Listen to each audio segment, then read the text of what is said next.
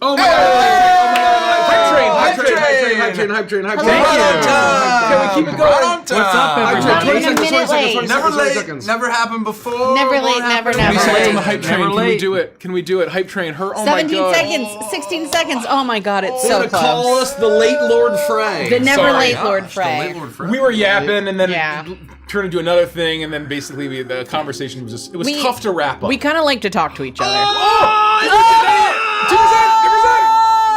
Oh my That god, is that's crazy. brutal. That is is so That's on us. close. That's on Whoever us. did Spelled their that, money on the thank bad you. suit. So Thank you close. for trying. so much. We tried. That's We a That tried. was perfect. very Thank That you was all. very close. So Oh, close. We man. appreciate you. Everyone's already spent their money on the campaign. Yeah. If you're gonna spend your money. And Hey, and that's bad. Hey, go do that, Yeah, to be go to honest with you. neonrpg.com. Go to neonrpg.com.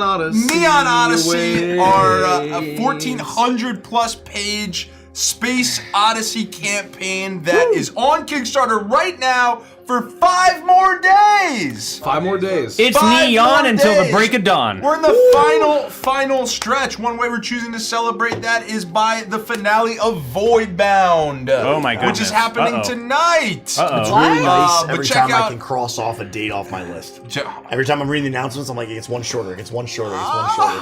That's weird. NeonRPG.com. Go check it out. It's unbelievable. You're we've been- unbelievable. You're unbelievable. Aw. You. You're both Oh, unbelievable. you. You're both I'm gonna start unbelievable. blushing. I don't handle compliments well. So yeah, I've lost my entire train of thought. I'm just, oh my god, who me? Who me? At NeonRPG.com, in fact. We are indeed. Some absolutely wild We're at stuff. 11.5. I can It's scooch in. I can. No, I you're can out of good. control. I think Oh, we're you out of also- frame? Oh, Yeah. shifted Oh, we're like a little more right. A little more I'm right. Yeah, gonna let let Rich do it. Richie actually Okay. fix it, but I think we. Okay, well, I'm You gonna could scooch shift back to my spot. maybe 'cause- well, you gotta come more at us. You know, like I'm off center. There we go. well, Mace is a little. He usually hunches a little. Yeah. I do tend. I'm a hunch. We all hunt. I'm hunching huncher. well, I'm leaning forward right now. I just have. no, you're not. You're sitting on a padded butt or something. You wish, bro. None of wish. these chairs are padded. No, he's got his own ass. Oh yeah, can we borrow your ass for a while? Can you just like pass it around to you? No, Find He's got- $1 for every time I was asked. He's wearing yoga pants and he's shoved extra like butt padding. I'm wearing bicycle pants. No, those are yoga. Those are yoga drawers. I love to ride my bicycle pants. I love to ride my bicycle. I like Bicycle. to ride my bike. May I request some chill hang music? Yeah, please. I'm not playing This it. is awfully yeah. spooky. Well, that's why I said, may I? give May us some I? You could reprieve say before no. the You could say I no. did say no. But the I'm request also is not out the there. DJ, so it is what it is. Yeah, so your answer doesn't matter, It doesn't. Andy. No, I just make shit up sometimes. Golly. That's all we ask of you. I'm getting so many spam texts. It's out of control. Really? Spam text? Please stop. That's crazy. Let's Every get single down time I to get one, I spam report it as text. junk. Oh, I forgot They'll to learn do this. eventually. I should put some makeup on so I look like I have life in my Whoa. face. I know. I It's suppose you could. I could. I should. We're eating. get like a we're makeup we're cool looking fooded. makeup We're satchel. we're Yeah, this we're is in a my pretty this good is my place. studio makeup. Ah. And so I just keep it in a Ziploc bag from Safeway. But I'm still gonna slow roll. It's Friday night. It's actually a Safeway. It's very Friday. Safeway brand. A literal Safeway man. A literal know Safeway why we're brand clapping. Ziploc bag. That's incredible. Gotta give it up for Yep. Safeway, I guess. That's Yeah, and incredible. if you need sponsored. bondades, No. I Bondades? have Oh my bondades, gosh. just in case. Not sponsored by Fuck are Band-Aid. you guys Well, talking no, they're about? the It's Safeway not. brand. Yeah, it's once again. Oh my gosh, we're really Adhesive Band-Aid. repping Safeway tonight. Yeah. Oh, wait, you making a margin on bandages. that? I wish. Oh, wait. No, I'm not allowed. I'm not allowed, D. I'm not allowed. I'm not allowed, D. And he doesn't like it when I eat apples with the skin on. I'm not allowed. Tremula Oh my Cruz god, that was character so sheet. funny. Oh, you want to rip it? That was one of the first animations we ever got. Should I way rip back it in in the day half? for We'll you. be- Don't you do Well, it. Oh no, because- I kept mine for posterity. Do you really want to rip Well, it? you're supposed to rip them when the character dies. That's like the D&D. Well, Yeah. But He's not we dead, didn't- though. We didn't die. He didn't yeah, die. it's just the campaign. That's why I was checking who it was. I was like, what the fuck are you doing? I was trying to gaslight. Oh. Girl boss gatekeep? Yeah, exactly. Nice. Thank you for your approval. Nice. Did Nikki get ready with me when? Who's to say? You don't Yeah, want things that. on I the see that docket. on Instagram. I'm like, what does this have to do with George R. R. Martin? Dude, I do the same every fucking single thing. time, and for like a year, I didn't even know what it meant. I did the same fucking thing. What? GRWM. It says, says get ready with me. Oh, But it looks can like think. GRRM. Yeah. That's all I could think. It's of. crazy. so I thought I was the only one that had thought. I'm so glad I'm not alone in that. No. You know how it goes. You know how it goes. Let's get my Probably. dice. What are the chances we don't roll dice? We won't roll dice tonight. I think We we'll will probably roll. roll Ow, dice. fuck, my finger. I was trying to open the butt. Ouch. I wanna open the butt till I roll some dice. Open the butt. Open the butt. Okay. Yeah, I tried to open the butt. The hinge area. Thanks for tuning in, Do you have a folks. hinge area on your butt? One of us has been made incorrectly. And I'm not going to say it wasn't me. You don't have a That's hinge? all I'm gonna You don't have a say. hinge? That is a fantastic quote. One of us has been made incorrectly. And I'm not confident enough to say that it's not me. I've definitely been made incorrectly, but it's not my hingy butt. We're all been manufactured uniquely. Why that's for can sure. I not open this fudge? We're all built There you different. go. You got it I open. got it. It was just my nails are very flimsy right now. Oh. Assembled obscurely. Yes, exactly right. That's right. Oh, there they are. I put them in the bag. You can always tell when Mikey's really upset about something. Yeah, God. he's so Well, angry it's easy all because the that's time. just all the time. Got ya. Got ya. Got him. There isn't any Fred Except Rest. on launch day. except on launch day, he was not mad about anything. Oh, But every other time, he's Oh, furious. Wait, he's is furious. that a thing that people have said? That you Well, weren't mad on launch yeah, day? you get comments. Or No. I just that no, in general. launch day you were correct. Yeah. I gotcha. Launch day that was a fair. Launch assessment. day, I was in a That was a unique- very fair assessment. was And then in a I was unique on state planet of mind. Saturn. I was on planet Oh. Saturn. Did we arts and craft? I didn't. I'm not Good touching reminder. that. Good reminder, Derek. Let me just I'm whip not that touching up. a thing. Yeah, we're hanging. It's a Friday night. You know, It's Friday. if you don't want to, No. I can do. free you. I do. Okay. I do. I would like that. Okay. 4, 6, Okay. 8, 10. I was gonna release you. I don't have my 12. It's Friday. I beg your pardon? It's Friday. Oh, there it is. It is very Friday night. We're going to. I'm a little off center. I'm gonna scoot to the left a little bit. Oh my gosh, Derek. And Get centered. no, you're good. You're good. And I'm gonna answer some questions with the rest of the gang, and then we're gonna get a little spooky, Fire 'em away. I'm ready for a little some horrific. questions. I don't know. Let me I'd reload like to be this. questioned. Yeah, I can question. I can question if I want to. Question I can me. leave my friends Question behind. me. I'm gonna sort by. Hey, Mike, here's a challenge Can I for put you. eyeliner on you? Can you name a grass type Pokemon that isn't green? Eyeliner on me? Yeah, not right now. Oh, Just there's in plenty. I general. mean, Someday. Parasax. Someday. Good. Good answer. Paras. You got that faster than I thought you would. Yeah. I thought that'd be a challenge. Mine was is that- Tangela. Tangle is a great Oh. one. Tangle is a great one.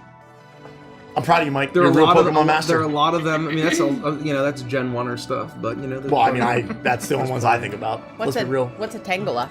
It's like a massive vine. It looks like No. a tangled It's that jumpweed almost. huge, Jump like, Bluff? mesh of things. Yeah, it's like a vine Wait, bush. That's the main guy in Pokopia. Tangela is in Yeah, Pokopia. when you yes. load into Pokopia, he's the first thing. Pumpkaboo What? and Phantump. Yeah, Pokopia. Whatever. Pokopia? Phantump or Pokopia? green. Pokopia? Pokopia. I can't remember how to say it. Okay, and then now I'm just confusing I like myself. Pokopia. Is it? Pokepia. I think No. Okay. Poco No, for real. Pokopia is gotta be Pokopia. correct. It's Pokopia. No, He's saying the same thing. Pokopia? It's definitely not Pokopia. It's You're saying the same thing, everybody. Mace is gaslighting us so hard right now. No, this is a whole Thanksgiving situation. It is. I was just No, gonna say I it's the know. Thanksgiving You situation. think that What's you're the pronouncing that Thanksgiving word situation? differently, How do you but say you're not. Thanksgiving? Thanksgiving. Right, my dad says Thanksgiving. He puts the emphasis on the wrong syllable. Yeah, Thanksgiving. he's saying the same word there. It's like Mickey Mouse. It's Yeah. like Mickey Mouse. Or Robin Hood. Or Robin Hood. Robin Hood. It's great. See what he did there? He said the same thing. No, we did not. No, we did not. See what he did there? There's no way. He's trying to make a. He's no trying to way make that you don't see the difference. He's trying to do a thing that the Robin Hood thing. and Robin That Hood was I can clear. tell no difference. The And he's Robin got Hood the equivalent thing? of Cinnamon Toast Crunch over No, here. the Robin Hood No, thing. I That can was a tell the lie. He's a thief in the woods. He's a couldn't- man in tights. I could not tell the difference on no, Robin this Hood guy- and Thanksgiving. It's like this guy's never met the English language. It's like this For guy. over a decade, Nikki and I have been having this Udir. Yeah, you're not saying anything different. It's Udir. I don't No, understand. but you used to say Udir. No, it's Udir. You're same thing. I know. There's no Some people difference. can't hear. Some people can't hear emphasis. We cannot have some this people can't conversation. speak emphasis. I'll tell you that Emphasis much. blindness is a thing. Yeah, There's no difference. Is that the I believe same you. word? This is amazing. Those sound so because different to me. No one can And- tell if Mace is trolling me or I'm trolling Mace. We've reached It's levels of impossible to troll say. that are It's impossible. We're in I the know. troll dungeons. That's right. We're in Zul'Farrak. right. Who the heck knows? That's right. There's trolls as far as the eye can see. Oh God! All right, I got a question for y'all. I got a Oh, question golly. for everybody. I think we're gonna love it. Maybe. What's your question? Kiss, marry, kill your Neon Odyssey characters. Well, I have 2. I guess I have 3. You can pick NPCs from games that you've mastered. I'm Well, you going can say to. you're Pixel. Mine's easy. So I'm gonna marry Pixel, kiss Peggy, kill Delphina. Nice. That's a good one. I love that. Jeez, you wouldn't lock down that bankroll?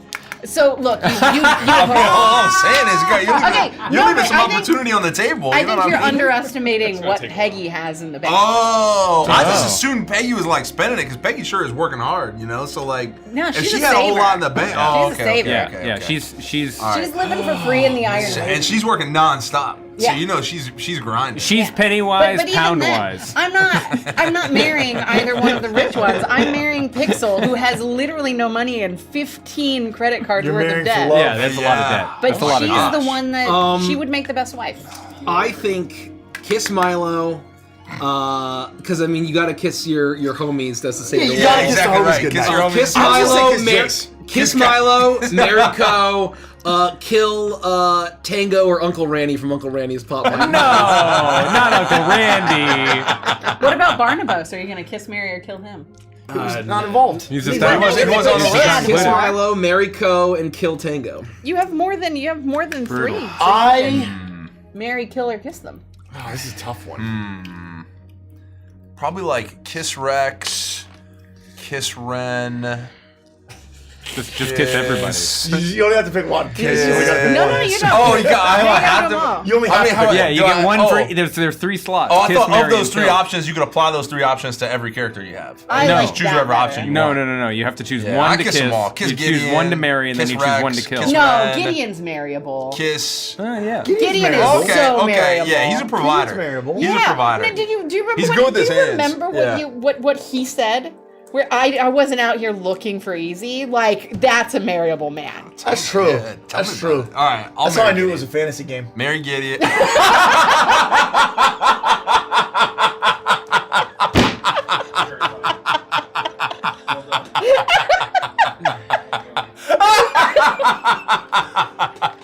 That was man. very quick. That Kel Andy. sure is a lucky lady. Oh my god.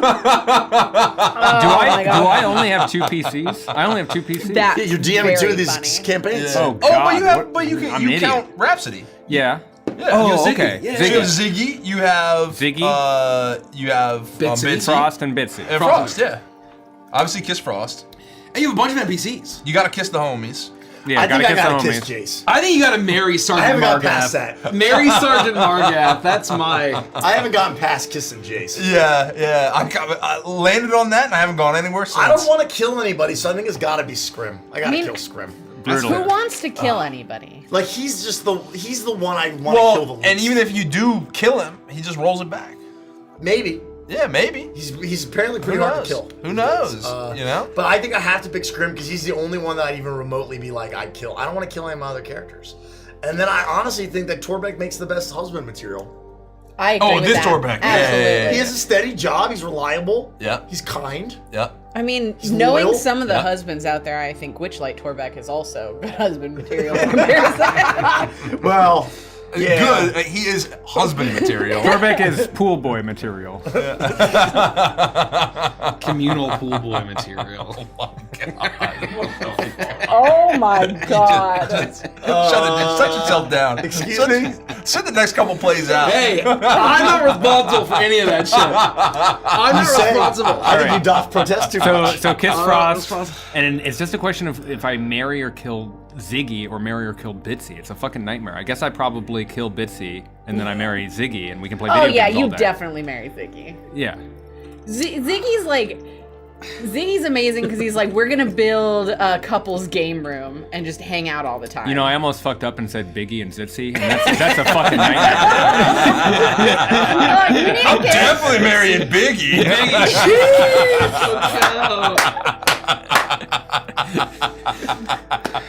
You need a horror character called God. Zitzy, and it's just a mix between Ziggy and Bitsy. That's fucking nightmare. That's awful, but I wish you hadn't said that. Yeah, that's a nightmare. That's nightmarish.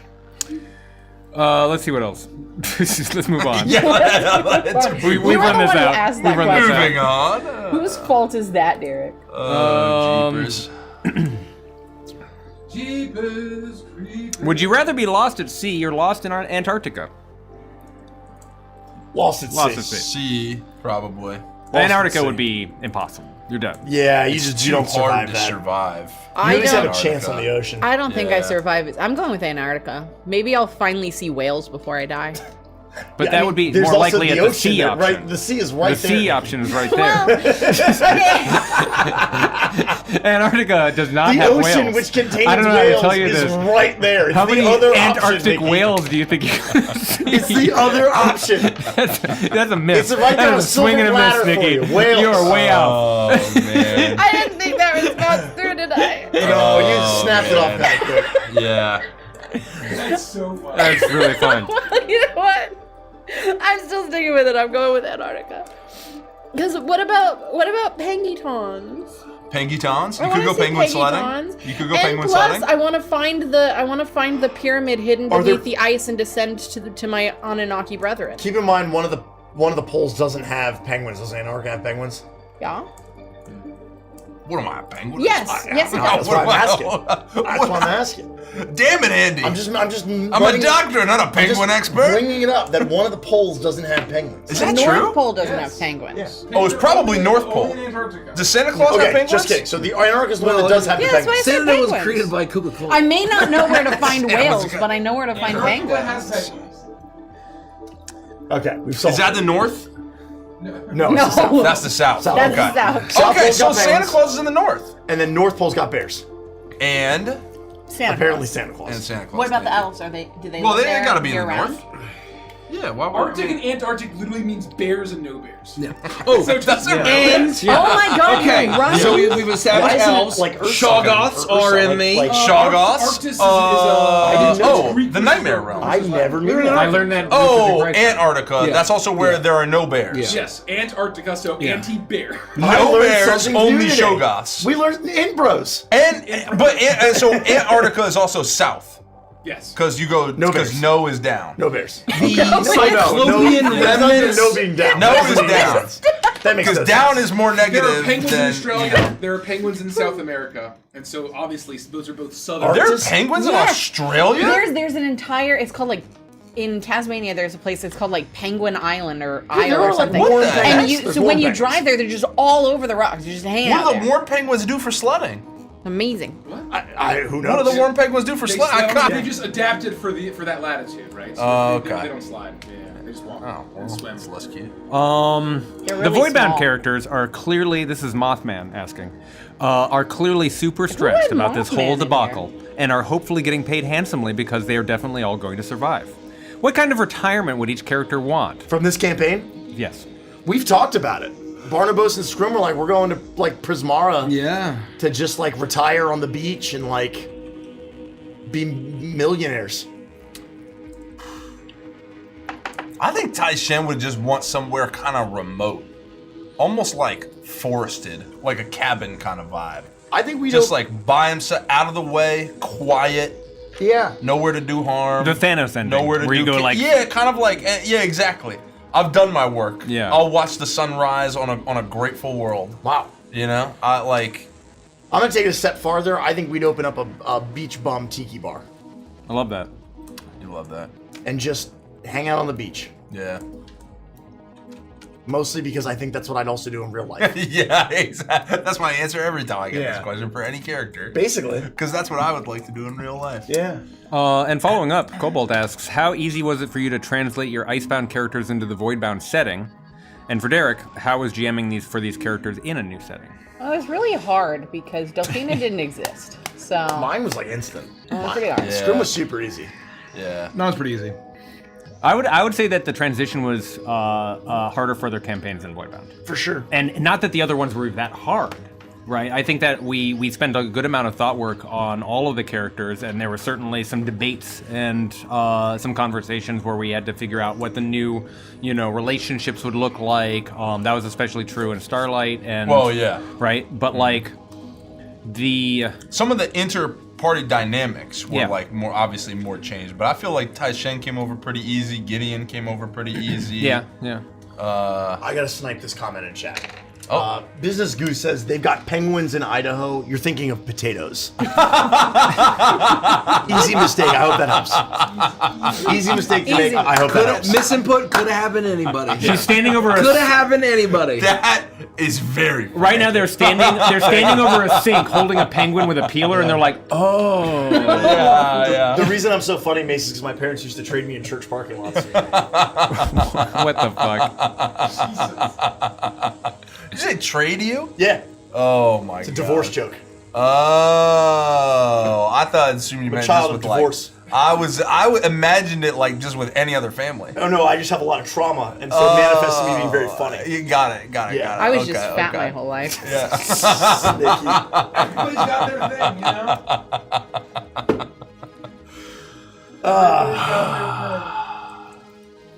Well, Anyway, Yeah. I didn't even make it awkward. I'm still on that whole Antarctic thing, man. That shit blew my mind. Oh, the bear thing? Yeah. Yeah. Or the fact that Arctis down is means Ursa. no. Down means no down, is even more it's kind illuminating. of like all generally like, you down, no. It's obvious. Anyone who tells Ants. you no, you knock them down. Antarctic bears. Yeah. No bears. Anti. Anti-bears. Down. Well, I meant no. Down Anti on the is no. light switch is off. It's darker. oh, here's a fun little fun fact. No is a negative. Does anyone know what OK stands for? Oh, I looked this up once and I don't remember. You mean O.K? O. This is not the first time we've talked about this, and we looked it up before, and I just can't remember what it was. I'll give you three guesses. Old catch-up. Great Old guess. ketchup? Old my ketchup. first guess. No, don't cheat. Don't Oh, cheat. No, I no, won't don't cheat. worry. I wasn't even looking. I was I'm kind of gonna like, think, What does Yeah. OK OK stand stand for? This is one of my favorite facts. Let's think about this logically. how dare you? I think I might know the answer. So. Oh, what's I'm the not answer? gonna- I'm not You gonna might participate. because of where it was, the culture that it was born out of. Oh, is it British? No. Oh. I'm just trying to think if I can logically come up with an answer that's reasonable. Well, it's got to be two words. Yep, it's two words. It's got to be two words smashed And it's together. just a phrase. Oh, killer. It's an That's not a idiom. guess. We have talked about this, and I just can't remember It's the an answer. idiom? I give up. Well, not even an idiom, just a phrase to mean something. Oh. I give up. I don't I'm have a thinking good guess. I was thinking all clear, but that doesn't start with an O. Or maybe it's in Britain and it's It doesn't old start with clear. a K either. Maybe it's old clear. Ooh, Old Clear clear. doesn't start I with think you're a right, K, mate. It man. could start with a you're K right. in Britain, okay? And Derek was maybe from Britain once. Oh, Spain. Is it from Spain? Or Japan? Oh my god. Or Mexico. Do you give up? I know karaoke is empty orchestra. Is that your answer? Are you locking it in? Empty orchestra? No. Oh. All clear. I'll lock in all clear. You're basically correct. Yeah. Okay. It stands for all correct or all clear. And it's because hipsters in the mid 19th century, I think in Boston, maybe somewhere else, where you know how we mispronounce things ironically? It was a big thing amongst intellectuals to misspell things ironically. No way. And so they would misspell all correct. We're so or streets all behind. clear. I thought we were streets ahead. I was streets ahead, bro. I was streets ahead. I was like, what's the With an spelling O? even I'm matter? saying They're trying we to as say a all clear. Vantrism, we're streets behind. Yeah, that's right. I thought we were doing something unique. No, it's we're like not. it's like a 150-year-old meme. It's so funny. Yeah, no, So it's just it's an timeless. intentionally misspelled Yes. all clear. Yep. Or all correct. All I believe- correct. But I All believe correct. it also stands for all clear. Is what I've heard. I've heard both. People think that all correct was first, but I never would have guessed that in a million years. It was just the only thing I could think of that was a good one. kind of All what clear? okay would mean. Yeah, would all be like correct. all clear, all correct. Or, I mean, I And didn't think of over all here, correct. I'm but- thinking you're a Kardashian. That's I had to look it up recently what CD-ROM stands for. What does it stand for? I actually don't know. Make you guess. Compact disc, right? Correct. obviously. Oh. First two. Okay. Yeah. Compact disc, and then what is the ROM of CD-ROM? Oh. Compact disc romance. I actually don't know this. It's not random access memory. No. But you're on the right track. That's the idea. Random. Nope. Ocular Optical. compact. No, but great. Compact disc is not the CD. optical. Oh, not optical. It's read-only memory. Oh, Read-only memory. Oh, I knew that. I That's why knew that CD. too. That's why CD-ROM are like there's the right version. Right. Yeah. RW. Yes. Right. RW. Right, because it's Yeah, writable. right. Yep. RW. This is not a question Very fun. from Read Kim, right. but It's I'm going to read read it right anyway memory. because it's an excuse Maybe. to talk about RW. cool shit. Yeah. Not a question, and it's not rude to point this out, Kim. Just wanted to say how touched I was seeing you guys comfortably crying after the ending of Starlight. From those of us who grew up in a circle of don't comfortable cry or show your feelings, be Fuck tough. I love that you publicly show your audience it's perfectly okay to be moved to tears from a chronic crier. Much love to you all. There is nothing more fun, in Nothing. my personal opinion, than reading something, watching something, experiencing something that makes you feel so strongly that you Yes. can't keep it in and you have to cry. Emotions are beautiful. sometimes you're moved. Every shade of the tree. There's nothing more fun than crying at the table with your homies, you know? That's And true. there is That's all there is to say. toxic insecurity. That usually means that someone deeply hates themselves. That's right. And there's no wrong fun if you deeply hate yourself. Yeah, that was I thought you deeply hate yourself. that doesn't sound Well, Jesus. I thought this is also a Maybe good there is a opportunity. little bit of wrong fun. I just have Maybe to that's say- the line. Wednesday was so damn fun. I Yeah. was hollowed out like a pumpkin afterwards. Oh, it was great. But Yeah. I Oh my God. got my rest, and here I am, and life is good. And I just had the best time. What a fun ending to that story. Like that was S tier. S tier. It was S tier.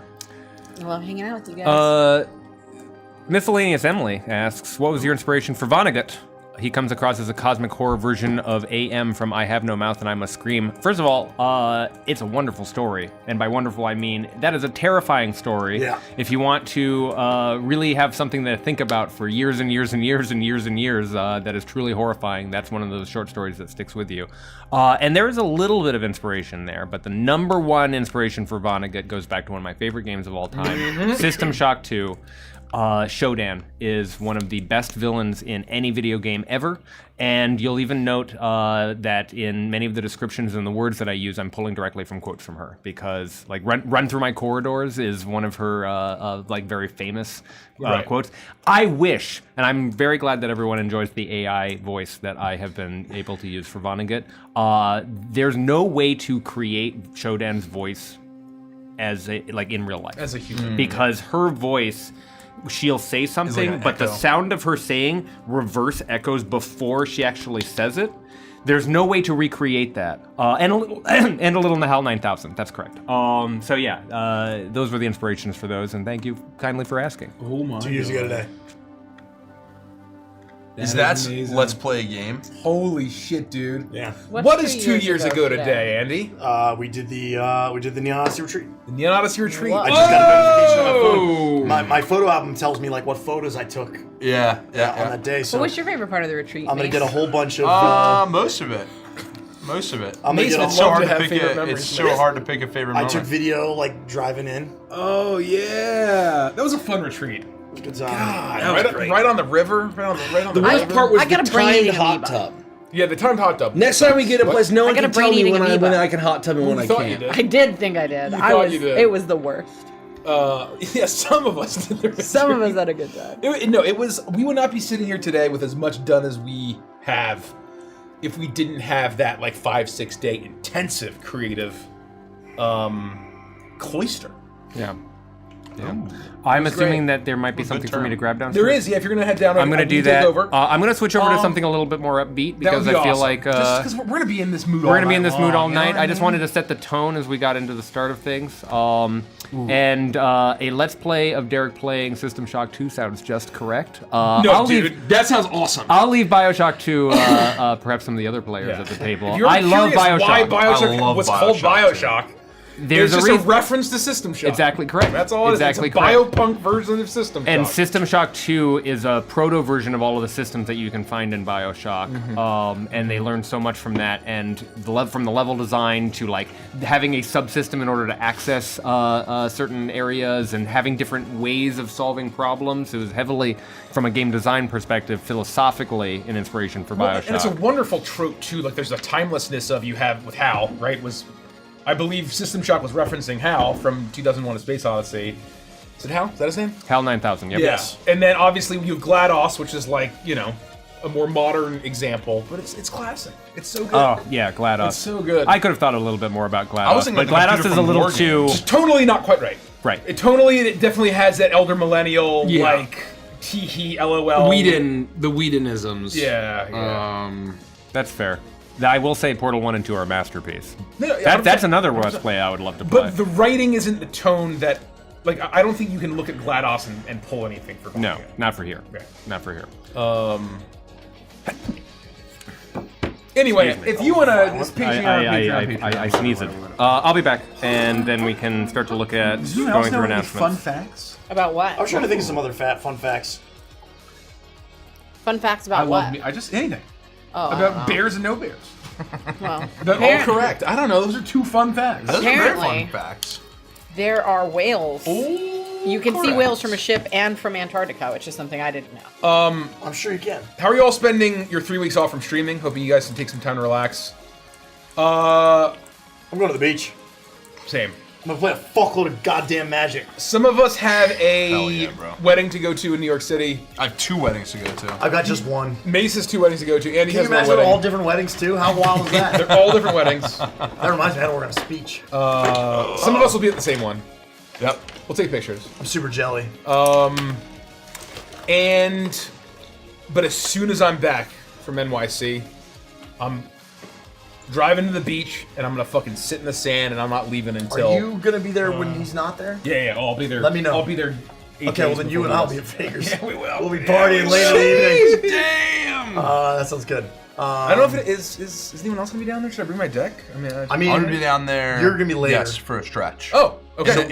In the middle. Like, We'll probably go at the beginning and then go back when you're there. So we're probably gonna go multiple times because I'm not gonna stay there the whole time there because like Maggie still has to go to school You and got Kels stuff to has do. to work. Yeah. But I want What? to try to get as much as I can Sure. in. So I might even drive separate from Kels, Dude. just so that way like I have the Just Sparrow. jump in the Sparrow and blow Yeah, down see? there, bro. What I wouldn't give to go to the beach. We'll figure it out. You're more than welcome. You're more than welcome. I'm gonna bring It's as just a many drive. decks. Definitely bring drive decks. in that direction. My point is definitely bring decks. Okay, I'll bring because I'm decks. gonna see even if maybe Matt can come for a Hell couple yeah. nights. That was what I was If he can implying. escape from his family. Yeah. Yeah, even just for a few nights, that'd be awesome. Yeah, I'll be basically on the deck of figures for most of the. We do have to jump into some meetings starting. Yes. I have 2 meetings to take. That'll be fine. It'll be super easy. I'm gonna still be doing like design work and stuff. Yeah. So, and just any meetings that I'm needed on. And obviously, I'll be assisting with any customer service once we switch to our pledge manager. Once the campaign's over. Yep. It's gonna be fun. What are y'all feeling on good endings and bad endings? Do you prefer one over the other? I prefer good endings as opposed to bad endings. What I think the question is referring to is happy endings versus sad endings. If I were to read into it, because obviously interesting. good endings are way better than bad I endings. think it Got just it. depends on the theme of the Like, story. they too. live happily ever after versus, like, everybody dies in the end. I have no preference. I I don't have want zero preference. I don't want I don't want either of them forced. Yeah. It doesn't make sense to force a good ending when it like doesn't make sense. Like you don't Deus Ex Machina a good ending Yep. out of a story. The ending needs to suit the story. Yep. Bottom line. Yep. Yeah. I think that's pretty much it. You know, and I think that there's obviously the ending of Game of Thrones was horrible for a lot of reasons. But one of the reasons that it was too good for the story that was set up, it was too happy of an ending. It was way too happy of an ending. There were no stakes. There was no stakes. Everything is perfect. All the characters that you know are the small council, even though they shouldn't be. It's like everybody that you know. Like clapped 'cause I saw them. I knew them. Tyrion in the books is basically how does a supervillain get created? And in the show, he's like, I win, and everything is perfect and happy. And that could be fine for a different story. in the books? Well, not yet. You're just watching his like. Not yet. He is descending. He is evil. He is evil now. Worst fucking life. But he is descending. Worst Spoilers life. for A Song of Ice and Fire. Yeah. You should know this when you tune in. So he's just becoming the worst character. Yeah. And by worst I mean just evil. He's pure. So like basically, And it's the still idea- true that he's like a consular to. So he's not Daenerys? yet, but basically, Daenerys like will play the role. If she does the whole Mad Queen, she's basically building a council. Barristan Selmy's going to die in the Battle of Fire, almost certainly. He's going to die soon. So he's Spoilers. gone. What's his name? Jorah Mormont. Although he's very handsome, Ian Glenn, who's very wonderful in the show, he is like the worst character in the book. He is horrible. He has no morals. He is evil. So we got Jorah, if she takes him back. You have Tyrion, who is truly evil. You have Victarion, who's literally an evil, brutal pirate, who's going to probably join her. You have Marwyn the Mage. Marwyn the Mage from fucking Old Town, who's literally a bitter, like, hateful, like, you know, bringing Altarian down. So he's gonna basically almost like this rogues gallery, a shadow council, invading Westeros. Yeah, it's pretty awesome. I mean, it's cool as hell. It's badass as hell, Well, but they're not good. When Daenerys starts to burn King's Landing, it'll make much more sense. Yeah. Because she has all these Not that people she who are like, will, because you he'll know, never finish. But Yeah. Anyway, if he had, you know, if he found the Fountain of Youth. Spoilers. This It's is a a Jorah, question, right? but I didn't say I'm just gonna read this. You said Jorah. Yeah, You said Jorah. The Creep Show says, these campaigns are peak, but as all peaks, they have an end. And by the gods of Agathos, it is stunning. To look back and view that you ventured to reach it and take it all in from the top, it's truly beautiful. Well done to everyone in the Evangelist team for bringing all this to life. Thank you. Thank you. That is kind of wild to think about. I was literally thinking about this before I saw this question when you showed me 2 years ago. That's 2 years. To the day. And we started working on this project Before that. half a year before that, right? And so to think that, like, back then, you have a vision of something, and you paint it far off in the future, and it's just this it's just starlight. It's just stardust, right? And then you spend 2.5 years pulling it from the ether and forging it into something real. And here we are. We're not on the other end of it because we got to fucking write the books. Well, you know, delivery, and all that. We've written a shit ton of the books, but They have to be completed. We have to finish the books. Yeah. We have to finish the product We have and to all publish that. them. But there is so we're not at the peak yet as far as we're concerned. But in terms of this campaign, we're approaching the peak, and that's pretty cool. That's pretty cool. Very cool. Thank you. Thank you.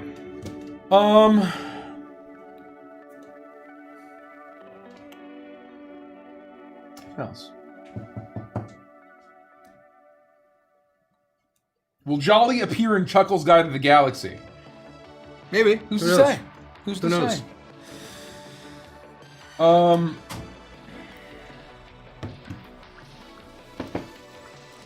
How would the Neon Odyssey universe deal with Illithid threat?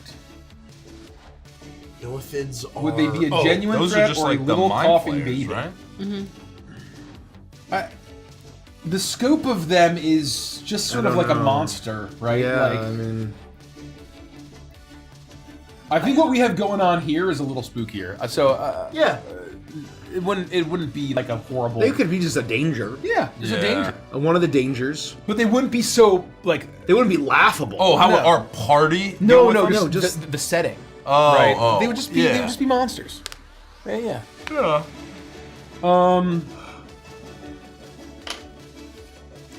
Hold on. Quick Kickstarter question. This is a great question. I got the all-in box. So damn stoked. And early back. Does that mean the box comes with a set of Synth Sunset dice? Yes. Plus another set of Synth Sunset dice for early backing? Yes. You can opt out of it if, for whatever reason, if you don't want to increase your shipping costs. As it's an extra pick and it, adds to the size. Not a ton. Or you give it to a friend, give it as a gift, that sort of thing. Okay. No, you're good. And yeah, if you were porting Illithid into our setting, then they would just be creepy members of the Deep, right? But I'm thinking you're taking literal D&D Illithid that are not deep and you just slap them into the setting. That's sort of how I interpreted that. I think they would just be like another threat. Yeah, that you'd have to deal with. You could have a faction or a type Who of. makes the better Isle player from all the Voidbound characters? How many times when you eat Yornir? What in the God, hell? that's funny. Who would be the best Isle player? Like at playing the I think playing the Yornir. I think Yornir would be the best Isle player. You Because need he patience. has patience and he's doing what needs to be done to continue on and survive. I think Scrim is a good gamer. I don't think he's good at the Isle. No, he's not going to. I Scrim's think- APM is through the roof. I think Delphina would be great because she's tactical and patient. Yeah. Yeah. Delphina would be great. I think Delphina. Scrim would get bored. Oh yeah, Delphina would be great at the Isle. I think I think- Tai Shen too. Barnabas would suck at the aisle. Tai Shen is all about, you know, the balance of life and death. He would have no issue snapping somebody up and ending their run. Scrim and Barnabas, you be playing Counter-Strike too. That's what we'd be doing. Really funny. That's what we'd be doing. It's true. What do you mean you didn't buy a kit? God damn it, Barnabas! I've told you so many times, buy a kit. What is the sniper rifle? No armor. You no armored again? I swear to God, Barnabas! I swear to Tigris above. I thought we were doing pistols only this round. Is there any reason y'all use Game Master instead of Dungeon Master in your NO campaigns? I assume it's because dungeons make no sense for the campaigns, but I'm curious. Well, that's not why. It's because the term Dungeon Master is a trademark by Wizards of the Coast and Hasbro. So if you notice, I very rarely say Dungeon Master. I have trained myself to say Game Master ever since I started GMing Wolfrup. I correct myself. I still but slip it's up hard. a little bit, but generally, Game Master is the term that we can use. Luckily, Dungeon Mistress is safe, so. Yeah, that's right. True. Derek, Game please Master. help me. Can you give me a brief description of a Telka? That is what I got after the quiz. To call. Oh, to call. The Telka. Go to the Discord, go to the sneak peeks, and there's a wonderful description there with a beautiful picture. Yeah. Join the Discord. Someone called a wizard says, if any of y'all have played Cuphead, could you do a Let's Play of it? We have He played did. Cuphead. On Patreon. I And made it was that- Patreon. I made that game up, It was bitch. epic as hell. That's Check our the whole thing. Patreon. I made that Well, game we- up, bitch. He hasn't done the DLC though. No, our I- gaming we're gonna play. streams. Yeah, Andy and I are gonna play. I have to. That's what I'll do during our break. I'll get our footy pajamas, The Kigurumis. our Kigus, and then we'll play. I'm done, I'm in. If you want to watch Let's Plays of us playing games other than TTRPGs, the Patreon is where you can find that content. Yeah, so we cannot legally say Dungeon Master. I did. I already got a handle for you, Mace. You don't need to worry. Is there anything you can tell us about the Xeno Trainer? If you go to YouTube and you search Primalist Neon Odyssey, you'll find a wonderful video that has a huge rundown of the Primalist. It's 5-8 minutes long. Can I tease some for people who might like the Xeno Trainer, Mace? Should we announce it? No, we're not announcing. This is a little bit of a tease. You may. Okay. You may. I was saying, if Okay. you I mean, like, you if you like confirmed it today. Xeno Trainers and their Xenomon, I just say come to Gen Con. Come to Gen Con. Come to Gen Con. I approved it. Booth 2949, Wabash Room Come to 123. Gen Con if you like I love that Xenomon. it's called Wabash. I don't know why, Wabash. but that's a very fun word to say. Wabash. Let's just aware say of this. you That sounds familiar. What? you have to gather about. them Oh, yeah. completely.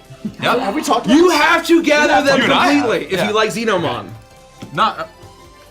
What? Yeah, yeah, yeah. Okay. Oh, this is a great question from Opal. Andy and Mike, did you film yourselves for the Retro Vice Dice animated video or just record your voices? Nope. If you did film it, can we look forward to see the live action version at some stage? That could be a Patreon thing. Well, no, I'm surprised we're not using the live action version anywhere. I mean, we wanted to have both versions. It would take Jesse a lot of time to edit it to like actually bring in this typical polish. Yeah. So that's why we haven't done it. I don't know if I've seen it. It's very good and funny. He just did a cut. He just to did be a animated. cut. Correct. But it doesn't have like It the doesn't wacky have- special effects and overlaid art. And Yeah, no, we had to act it out. We definitely did not just voice act that shit. No. Because it wouldn't be the same if we didn't physically. You do can't it. really do it without No, we had the to- we had to setup act it out. of it. Yeah. No. So literally, it was there's a it's not edited to the same level, but there is a cut of them sitting here Yeah. live action doing. Because we had to it. film like 30 or 40 minutes worth of stuff to get a good 5 minutes or 6 minutes of ad. Yeah. You know, we did it just like we normally do the process. Except the only difference is we turned the cut version over to Shucharu. Yeah. Mr. 00 Pedro. Apparently, the new 007 game's pretty good. Everybody's Yes. talking about it. I don't know anything about a new I 007 don't know- game. For Oh, what? yeah, it's brand Did new. you not For see Switch? The fucking collector's edition? Hold on. No. So someone in our I didn't see Discord, shit. I didn't see shit. someone in our about Discord that. said, and crazy. I quote, they bought the mega fuck you collector's version of what's it called, Dying Light, New Light. Well, if it's cool, Anyway. send it to this guy. It's in the Discord, but I want to show you because you're sitting right next to me. I can show you here too. I greenlit a one-time pass for him to post his replica version of the Golden Gun Oh that my comes with God. it because it's fucking sick. It's the coolest fucking thing I've ever seen in my life. And We won't make a gun, but it's cool merch. Let's look into it. no, this is fucking awesome. I'm gonna wait. Here it is. Scaramanga. Well, yeah, and Scaramanga is a Giga Chad because it's fucking what's his face. Sir Christopher Lee. Look at this shit. This is everything it comes with. Oh my But god! look at the actual fucking pistol. Dude, with the fucking gold with the bullets. bullets. He charges $1 million a shot. He charges $1 million a shot. He has 3 nipples. Who does? Scaramanga. Scaramanga. 007? No, Scaramanga. What's a Scaramanga? Scaramanga is the man with the golden gun. He's an assassin. He has 3 nipples. Nobody knows what he looks like. He's like the greatest assassin alive. but he's a third nipple. I But know somehow nothing people know that about he's a James third Bond. nipple, and that's Because how they don't know what he looks like. They just know that he has a Right. third nipple. Does he have just like a peekaboo window on his shirt? No. The goal is not for him to show it off. He doesn't want people to know that they don't want. He doesn't want people to know his real identity. Right. He's an assassin. Right, but how do people know he has a third nipple, Because but he they don't know probably his face fucks looks a like? lot. And when he wears He a probably does paper fuck. bag. It's also Christopher Lee, and he was a very. Well, then very people handsome know what he looks like then. Well, no, but so I can't remember. It's been it's been 25 years since I've seen the film, but I believe Roger Moore sees and confirms that he's Scaramanga. I also think that he wears a fake nipple at one point to try to be Scaramanga. Oh, like, pass maybe he himself does. Off Maybe as he does. Scaramanga. That's just a weird thing to know could about make that up. someone whose That face. might have been part of That's my a really Bond weird fan thing. fiction. Anyway, Rat Ringmaster asks. Moving on. Apparently the game looks good. If you could make a whole book to go in depth on a single part of Neon Odyssey, what would you do? Like a Von Richten's just for Arcadia? I don't think we do just Arcadia. I would love a faction or multiple faction books. Because we're doing all of this world That's a good building. answer. The amount of viz dev that we are doing for just like a handful of pieces in the book because it's so jam-packed full of crap. I can't wait to really sink our teeth into for books 4, 5, 6, 7, in the next couple decades. Factions for me. I think that's the right answer. Honestly, Yeah. I mean, I answer for Mike as well because we talked about this earlier today. We did. It's pretty fucking cool, let me tell you. We answered the retirement question. Go to Patreon. Froyo's Crass. Was there a specific reason for Yornir's NO species was chosen to be Morexian? No, it's I've been random. watching Icebound recently, and I was wondering if it was a fun nod at what happened in Yornir in episode 19. I don't know what happens in episode 19. With the squid-like visual similarities to Mind Flayers. No, it wasn't. Had nothing to do with that. No. Or it's more closely tied to the story of Voidbound itself. Yes, it is tied to where Yornir's role in the story and the party. we don't just roll dice and pick shit. Yeah. Everything we do has a purpose behind it. They're conscious, that's true. deliberate decisions. It is extremely deliberate. We had like a 5-hour Discord call going through and picking all of this. And oh boy. It was very deliberate.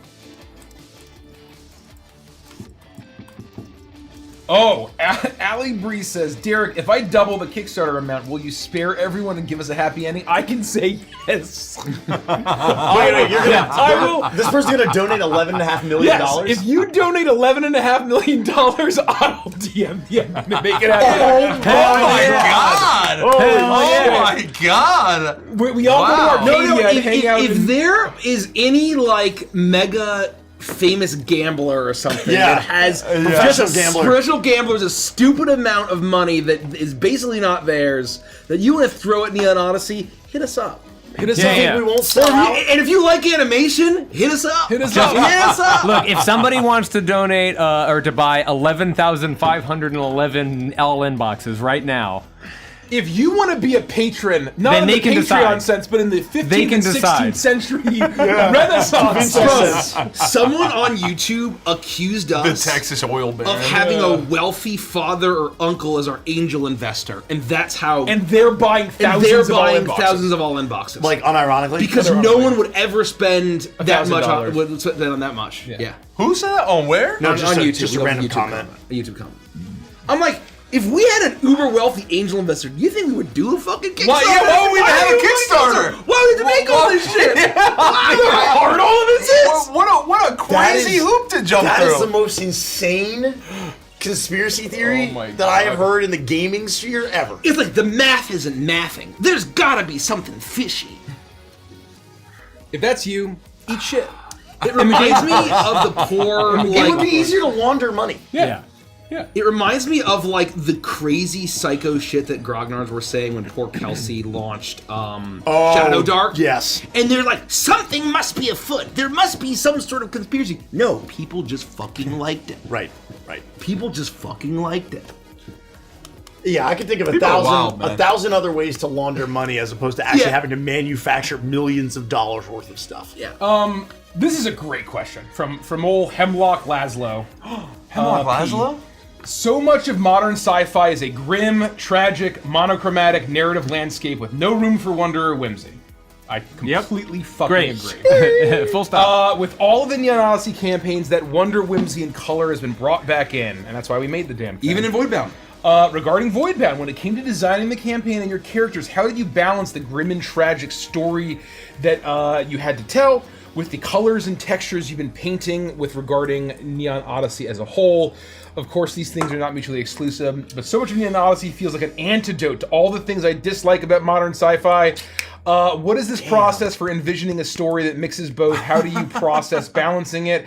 How do you make the call on what to highlight for different narrative beats? First, I just want to say, I also hate all that crap, and that's why we did this. Right. Yes. You found the thesis. I truly loathe it, and so this is basically we made this because exactly right. We do not like it. Sam, I am.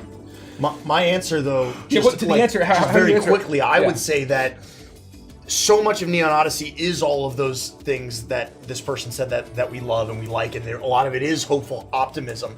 But there's room for every kind of story that you want to tell, which includes this, which is on the opposite side of the spectrum, the complete opposite side of the spectrum, where it is dark and it is scary, but in a way that's different from the stuff that we don't like. I think that, to layer on to what you're saying, I think it was it Polygon who used the very excellent term hope punk? Hope punk. Hope Yep. punk, I think, is an extremely great language unit that applies to so much of Neon Odyssey. And so, what you'll notice is that a lot of the choices that we're making in the characters and in the story of Voidbound still has a lining of silver. Right, there's still, even in the grimmest and darkest sense, this is not grimdark. This is not monochromatic, right? There's still going to be a lot of textures. There's fun, even as horrifying as Vonnegut might be, or as the Vort might be, right? And I like to think about that word, especially going into this evening. I think what I would say, right, is that in a modern monochromatic, just grim, depressing, no fun sci-fi setting that is modern sci-fi, the aliens wouldn't be allowed to be tied to this eldritch abyssal realm from outside the galaxy beyond the 13th star, right? Yeah. The influence of this horrible elder god, that would be trite and, oh, that's too Lovecraftian, or that's too, like, fantasy, right? I think it's the fantasy elements, the magic, it's still horrific. Yes. It's still horrible, but it's that texture and that blend of sci-fi and fantasy that I think makes this so Neon Odyssey. It doesn't have to be... Not everyone needs a crazy happy ending for it to be hopeful. There can still be elements of hope, and even if the outcome is crushing and depressing and awful, right? The context of the world means that there's still a chance, even if these characters fail. Yeah. Right? Like it doesn't mean that the galaxy is just going to be a miserable, depressing place. And I think it's important to also note that this is the shortest of the stories. 100%. And we want to be able to show, hey, if you want to run something like this, here is how we would go about doing that. That's also an important part of the tableau of all the different neonified campaigns and stories that we're telling. And there's still some really dark colors in our other campaigns, right? As horrifying as what we're doing in Voidbound is it more or less horrifying than what we experienced in the finale of Starlight? When we confronted the true evil of that campaign? Is it more or less horrifying than many of the flavors that you've packed into Anthem, right? There's still tons of horror and grim stuff that happens in those stories. It's just that this is what happens when you push everything to the edge and we all get into a spooky place and play it like a horror. Good answer. I'm also getting close here to announcements. I know that it's late, and I want to make sure that we're up to you, being dude. respectful. It's up to you. Let me just double check a few things. Yeah. There was another good question here. Nerdling Mitch asks, when writing and playing these short campaigns, was there anything in particular you all felt was left on the cutting room floor in order to stay within the Kickstarter's time frame? I mean, I think Waltz for Eternity is the perfect example Yeah. of that. Can't like you could have a whole season before they get their rooks. We'd be 3 seasons in at this point, Yes, if not we 4 went seasons 3 in. full fucking Yeah. seasons of a D&D actual play campaign. For where we're at. Minor spoilers. Yeah. We could have had a whole. I said this after we had that session. We could have had a whole season of just being on the planet. Yes, training no, on the being on Krata was one season. could be an Could've been- entire fucking season. Yep. Well, Where we Dr. Stone the Us- shit. That would have us- been Dr. Stone season. yes, 100%. So basically, you would have an academia season where we're working to get our rooks at the very end. We get our rooks. Yep. Then you have a whole season of just war, us going through Rook these missions. various operations and the cliffhanger missions, being crashing on and Kratos. and we get our Kratos, briefings, and sorry. we go to Morzeb, and then we go to somewhere else, and then we go somewhere else, and then we still crash land on Krata. Spoilers. And then you have a whole season on Krata, right? It's just Dr. Stone. And then you have a Yeah. whole season of whatever She this would've been off finale's the going to hook. be, right? That could be a whole season. And so, obviously, these being limited engagements, we have to condense that because we want to tell a whole story. Yep. I've still loved every second, though. Oh, of course. It's just a matter of figuring out how to make it all work and fit. And because Starlight had 11 episodes, I don't think there's too much. I think the one thing that I think got cut or had to be left is a little more time with the lounge. A little more time doing loungy stuff and being in the lounge and Yeah. seeing them operate. But no one wants to see small business owner simulator. Right, but I Yeah. think that you could start the campaign before. You would basically have 1 or 2 extra episodes at the beginning just to set the tone of the lounge before Mila even shows up, right? Well, Yeah. and to be fair, we missed a session. We did not miss a session. because the Kickstarter was bearing down on us, but just because we're humans. And We're human, sometimes and we people get have sick. we have We to miss Yeah. things. We are, unfortunately, still made of flesh and We blood. have limits. Yeah. Yeah, and we don't. Yeah, it's and when it's week to week to week to week, and you have a finite end date, it is what it is. Yep. Excuse me. Saw Daggerheart and Barnes & Noble today, this is from Reader of Runes, and found myself excited for the day that I might see Neon Odyssey on shelves. Any idea when or if Crooked Moon might be available in stores? Crooked Moon is available. I think Crooked Moon is available in stores. I think it is at some Barnes & Nobles. It is. Yeah. Yep. I don't know if it's at many or how many they're at, but they're at some. It's not in the one near us, but their TTRPG section is tiny. It's in like the shitty Yeah. nerd corner, and almost all the shitty nerd corner is manga, and a teeny tiny little section Yeah. for TTRPG. It all just depends on the store and the Yeah. buyer. Yeah. Yep. Well, even our local game store that we have is basically almost entirely Magic, board games, and Warhammer. Yep. And there's just this I one was little gonna say section. Warhammer. There's this one little section for TTRPGs. Tiny shelf on one side. Yeah. Yep. Yeah. Games and Stuff has a huge TTRPG. Oh, yeah, section. they have It's a a whole massive- Well, that's just a massive store, too. love it. Yeah. Oh, it's great. It's just physically a Hey, gigantic you can find store. Crooked Moon there. I think Yeah. it's not sold out. Yeah. You can find it there. With Neon Odyssey not being guaranteed to be on D&D Beyond, will there be any platform that we can easily generate our character sheets without having to manually transcribe the information for my character? Yes, we're on 3 VTTs, Alchemy, Enhanced, Roll20. Roll20, and Foundry. Mm-hmm. So you have 3 options there. Yeah.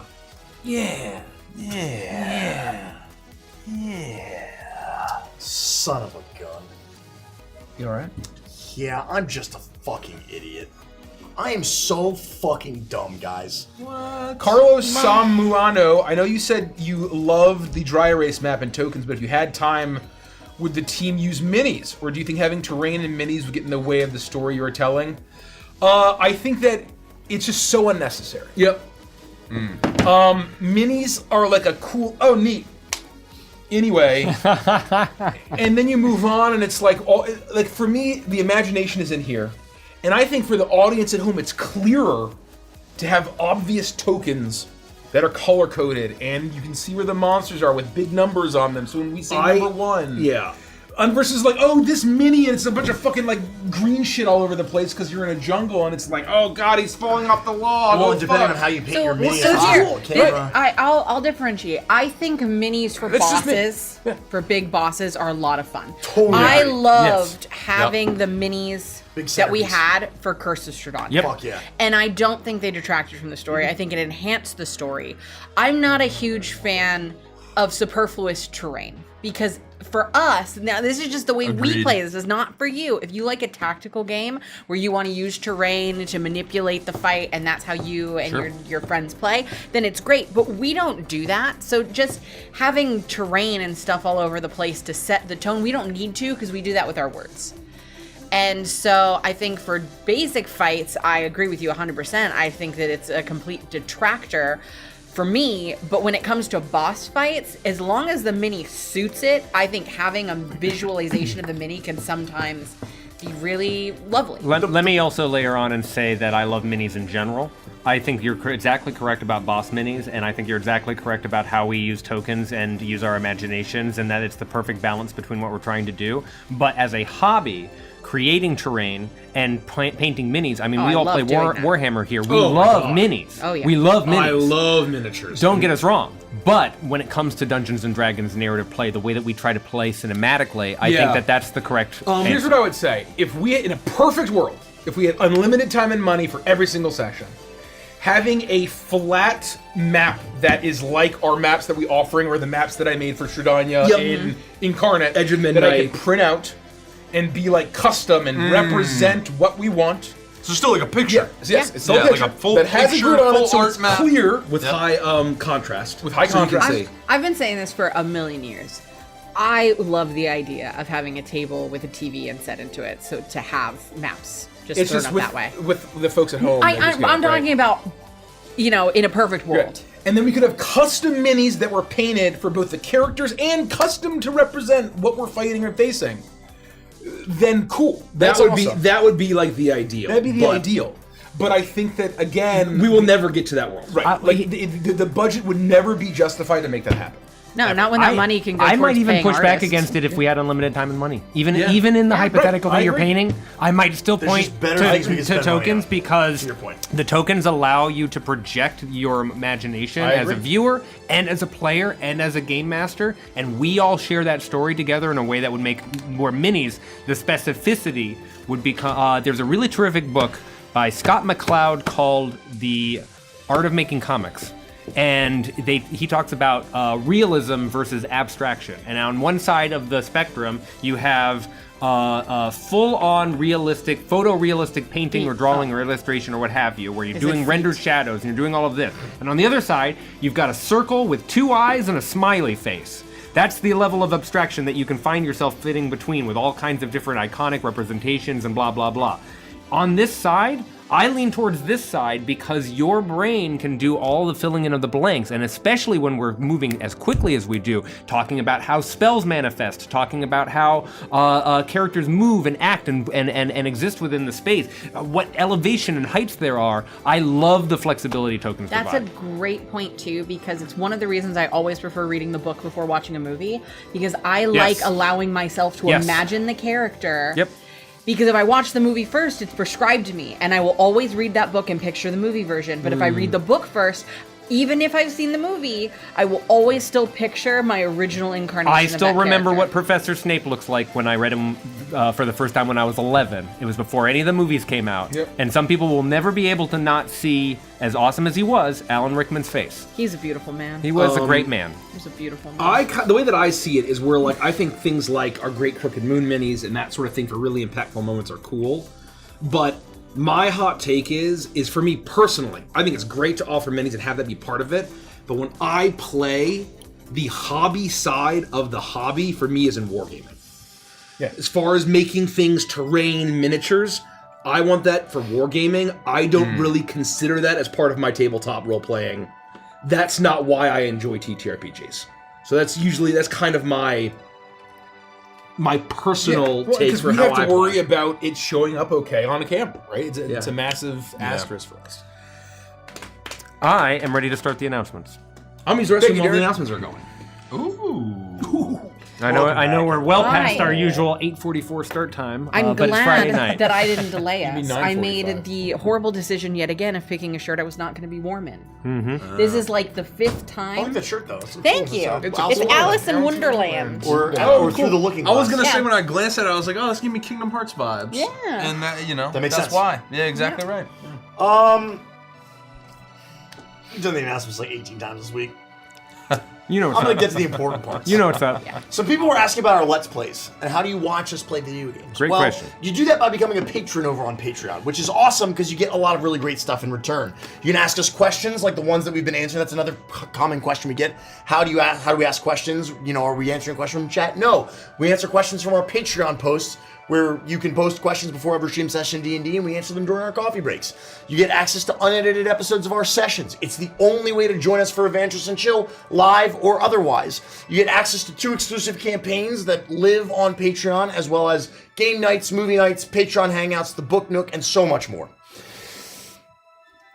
We don't have any more important dates for Patreon this month, except for Nikki's Nook, the wonderful book chat that takes place once a month.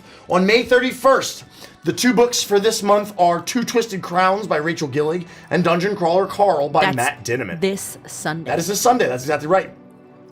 If you have been a part of the book club before, or you are just now joining the book club for the first time, you can find a pinned list of books for the remainder of the year that Nikki has so graciously put up so that you can read ahead or get ready or source your book from your local library or whatever you would like to do to prepare yourself. So go do that.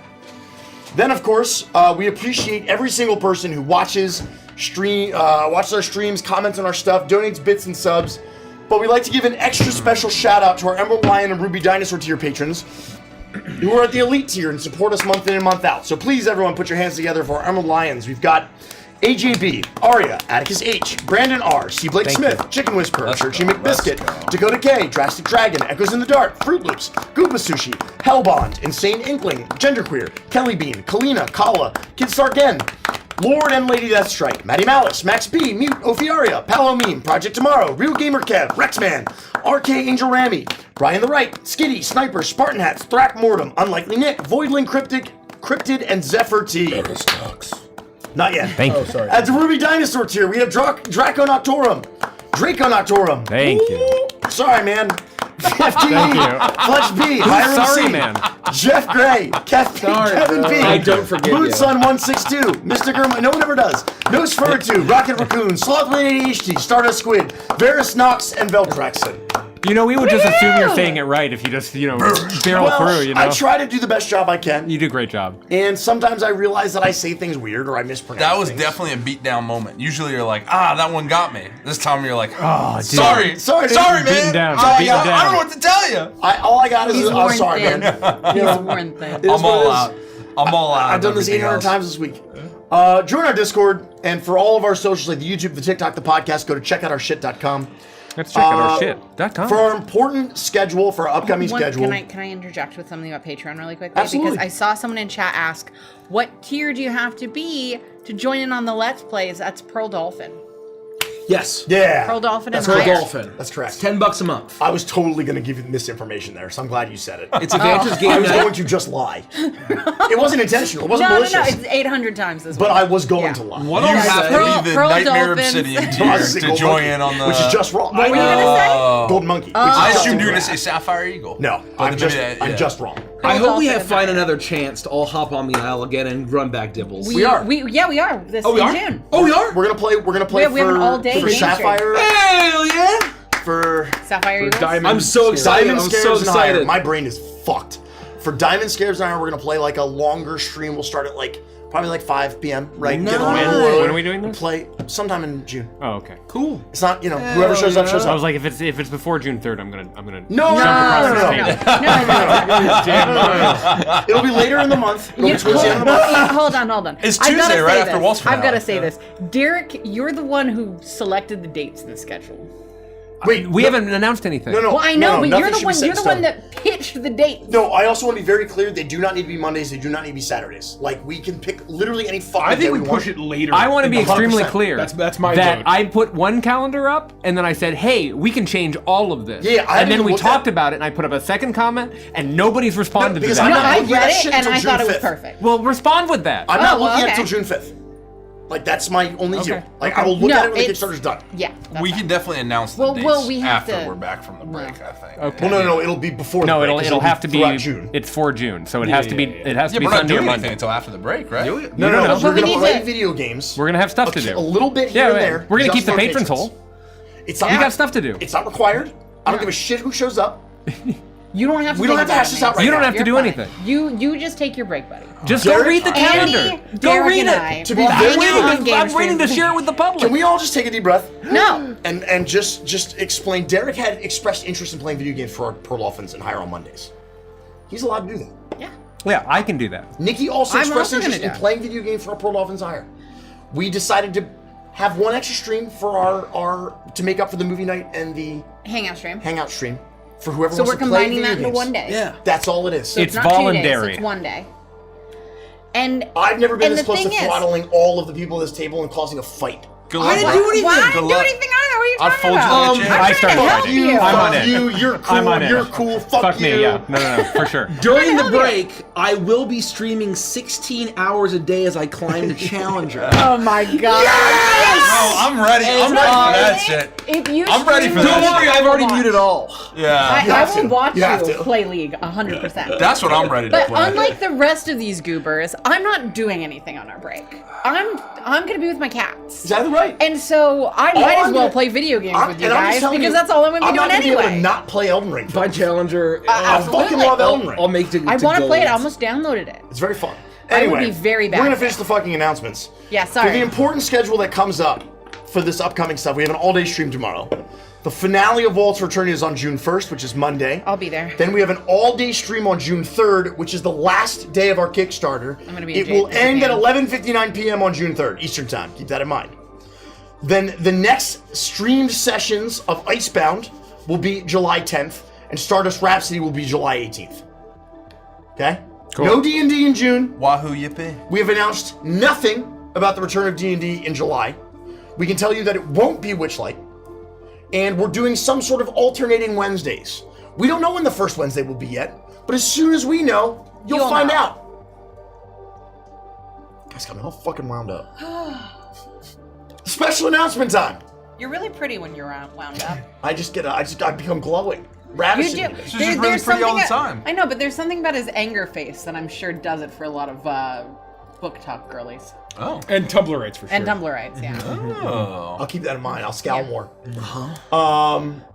Because when Andy scowls, it's Andy, you look so beautiful today. When Mike and I smile, it's why are you so fucking angry? I just have to get all these pubes off my face so that my jaw Angry is sharp again. Somebody kill Nikki, please. I hate her. She has smiling bitch face. If you'd like to get some free content, it's my you can friend. use ! free and sign up for our email list to see some really cool familiars and magic items that are currently there. They're rotating around. They're not always going to be there for long. They'll eventually end up on Patreon, but as soon as we have more information regarding that, we'll make sure that you guys know about it. You can also do ! SMS to sign up for a simple messaging service, which will give you the Torbubu familiar, which is pretty cool. Torbek's pretty popular, so if you want your own Torbubu, sign up Get for it. SMS service, I suppose. It's really growing. That's great. The Torbubu or the SMS? SMS. Both. Both. We also have a Neon Odyssey music video that features music from The Midnight, so you should definitely go check that out. And then while you're at it, go to neonrpg.com and help turn that $11.5 million into $12 million. That's so I can't believe it's at 11. We're flying. 11. Yeah, we're We flying. have some cool That's fucking stretch goals. Nuts. Oh yeah, stretch goals. Oh, yeah. They're so cool. Then, we are currently in the last week of our Kickstarter campaign. So the coolest thing that I can possibly tell you about is that any person who has or will back the Kickstarter during the Kickstarter window and you get a physical product, you're gonna get exclusive Retro Vice dice that will never be reproduced or sold ever again. So if you want to get in on something really fucking cool, back the Kickstarter with literally anything physical before June 3rd at 11:59 p.m. Eastern Time, and you will have the opportunity to say, yes, yes, I want the Retro Vice Sharp Edge Resin dice. I want them. Do you want a show? Yes, we do. We want a show. Oh, we have a show. Most of you have seen this already, but you know, for those of you that haven't seen it, if you're not sold on the setting, enjoy this video. It's only about 5 or 6 minutes. But it's fun. It's fun. It's new. And I laughed a lot. It's I laughed really- when I it's saw Not really that one. Not that incredible. one. Not that one. No, I know. Oh. Yeah, sorry. Yes. right? Yeah, I don't know. It feels good to cruise down Sunset Boulevard. Gary, we could be anywhere right now, but Yeah. we're right here in this beautiful car. We can hear the beach and the ocean, and we can see that beautiful sunset. How did you afford this car? The Space Lambo. Yeah, how'd you get this thing? I mean, this is sweet. I mean, after my divorce, I was left with almost nothing, and so I figured I'd go into immense debt. What? You went into debt for this? Oh, Andy, it's immense debt. Oh. I can't believe they gave me the loan, honestly. Well, I mean, how did you get a cosigner? Was somebody co-signed for you? I just lied a lot on my application. Oh. I may have forged your signature, and I looked up your social security number and your list of fears, and I put it all down on the application. You what? Yeah, your credit score is actually shockingly good. It's a lot better. No offense, I don't think it's the wrong way. But Andy, Chip Rub, look outside the window. Whoa, look at that outside. Oh, God, Gary, I'm gonna be sick. And look at that other thing outside. This truly is a Neon Odyssey.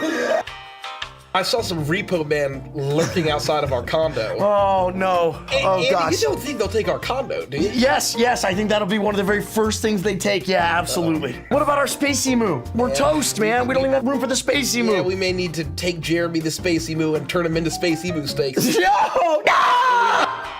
Jeremy, what do you think about that? It'll be okay, Jeremy. Andy. Yeah. I think our time may be running out on the space car. But you know what? It's way more important. Time is running out to back Neon Odyssey on Kickstarter! Oh, that's right! We're in the final hours! Oh my gosh, there's not much time left. You know what the best part is? What? If you back now or at all for the Kickstarter, we're gonna throw in an extra set of dice. There's even more free dice in Neon Odyssey? That's exactly right, but you have to back the project while it's live. What are these dice? Tell me more about it. Introducing Retro Vice Sharp Edge Resin Dice. Oh, yeah. Oh, look at that. I mean, those are my two favorite colors. Look at those palm trees. Oh, the palm trees. What a perfect final free offering to celebrate the end of the Neon Odyssey Kickstarter. What a great deal. As long as you back anything and you're getting something physical, we're throwing in a set of dice for free. Hey, this is a much better deal that time I was offered free candy by that guy. Wait a minute. Did you hear that? What the hell is that? It's the Vice Dice Goblin! Oh my god! He's trying to steal our free dice! Oh, get him! Get him! Oh god, I think he bit me! Oh god, oh my god! Gary, that's gonna be effective! He's not dead, he's not dead! Get him! Oh, Gary, it's okay. It's okay. Oh my gosh, that was violent. Oh gosh. What are we gonna do with the body? Oh, I gotta call somebody. We gotta cover this up. Hey, Craig. Yeah, it happened again. Again? Yeah, this is another dice goblin. He's a lot bigger than the last one. Do you still have the buzzsaw and the wood chipper? So I'll beam you the coordinates because this is a sci-fi setting. Okay, click. Gary, I had no idea that I was gonna become an accomplice to so many crimes in like 24 hours. Sorry, Andy. My divorce really messed me up. At the very least, we could take solace that we will have backed Neon Odyssey, a 1,400+ page space opera trilogy for D&D 5.5e. 52 subclasses, 42 species, 250+ monsters, a whole brand new class of the Machinist. Yeah. We got a whole space combat starship fighting system, bunch of vehicles. Let's turn it chipper. We have our big final stretch goals, and we need your help to unlock them. This is the coolest stretch goals I think of the entire campaign. And without a final push from the community and all the amazing support from you, we're not gonna hit those stretch We're not gonna hit goals. the stretch goal, and if we don't hit that final stretch goal, it's not happening. So we need your help, and maybe if we hit the stretch goals, Andy and I won't go to prison. Oh, you're right. If we hit those stretch goals, we're gonna be okay. And if you're not convinced to back Neon Odyssey with all of the crazy stuff, it's got the books, it's got the dice, it's got the minis, it's got the plushies, it's got the pins, it's got so much cool stuff, then maybe Andy and I doing all this cool, crazy stuff throughout space and throughout the setting will convince you. Oh! Check out that! Look at that, Gary! It's amazing! Whoa! Watch out for that, Gary!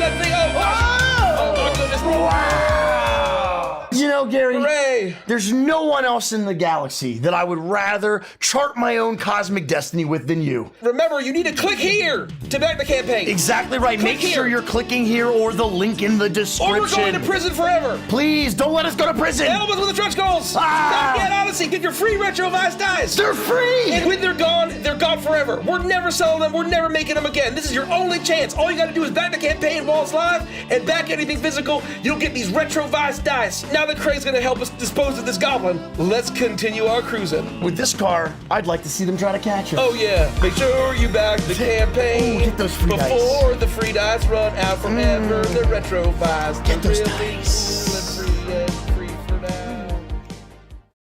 gonna put. That was one of my favorite we've ever filmed. Gotta give it up. We had a lot You of guys fun did filming that one. phenomenal. You guys fucking killed it. Jesse with the edit obliterated it, and then Simon with great the team animation. What a fucking team effort. I am really appalled by the Vania. Yeah. Really You appalled. and Kelsey had very similar reactions watching it. I was like, okay, it's fine, until it became long, windy, and veiny, and that was just a bridge too far. And then the even click for here on me. the arm boots is like really Yeah, concerning. why? Yeah. Why is it a veiny arm? It's an dude? M- NeonRPG.com. We gotta thank people NeonRPG.com. in chat too. Holy. We're gonna thank NeonRPG.com. If you want to thank back you, it. Let's thank There them. was someone. Where did they go? There were people. Several people comments have been like, "Was that whole thing? Was that scripted or was that entirely improv? Entirely improv." That's just what they do. And he showed up, and he's like, "I don't really have anything for this." I'm like, "Okay, I think that basically we're like driving in a car. We talk about things that are happening, and we just like let Simon do what he does." That was the only thing I pitched, was that we were going to be driving in a car. Yeah. And I said, Gary has to drive because you always sit on the right. Yeah. So Gary's Oh, that's very Gary's funny. That was driving. basically all Yeah, we had. and he came up with like, yeah, we're gonna be driving, and so then I was like, okay, and I think here we'll probably have to get attacked by the goblin, and then it'll be, and then we just basically did a thing, but oh no, it's entirely all improv, and just God, that's funny. Jesse's really good at distilling all of the good bits and cutting all the weak ones, and then just making it even funnier, and then Simon just fucking killed it.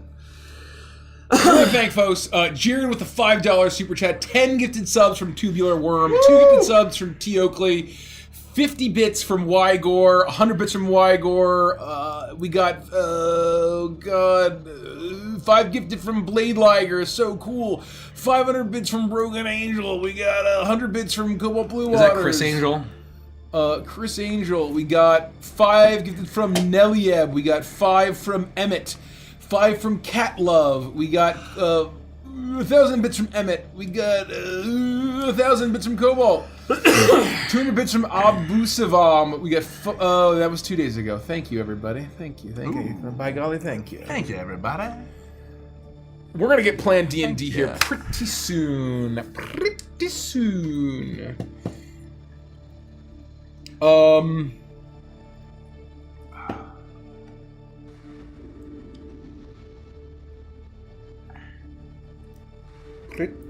Pretty soon.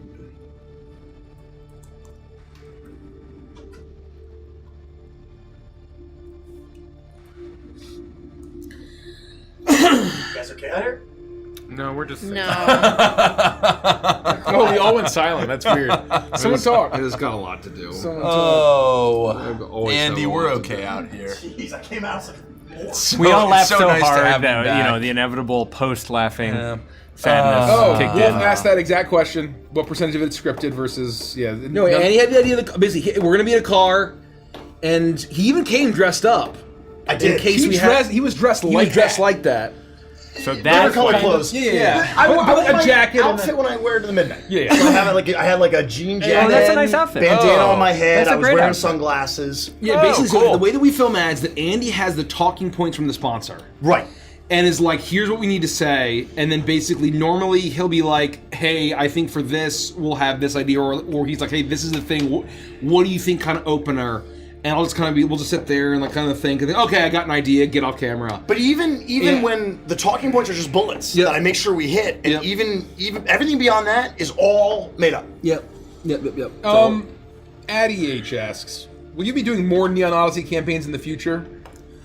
I think we would be fucking nuts to spend this much time and effort building a setting and never return to it. That's this good. But we're gonna take a nice long cool down break, obviously other than Stardust We have a Rhapsody lot of Anthem. fans who like fantasy, and I feel like giving them some fun stuff is, We gotta return to Adventures at some point. How is lemon Italian ice water? I actually really quite like It's it. good. It's just okay. I like it. 'Cause It's it okay. looks like it'd be I the like most it. refreshing thing on It's the planet. better than I lemon liked lime. it a lot. Do you not like lemon lime? no, I don't like the Waterloo lemon lime. I like the lemon lime don't. flavor. Waterloo lemon lime, I'm not a fan. I always get lemon lime as like to mix Oh, it up, and no, I that's won't buy fine. it No, anymore. no, that's fine. It's all right. No, do whatever you want. It is better than lemon lime, but I like it all. What I It's not do that like- I don't like it. it's from Guy Fieri's Flavor Town. That's right. Oh, Not sponsored. That makes me like it even more. Oh wow, really? It is. Wow. It's got like kind of a almost like a mouthy Italian ice kind of like almost like a coating to it as you drink it. I feel like mouthfeel. It's got a mouthfeel almost. Mouthfeel. Which is okay. In a but I perfect- actually like the flavor. Kara asks, in a perfect world, infinite time and money, what would be your dream? Longer campaigns, anime/animation, video games? Just curious what an absolute dream project that you know isn't practical in the real world at this time. Well, the answer is yes to everything you said, except longer campaigns. No, I don't care. We don't. No. No. I think that we've don't need learned that we're very happy with the amount of fabric we're giving these stories. I It's think not about the length when of it the came, campaign when it comes at to all. like more time and money and resources, I wouldn't do anything additional as far as like the streaming. We content. wouldn't try to stream more D&D or play more campaigns. Yeah. I would want to do all the other stuff you mentioned. Yep. For sure. Yeah. I hope you all went to neonrpg.com. And Go to because if neonrpg.com. you didn't, Go I'll there. find you. Check it out. Folks, We're at it's pretty. 11.5. Oh, Can we hit 12 million tonight? We are so close. No way. Folks, we are so close. We are so close are to 12 so million, close. which we unlock more top-down tokens We're of big moving scary fast. monsters. Can we We're get not moving that 11.6 tonight? That's the question. 11.6. Oh, we got a hype train rolling. Holy Oh, shit. hey, hype Draco train. Nocturne. Hey. 20 gifted subs. Appreciate that. Oh my god. I need the timestamp. It's like Crick in my neck. It's like the Nightmare Express. Another up in here. $5 super chat from Iggy. Thank you. We got 1,000 bits from Frosty. 100 bits from Isalamet. 1,000 from Stargen. Thank you. Well, let's We'll let have the a- train we'll have roll a quick through. hype train, and then Yeah, we'll let the we'll train roll begin. through, and then we can begin. tell the story that Are we're there any trying other to tell. special announcements? I don't think Just so. that we're gonna be at Gen Con.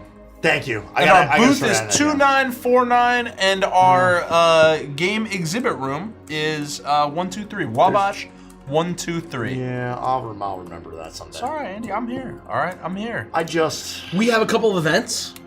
We have That's a couple true. of events. The games, if you're interested in playing Crooked Moon in many of its fashions, Neon Odyssey, those things are selling out wildly quick. Much faster than I really thought they were All going the to NO go. games are already gone, aren't they? I believe all the NO games are gone. Wow. Yep, I believe they're all gone. That's awesome. Almost all of the Crooked Moon games are gone. That's insane. And we had something like 500 games. Yeah. What? And 500? Yeah, we had something Wait, like wait. 500 games. When you say 500, 500 seats? 500 is the number you just said. Yeah. That's seats? Surely that's got to be an exaggeration of some kind. In I terms mean, I of think the number. real number's like 480 something, I think, maybe. Because you gotta think how many tables like you a- have, and they're running It's games happening from like And it's 5 days. every day. And it's And the a room's whole open from room. like That's 9 a.m. literally to- like maybe not 10 times more than I would have expected. No, no, it is 10 times more than I would They're have. professionals. It's That like, is insane. No, yeah. And that's And not, they're all mind sold you, out. that's Oh, not close. seats. That's games. game- no, run. it's not That's seats. time slots. Can we give it up to the sales team? Hey, the And sales B, team. Lurking Fears, right? Lurking Be Fears, absolutely. Lurking Fears. Our wonderful Lurking Fears. partners that are running these Yeah, games they're for Chris. us. They're badasses. Dane have been absolutely The killing entire it here. sales team and everyone at Lurking Fears. Yeah. Thank you. Really, not really. The only things that aren't sold out that you're happy to come to are our events. Our events still have plenty of seats. You don't So have to come to those. Yeah. I'm gonna be hungover and sleep deprived. You know? Me too. Hell yeah! Oh, man. I am excited just to fuck around on those. That'll be fun. Yeah. Yeah. That's what we had to talk about. The What? panels. Yeah. But that's like at any point. Yeah. That's not a time. There's No, time I know, I rush. just- Oh, you. go to the schedule to see when they are. They're all Yeah, if you just go to between noon and if you look 5 up or Gen 6. Con events and then just type in Evantris, you'll find all the slate of everything we were we have offering. 2 panels, right, or 3? 2? Two. Well, Should be two panels and then, like the 3 signings and photo 3 ops. Yeah, whatever. Should be 2 I- signings, 2 photo ops. Before Gen Con, there's 2 things I need to do. Do not let me forget. I need to build at least 3 additional commander decks. Let's go. For bro. commanders I want to try, I would like it to be 5. But I need to be at least 3. And then I need to get my disguise going. Yep. And I got some great tips from Matt Mercer, which Yeah. I will not share. No, you Oh, yep. Oh, I got some great tips from That's right. Mercer, and I think I might employ, I need to order mine. I might need to pull employ the trigger that. and I just might like employ that. I need like 4 or not even 4 hours. I need like 2 hours of this is my Gen Con prep time. That's Yeah. all I need. I need a little bit more than that, but did you guys see the absolutely menace suggestion that Danny made in our Bants chat? No. She and I are gonna Today? play. Yeah, she and I are gonna take two-headed giant challenges. We're both playing Voidbound. Double Vloja. Oh, anybody is she who who wants- said that? She was like, she picked. I it. saw Like, that. Andy I saw that. and Yeah. Danny are She was like, double we need to Vloja. team up and play Voja. That is so ridiculous. Two-headed wolf, baby. That The is wolf pack. so ridiculous. Speaking of that, Vojo wins on turn We 3. should do two-headed giant. And really want to. You should play It's so a version fun. of Carl, and I should play a donut. Oh, Keep that thought. I'm gonna talk to you tomorrow. oh my God. Okay. Let's fucking go. Okay. Uh-oh. I feel like that'd be so You gotta build a fun. donut deck now. I want I to. told you I had something You gotta in do my it. back pocket for you. Just hold tight. No, Oh my you God. did Just hold not. tight. Just hold tight. Can we? Okay, we have the hype train going. If we hit 15 tonight, the odd chance. We haven't hit the 15 hype train since we announced. I don't No. think. Basically. But if we do tonight, we'll reveal something. Crooked Smooth Moon. as fuck. We have the extended Crooked Moon song. And maybe something Neon And maybe something related, Neon too. Odyssey related. I love that. I love Thank that. you, Draco Noctorum, for, what is it, 40 gifted? Unbelievable. 25 gifted from Echoes in the Dark. Thank you. 5 gifted from Fey Queen. 1,100 bits from Navy Demon. We got gifted from Abusivam. What'd you call me? Abusivam? Abusivam? Sorry, I don't know. Oh, it really Yeah. is. Thank you so much. Thank you. Thank you for your Thank patience. you. We'll get started here in a minute. Yeah, be right back. Derek, Hype you're the train, GM. guys. You tell us when we go. Well, Oh, Andy. we're gonna wait for the hype train now. Okay. So we have to wait for the hype train. This is just an explaining hand right here. It's gonna explain all the things. When you read the comments on the YouTube channel, can I jump in? Because I found one just now. Yes, It was please. literally posted while I was You taking can a do leak. the secret fifth That's one. really good. Do you want to be? Do you want to just do it? I'll at be the the end? secret fifth one. All right. Yeah. Secret fifth one is amazing. Secret fifth one. Oh my God. We have 10 from Jerkum. Jerkum! 10 from Jerkum! Kung Fu. No, it's Jeek Germ. Sorry about that. That's not even close. 5 from Kung Kung Fu. So Kung go ahead, Mike. Furious. Go ahead. Kung Do your Fu thing. Furious. 1 gifted from Jimmy G. Snow. We got 25 gifted from Emmett. We got 10 gifted from Draco Noctorum. Whoa! Thank you, thank you, thank you, thank you, thank Will you. this be our first level 15 hype train since February? She's 100. Since February. Or at least March. Aryaleen? Or March. It's been a while. Oh my God! Aryaleen! Aryaleen Pixie with 100 gifted subs. Oh Unbelievable. my Thank God. Thank you so Holy much. Oh my God. We're pushing level 12. That's we're not. We're devious close. work. We're closer than we've ever That's been. devious work. Thank you. Far, folks. Holy. Thank you. Thank you. And if we hit Hype Train 1, instead of doing all of my publishing work, I will grind to Challenger. I will grind rank Oh, games. we already did it. Oh, wow, Mikey! Okay, I'm no longer writing the book. Mikey! Shit, 100 gifted subs. Oh my Echoes God, with Echoes another with 100. And what the Thank you. heck? What is going on? Thank you. Holy shit. Oh my 500 guys. bits from Cobalt Oh Blue my Waters, God, thank 5 you. from Casinold, You guys are amazing. Thank you, thank you. 10 from thank you. Draco Noctorum, 25 from Emmett, 5 from Null Sense. Thank you all. Good God, we're at 13. we're 2 levels away. Bro. We're Can you kids. believe we're here tomorrow too at 2 p.m.? 2 p.m., folks. Yeah, we're here tomorrow. Bright and Do we talk early. about that? If I've we hit announced it Hype every Train stream. 14, I will join Mikey. I will also abandon all my responsibilities and He's climb gonna the be Challenger fine. into with Mikey. Crazy how quick We that won't went. write or make anything. No, we're just grinding. I will become official League of Legends streamer. Wow, guys, that sounds like a great plan. You guys want to see an unregistered firearm? Nope, in the game, of course. In the game, of course. In the game. of course. When'd you have the time Holy to shit. of course. file that serial? Oh my God, go ahead. Draco Noctorum. Real quick. Lady Lesh. 50 gifted subs from Draco Noctorum. Holy 10 shit. gifted from Lady Leshy, 5 gifted from Loud_Shart1, 5 gifted from Good old Loud Nonsense, Shirt. Thank you, 5 Loud gifted from Shirt. Emmett.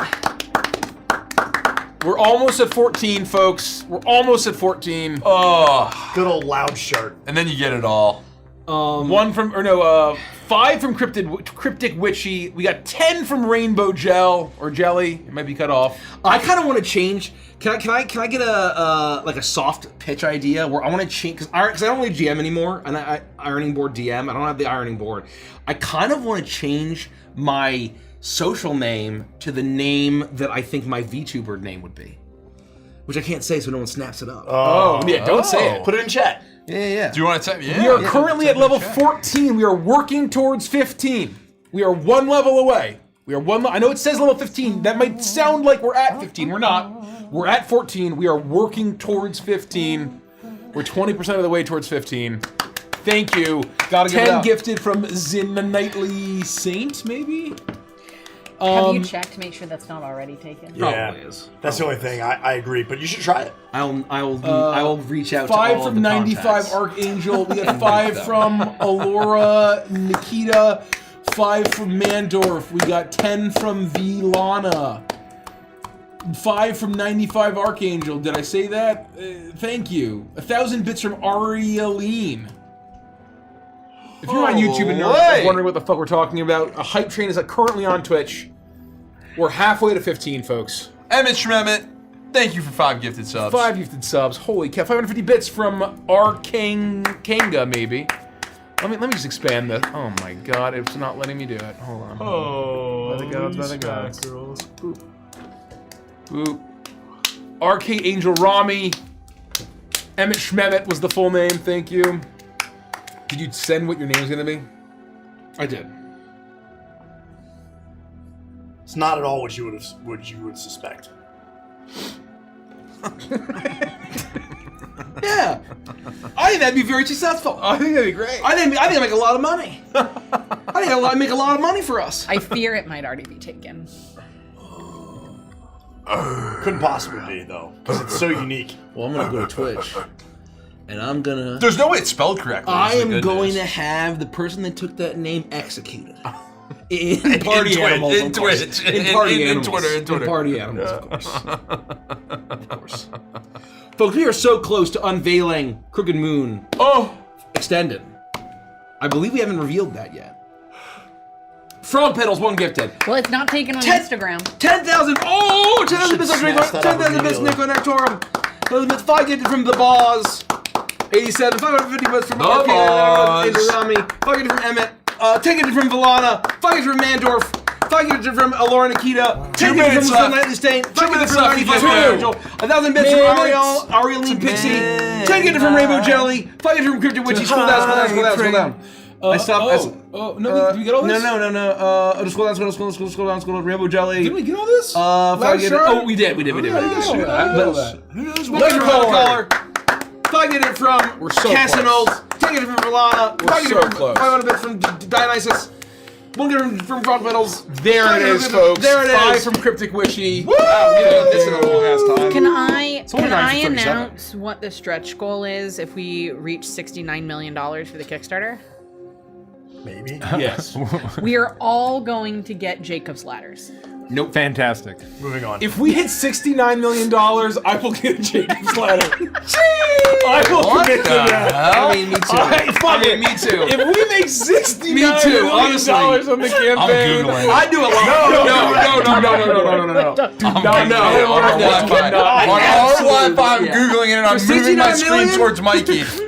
please don't Google it. Forget about it. I'm gonna be honest. I would do a lot of other stuff. I don't know if I could pull the trigger on that. I do a lot for 69 million. For, if Neon Odyssey hit 69 million, I'd do a lot of things. No, so here's the thing. It's not. If somebody came to me and said, "If you do this, you'll make $69 million," I would do it. But I don't think I'd go the other way, where it's like, "Oh, if we hit 69 million, would you do it?" No, There's a difference. this would be the condition of if you do this, the community will then get us. Basically, If that was the case, Yeah. I would suffer through a lot to make us get 69 million. And, 100%. and the nice Holy. thing about it is it gives a whole new meaning to stretch goal. That's fucking awesome. that was very That's well said. awesome. Nikki. I'm getting a That's right, slightly Nikki. better picture of what Jacob's ladder is. It's probably not what you're thinking. I don't know, certainly Probably not. what It's you're definitely not what you think. I'm gonna be surprised when I Google it in the middle of the campaign and look straight at Mikey. We're halfway to 16. We're halfway to. If we would hit 16, Hell if we yeah. hit 20, we'll do something crazy. Oh my God! Derek will try to put on a hat, but he won't be able to. That's true. Wow! I think I could probably try to put on that fez. I think I could. Derek, my will- God. I Derek could will try to you put it think on. you put that fez I will try. I could try to put it on. No, you couldn't. You couldn't. Thank you, White-Faced Wolf. 5 gifted. 10 from Lady Deathstrike. 10 from Safadra. 5 from 95 Archangel. 10 from Michael Mayer. 5 from Villana. 5 from Miscellaneous Emily. Thank you. Thank you. Okay, I sent you Amazing. the song, Rich.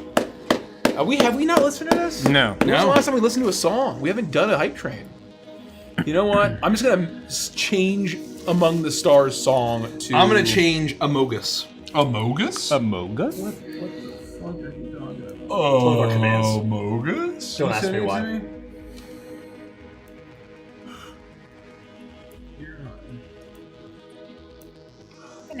Thanks for tuning in. We're gonna get started here real soon. We said that an hour ago. I know. We've got 2 tickets to pay. We don't go Friday until the night. GM says so, okay? It's Friday night. Look, I know that And better the than I would. Voidbound's right. Oh, yes, Friday it's night. Friday night. Oh, what a noise. What I will What I will say. say. Oh, Jinx, you both owe me a health potion. Oh my gosh. Wow. Stim. Oh my We god. started It's a sci-fi setting. at 8:30 on the dot for Uprooted Realm. That's true. You were lightning Well, fast. there was a request that we don't not Not end to, and so we made it happen. Yeah. I mean- Unfortunately, Kelsey still has to work the next day. So, you know, it is what it is. And we made it happen. It was a very successful campaign. That was great.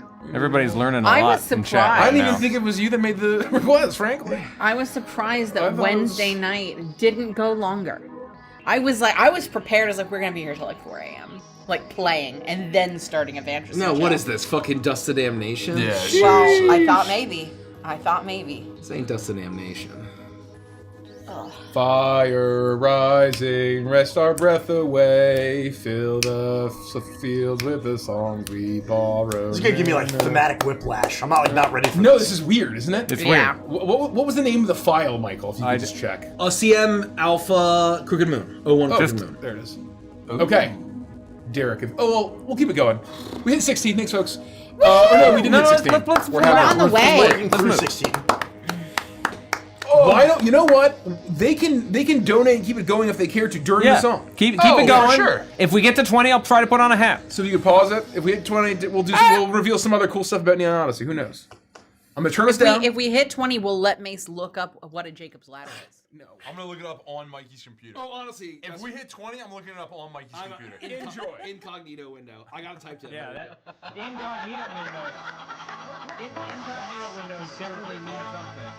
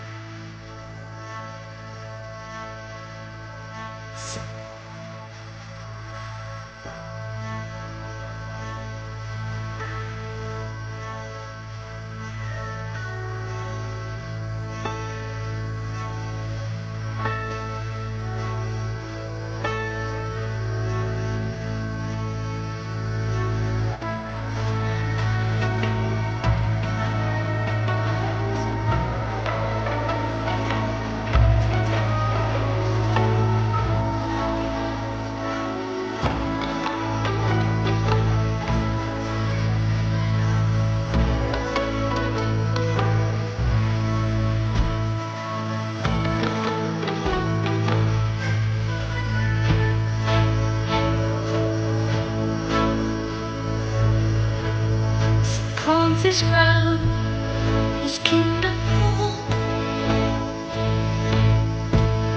For life delicious, it is cold.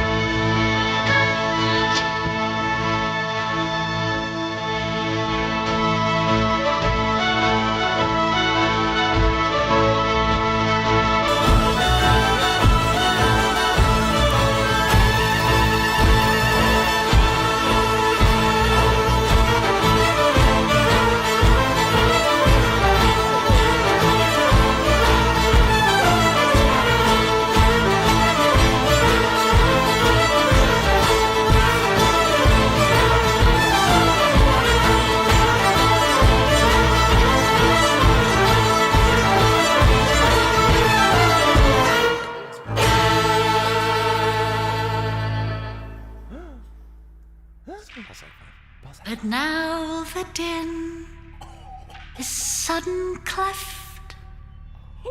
Even the coals have slowed their breath. And in the shrinking emptiness, there's no one left. Pray beneath the crooked moon, be knocked and died as men consume. But flames again the mighty loom will come for you. May light embrace you too, and peace the edge of midnight soon. Through Witka's blaze and ashen blue, the crooked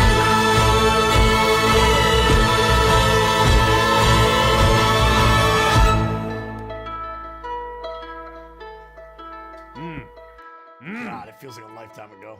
It was. It really was. I mean, it was a So real was one lifetime. whole it's lifetime. funny because for me it does and doesn't, since I'm still so enmeshed in Crooked Moon. Once a day, you still get a "Can I get a VIP for the Crooked Moon" email. Can we give it up for Josh and Justin at the Blasting Company? Unbelievable. Mace for those vocals. Can we give it up Unbelievable. for Mace Caffrey Listen, everybody, you're welcome. for the vocals? No, it wasn't Mace. It was the incredible Leonie Evans doing the vocals on that We song. gotta give Leonie her flowers. Yeah, She deserves dirty it. in their I don't want to joke about that it was one of us. No, we hire professionals for this shit, folks. I mean, and honestly, if we're gonna hire anyone, it would have been Dagny. But That's true. she's That's- not available right now. No, she's too busy. Way too busy. She's too busy. Way too busy. So anyway, you can't buy that. There's no way to acquire that song right now. But soon. Eventually. Eventually. Soon. Soon and eventually. We should anyway. We can talk. That is weird because it's like, and I love that that's the final song that we showed off. Mm-hmm. We've now officially publicly previewed every single song from the lyrical album. Yep. Is that song available to backers? Yes. Crooked Moon backers? Backers have had So- that song for months. I ask that because if you're a backer and you have not been paying attention to your survey and your digital downloads and you want that song, that is the way you can get it. That's the only way The time has come. to bend at the knee. Oh, that was really cool. All right, pull up that incognito window. Okay. Pull up that incognito window. Are you serious? I mean, let's go like Scar Me. It Might might be able to play. Are you gonna do images? Oh. Can we just talk about, like, Lion King is one of the greatest soundtracks of all time. Yeah, it's up there. Oh, Mace. Oh, you poor, Hold on. you poor This is a good unfortunate one. soul. This is a good one right here. For $69 million! Oh There my you go. God! That was pretty good. Derek got it. no! Derek was I just like, wanted to be yeah, sure. I also I wanna just look wanted at to be this sure. horrible thing. I just wanted to be sure. I may throw up. Oh, okay. No, it was good to add the search term graphic.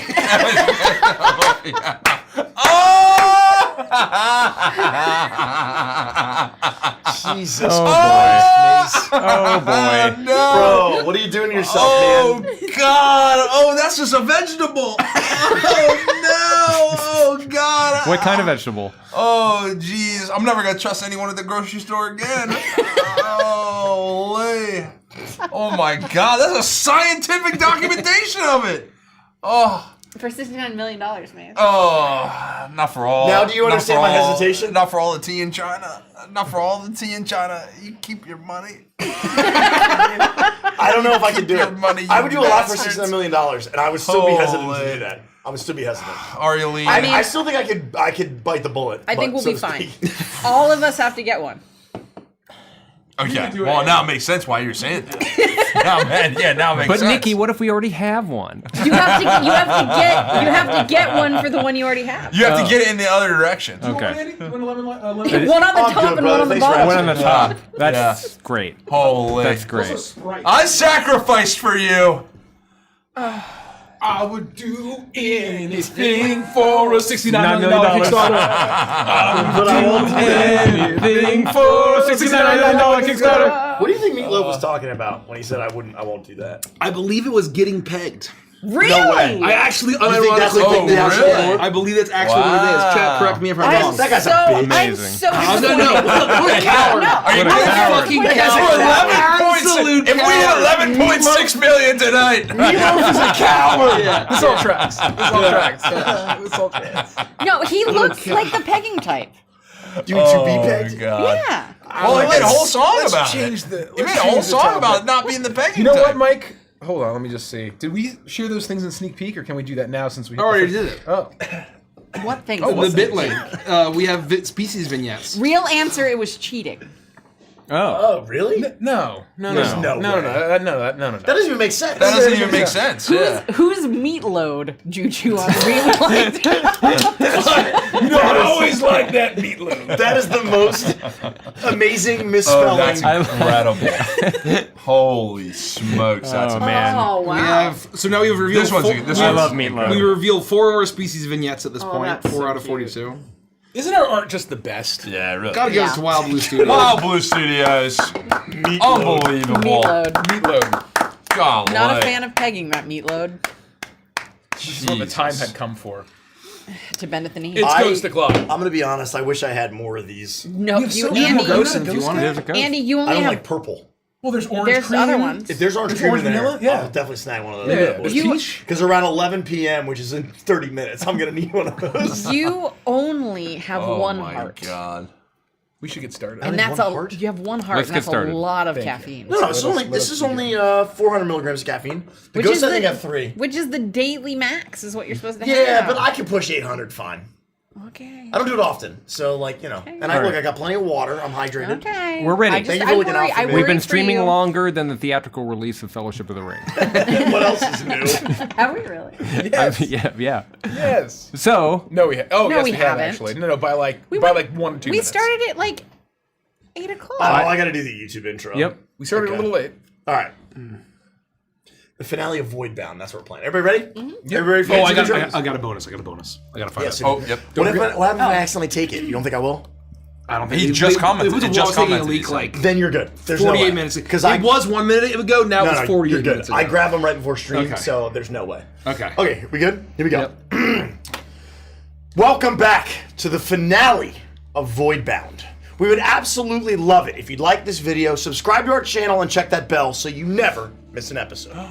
And of course, while you're doing that, I'm going to read some comments from last month's episode right now. Comment number 1. I hate your guts, Taishan, Yornir said cryptically. That's very funny. Comment number 2. I can't help but think that all of this is actually just Ziggy reading space creepypasta to the rest of the Rhapsody crew. That's very funny. I like that one. This is actually my favorite, though.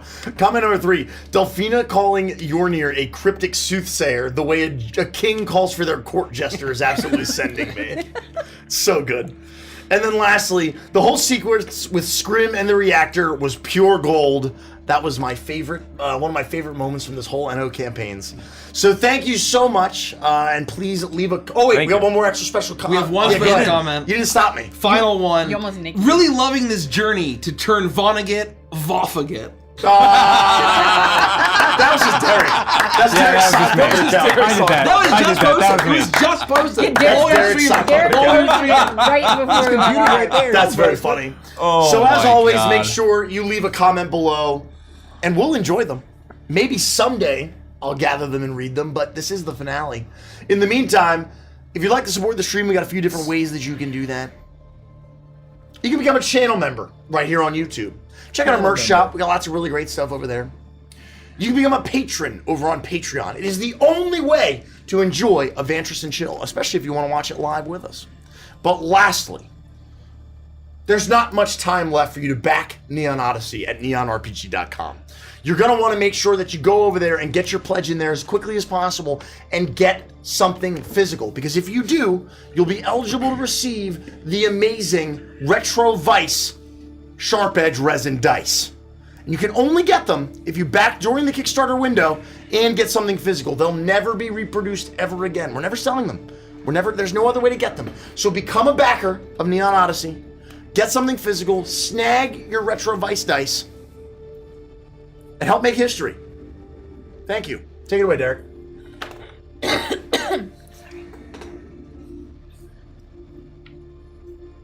Delphina. The Ozymandias accepts your coordinates, and for a moment every system aboard the ship stills and quiets. You blink, and then you pass through Polaris. There is no tunnel, no stars stretching into lines, no sensation of speed. You open your mouth to scream as the Ozymandias falls inward, only to find that you have already unraveled. You are coming apart, separated from the small, stubborn reality that you were ever separate from anything at all. You blink, Barnabas, and you stare out into ether space from every bridge that you have ever known. You blink, Tai-Shen, and your hand closes around a weapon you've carried your whole life, though it feels as though you've never seen it before. You blink, Scrim, and you see 1,000 escape routes, all in perfect detail. Every path leads you back here. You blink, Yornir, and for once the thing at your side is still, like a key hanging within its lock, waiting to be turned. Delphina, you see the first world as your father must have seen it, and you wonder what he saw as you fall into the emptiness. The center of the galaxy opens all around you, and for a moment you understand that time and space are mercy words, invented by creatures who require such comforts. Polaris is everywhere, and it is not a place. It feels as though you've somehow been holding your breath for your entire life. This phantasmagoria is your exhale, and when you finally breathe again, the fever leaves you, cold and sweating, and you are yourself once more.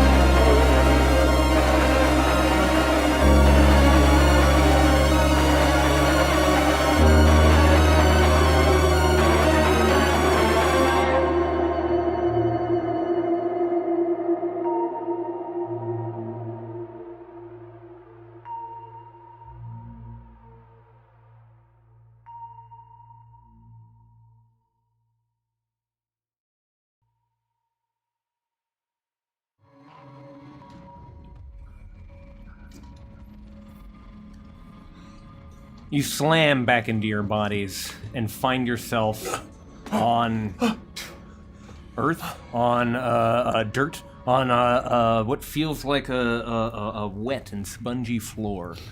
Looking around, blinking, your head screams with sound and headache, but like an echo, growing distant with every passing second.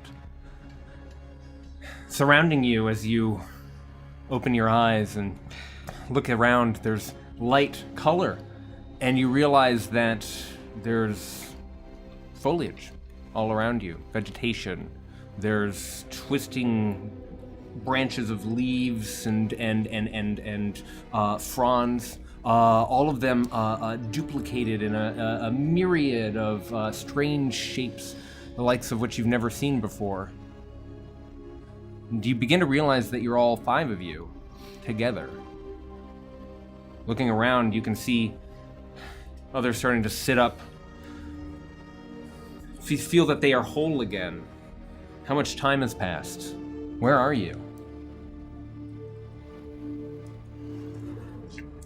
What happens next is up to you. From the end of the last session, was it clear that she entered the coordinates for the first world?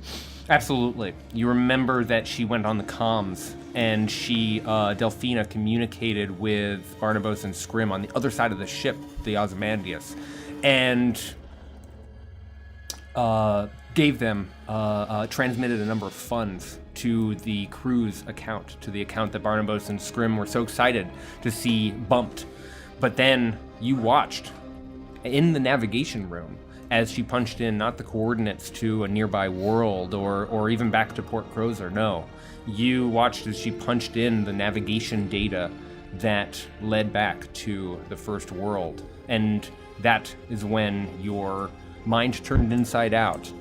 And as it begins to refold, these thoughts come rushing back, this information.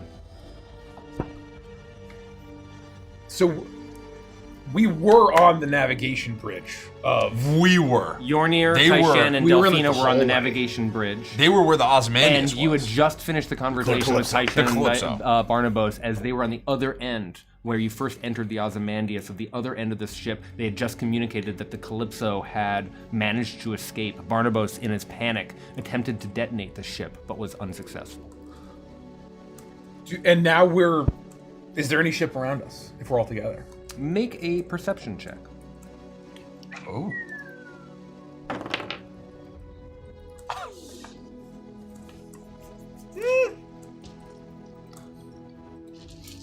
Uh, 13. 13. No, not 13. 11. You sit up, Yornir, and you start to look around. As you watch everyone struggling to come back into themselves, you are perhaps a little steadier than the others. And you're looking at these plants. They seem somehow familiar to you. As you are looking at them, they remind you of, have you seen this before? Perhaps in one of your visions? No. This feels fresher. This doesn't feel like deja vu either. And just as you start to put together that there's no sky. There's a ceiling to this space. Suddenly the lights erupt. Meow, meow, meow, meow. And you hear the sound of an emergency klaxon within the Ozymandias, and you realize that you've all been reunited within the garden space at the center of the ship. So I don't see a horrible... Or who knows what this world looks like. I don't know if Yornir does or not. You wouldn't know necessarily what any world looks like. You know that Delphina punched in the coordinates, but the last time you were in the garden space, all of these plants had been killed by ether. Every single one of them had been drained of their life by the flooding of the atmosphere that Vonnegut had done. And now looking at them, they seem transformed. They still look sickly in some way. They look desaturated, without color, but they're not dead anymore. They seem to be re-emerging, coming back to some form of life.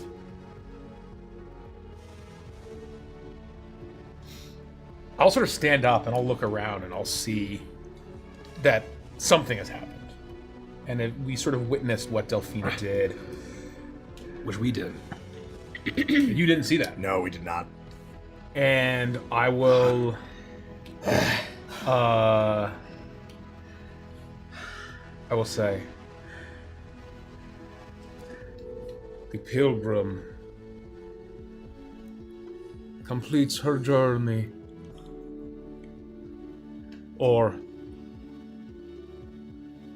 begins her journey. Yes, everyone get up. We have a lot to do. By the Navigator, what was that? What have you done? You've doomed us! What heading did you put us upon, woman? Doomed the galaxy! What? What do you mean? What are you talking about? Did you not get the transfer? Money paid in full. We're not following the Ozymandias. The coordinates she entered was for this world in Polaris. Wait. You're telling me that we went through into my head. Oh, my head. There is no need to be emotional about it. It is just another mission. You were paid as promised. Just that's another- right. What is one world against the next? I haven't seen even an admiral paid out from a single job like that. Is that what this is? Blood money? Is that it, Miss Voss?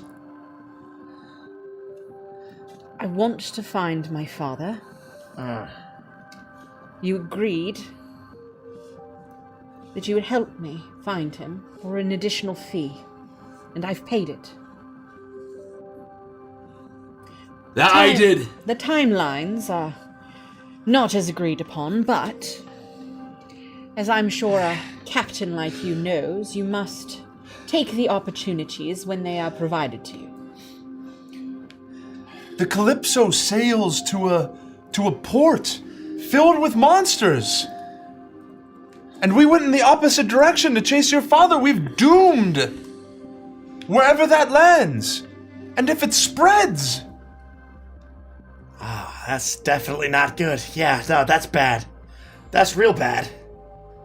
Oh, There were my. far more important things than to come here. Those entities were on the Ozymandias, regardless of whether the Calypso ever arrived. They were going to find their way somewhere. Whether it was the port to which the Calypso sails, or whether the Ozymandias decided to make port, who knows down the line. That is not our problem. You've been paid for a service. I must find my father. I hate to have done this to you this way. I hope you do know that. I value you all greatly. I even think of you as friends. But he is my father, he is my family, he is all that I have. And I have held up my end of the bargain. Aye. Lady speaks true.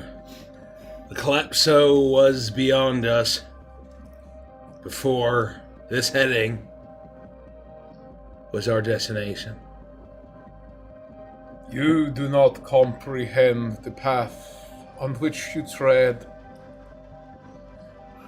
But here, comprehension is impossible.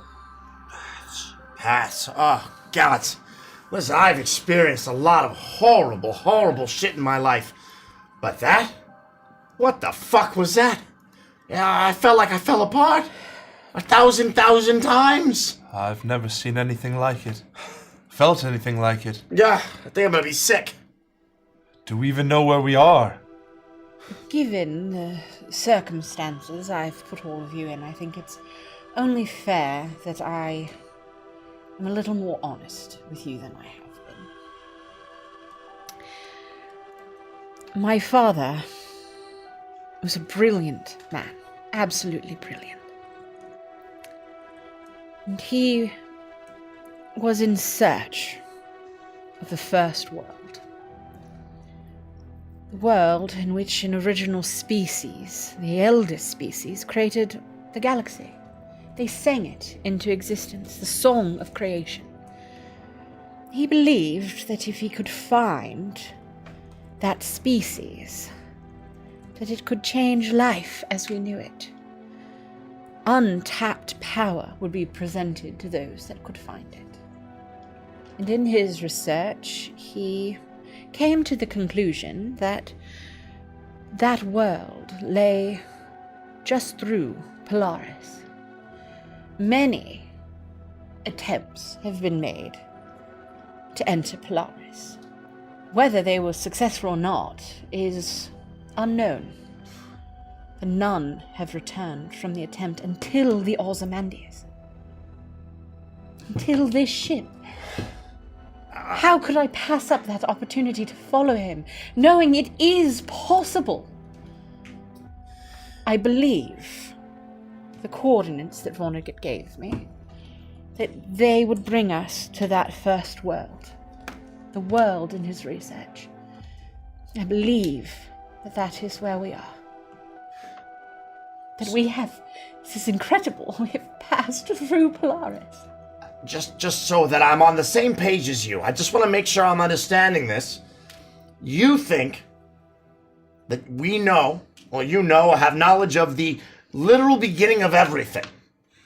We've found it. All previous tries to find it may or may not have been successful, but we know no one's ever returned until now, and you sent us back to the place where no one's returned from? Yes, but only because I knew at that point that the Ozymandias had returned, which meant it was possible.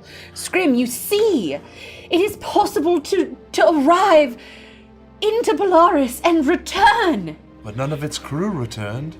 But we'll understand why once we make it to the surface. Hundreds of crew members corrupted. Turned into those monsters. Polaris is a star at the center of the galaxy, Yes, where all no navigation centers around. yes, which was why it was so incredible that his theory led him to believe that the first world was through that star. So the light at the center of the galaxy is actually this first world, is what you're telling me. Or that it is beyond that light. I know not his full theory, but I believe, whether we are within that star or beyond it, that traveling through Polaris led us to the first world, and we will find my father here. He was incredibly brilliant, if anyone could. And he did! The Ozymandias made its way out! Scream, don't you see how incredible this is? Aside from those assholes in the testing facility, I have never met another person in this That- galaxy that's tried to kill me as much as you have! Well, I haven't. It. Just by proxy. It was not intentional. I don't desire your death, Scrim. I desire for you to survive. I think you would love him were you to meet him. I think you all would. If you knew him, you would understand why this is so important. But not just for him, but for the knowledge that comes along with reaching the first world and finding the species. My dear cryptic soothsayer, you understand what this means. To find them would be remarkable. Is there danger? Of course. This Of course there's danger. world, at the beginning and the end, this is the world of the lost. No matter what fate we share, we are here. We are lost.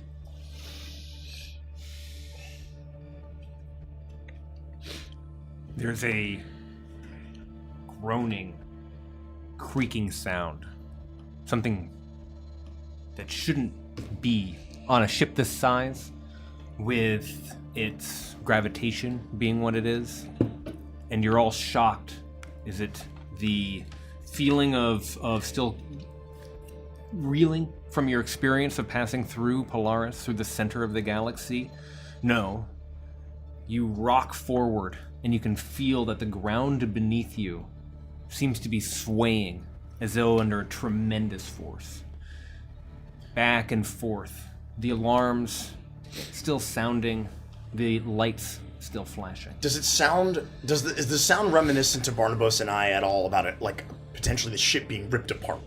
Like the groaning is almost like the ship might tear. These are the kinds of sounds the ship make when another voice is going, pull up, pull up, pull up. So not good. Definitely bad. I'm gonna register that, stick it in my brain. But I check myself. I check the device that is a part of me, and I check my pad that's on my wrist to see if the timer's still going, to see if everything seems to be normal.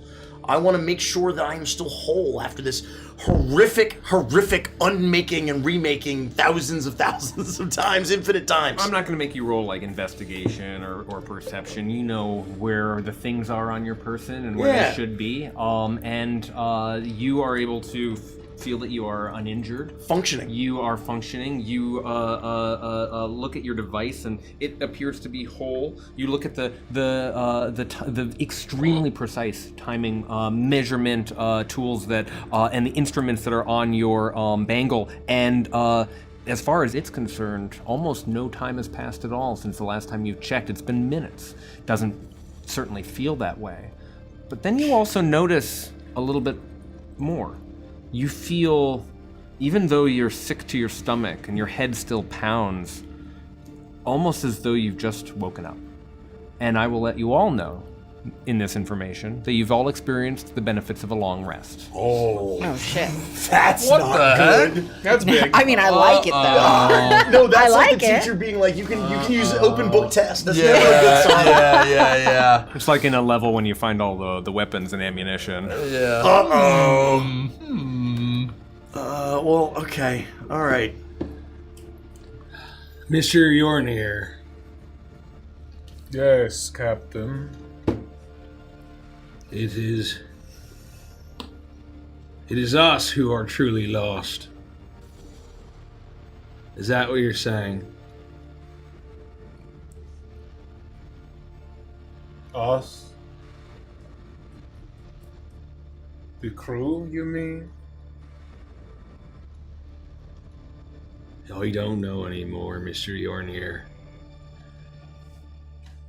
I don't know what you all felt when we crossed over. I don't know how long it was, but I feel like I sailed a lifetime.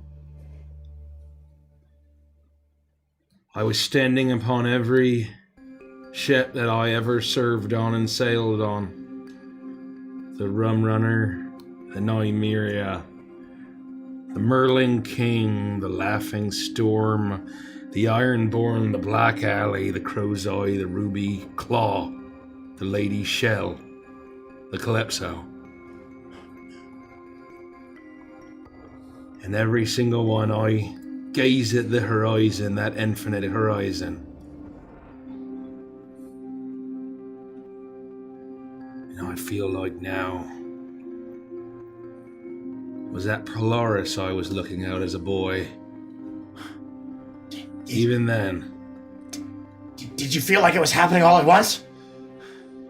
I feel like I saw that star on every ship I sailed upon, from being a cabin boy to a captain, then back to a salvager. Was it that star, that abominable star on the horizon, what I navigated by my entire life? He's right. He's right. I had a similar experience. Look, I mean, Barnabas knows I've lived bits of my life over and over. Try again, redo, try again, over and over. But this time, it was like pathways. Listen to me, Yorn, pathways. I could see them all. Like escape routes. Like a maze. But it was just... There was no real exit because the exit was just the beginning. Over again. There was no escape. It's the same thing over and over and over. Infinite possibilities, but it was just the illusion of choice. What does it mean? The death throes of all other possibilities besides this one. There is only one. Yes, Captain. We are lost. All here are lost. The world is lost. The light of the 12 at the edge, at the end, pours, it drains here at the beginning. A prison. There is no hope.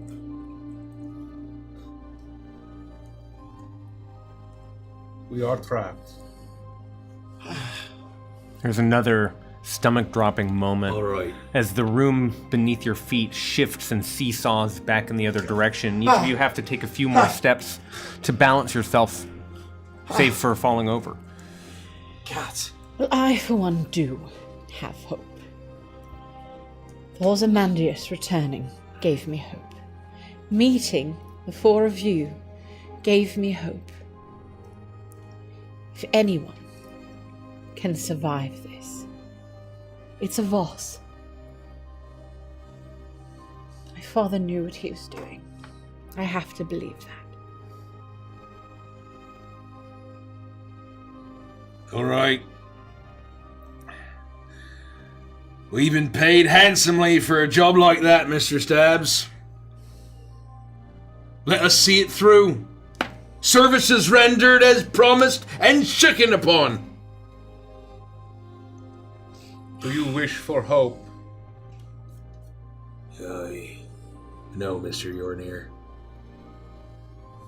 When I gazed out at the infinite horizon, as a boy, as a young man, as an old man, as I am, in all those voyages, 'tweren't hope what kept me going. I don't need it now. I didn't need it then.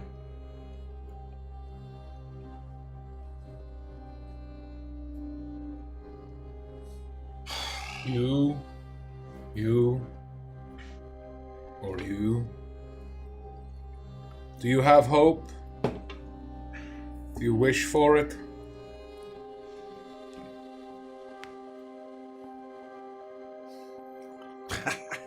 We are so busted. We are so busted. There are complications in the way, of course, but yes, I do have hope. For so many years, I thought my father was lost, that his endeavor had failed, and that I was a little girl who'd lost everything for one man's hubris. And I will not lie and tell you that I did not have thoughts. Negative thoughts about my father and what he'd done. But when the distress signal reached me, I knew, without a shadow of a doubt, that he had done it. That either he had never made it there or he had returned, but either way, he would be found. And that instilled in me hope. Meeting you instilled in me hope. And yes, I'm not sure how we get back through Polaris, but there is someone who knows. We could ask Vonnegut. He's done it. I'm sure he could tell us. Yes. The Emperor groans. An anomaly. A ship that was lost. Found and now lost again.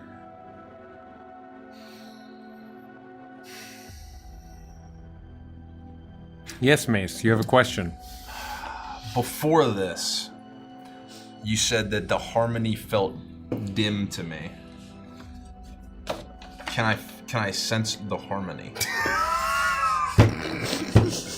Good question. Can I sense the harmony? Great question, Mace.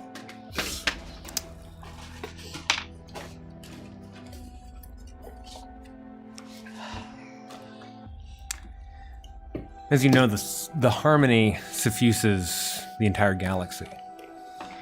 Similar to many other realms and energies that pass through worlds, ether, empty space, the beings that live on all of those planets and through the stars themselves.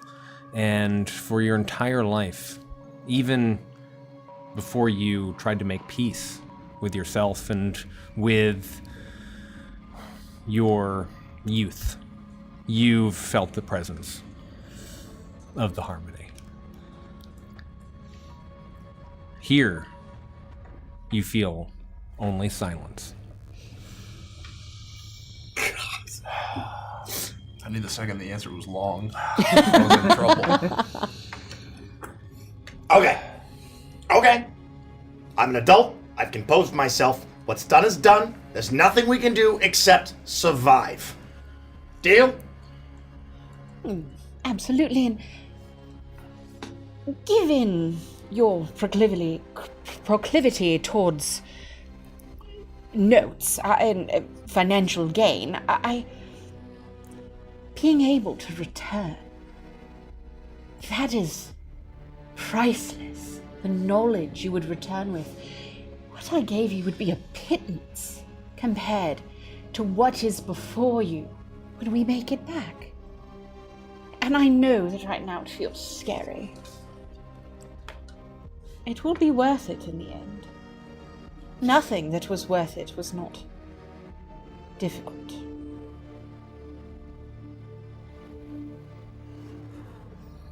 All right.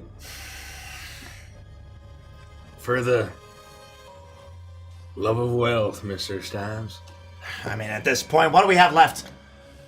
That's it. Perhaps your luck hasn't run out after all. The very least one of us will be stinking rich by the end of this. Notes have no use to the dead. That's true. For the longest time, my soul sang its song to join a chorus. And now there's silence. I don't even bask in the somber light of the Harmony shadow. Here we're shrouded in void. You say your father was a brilliant man, and he knew enough not to return. He didn't get aboard the ship. We cannot know the reason for his decision not to return. I would not speak for him. A prisoner does not hold the keys. Maybe. If it is a song you're looking for, then I've taken you to the right place. The world in which the first notes were ever sung. Maybe you can't hear it because we're up here, and you simply need to put your feet upon the land to regain your connection. You blink. You have come back to me. You're no longer in the garden space. You blink, and you're in the communications room. The lights are back up. The alarm is no longer sounding. The five of you are staring at an array of monitors. And on one is the face of the entity that you've come to know as Vonnegut. And on the other, you see a dull and colorless world shifting and swirling on the display. Have you come to beg? Have you come to plead? I am here to help. I am your god.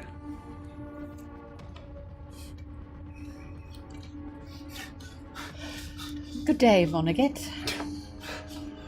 Miss Delphina Voss, thank you for returning us home. Yes, about that. We have business here, but we are going to need to return back from whence we came, how did you, in all your brilliance, accomplish such a feat? You can hear it too, can you not? You can hear the choir. The choir, you say? Can you not hear the song? Yes, I hear the song. I don't hear no song. Taishan, a song. It is here. We returned only after we were able to subjugate the passengers.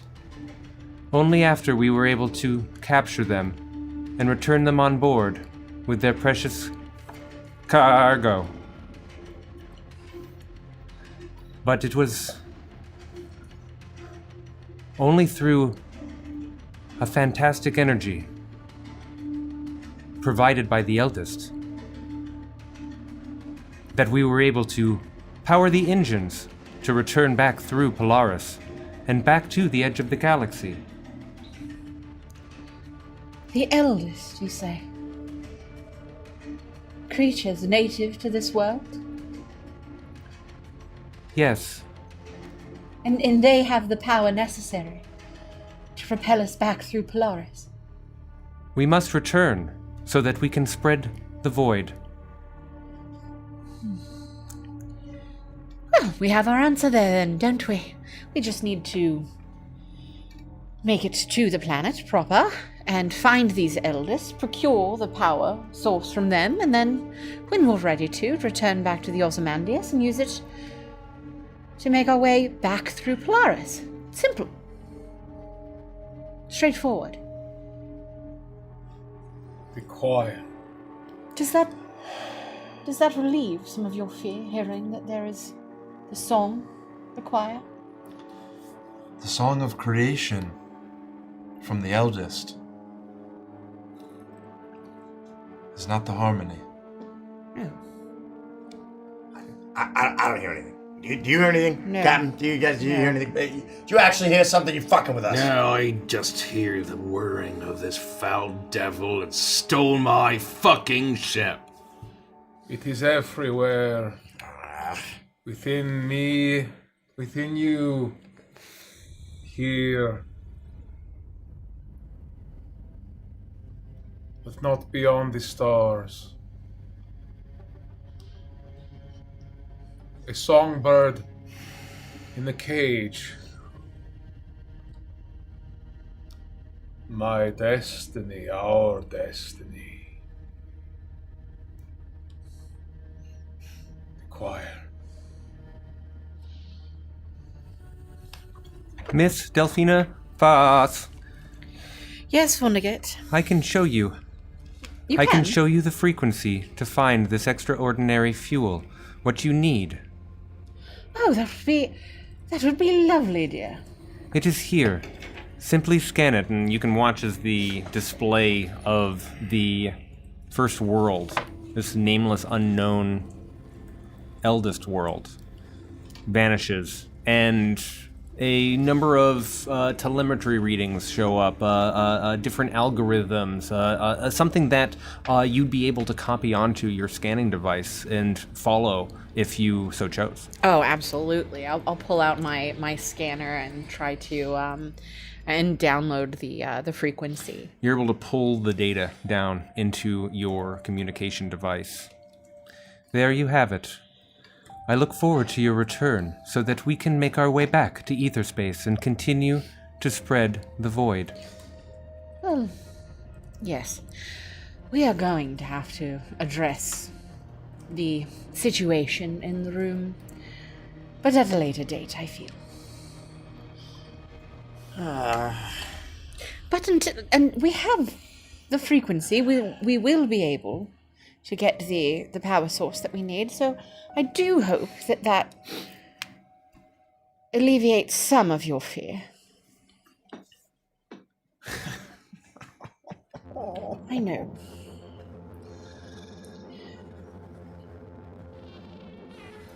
So then we land.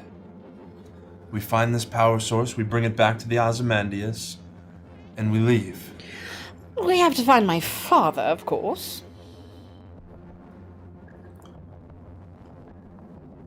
And find your father. When Barnabas and I were attempting to employ our will over the Calypso as it was getting away, do we know if that was the same location where there might be drop ships? Or, the equivalent of a dinghy in the space dinghy? Or was that an entirely different place? That's a great question. And we wouldn't know if there are, You'll recall that when you first found the Ozymandias, that it was spinning on its long axis at a tremendous speed. Wonderful. And that there was no way to get into the docking bay on the side. And it took a tremendous amount of piloting skill from Barnabas and from the support of everyone to match its rotation and actually dock at an emergency hatch on the rear of the ship. Mm-hmm. The Calypso is now gone and there's nothing at that hatch. Then you recall your visit to the docking bay, and when you confronted those strange worms, getting the envirosuits that you needed in order to have oxygen during the assault from Vonnegut as he attempted to push you into his way of thinking. There were no ships. Thank you. There were no shuttles. Okay. There was no drop ship. There was no escape pod. There was no means of getting back down to the surface of any world or escape. Wonderful. Perhaps you are all right. This is the aura, the air of destiny. Mr. Fireblossom, you came, a decorated veteran as you are, respectable type, sought out a rust bucket, captained by an old pirate. You felt like your destiny was on that vessel. Perhaps it's where it was. Perhaps it's the harmony that you need to find and bring back.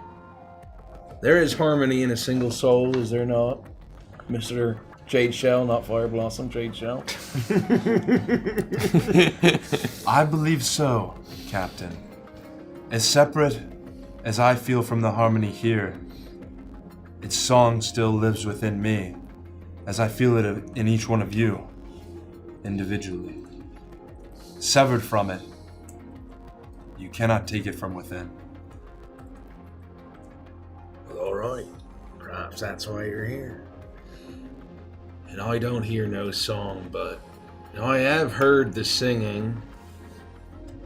I have heard a singing. When I was first a boy on the Rum Runner, on the seas of Caribus, not even in space yet. And I thought it were sirens. I thought it were the legend of the Azure Maiden herself. And I heard that song across every sea, every sky, every bit of space, every sector. Others couldn't hear it, but I always could.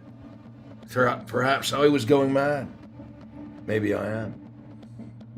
But maybe this is the song that drew me here.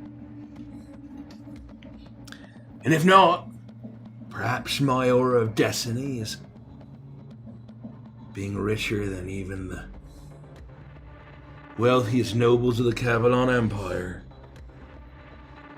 We're the corporate bastards of Nexus. You have a way with words, Mr. Treadwick. When we return home, I would love to have you, all of you, at Voss Manor. And I would love to hear many more of your tales at sea. Your heroics. Yeah, he's got away with words, all right. You know what else the captain also says? Words are wind. You know how many times you said that to me, buddy? I say true. I say much and more about how words are wind. Yeah. So why don't we, put a cap on it and figure out how we're gonna get down to this planet Because if I need remind all of you, there are no escape pods, so we're stuck up here. Yes, and Vonnegut, I realized something. Are you listening? Yes, Miss Delphina Voss. How long was the trip from here back through Polaris? The voyage back through Polaris to the edge of the galaxy. 15.88 years. Oh, I was afraid of that. That is something I did not consider. And I should have, really, considering when the distress signal reached me. But with that sort of power source, we should be fine. No, there are no ether currents that go to Polaris. Certainly no rings, gates. I don't even think those big Solar Federation ships can make it out this way with their drives. There is a possibility if we collect extra of this incredibly potent power source, maybe we could find a way, with all of our minds combined, to manufacture a quicker option. But that is a problem for us in the future. For now, I agree with you. Do not worry, Miss Delphina Voss. Time will mean nothing to you very soon.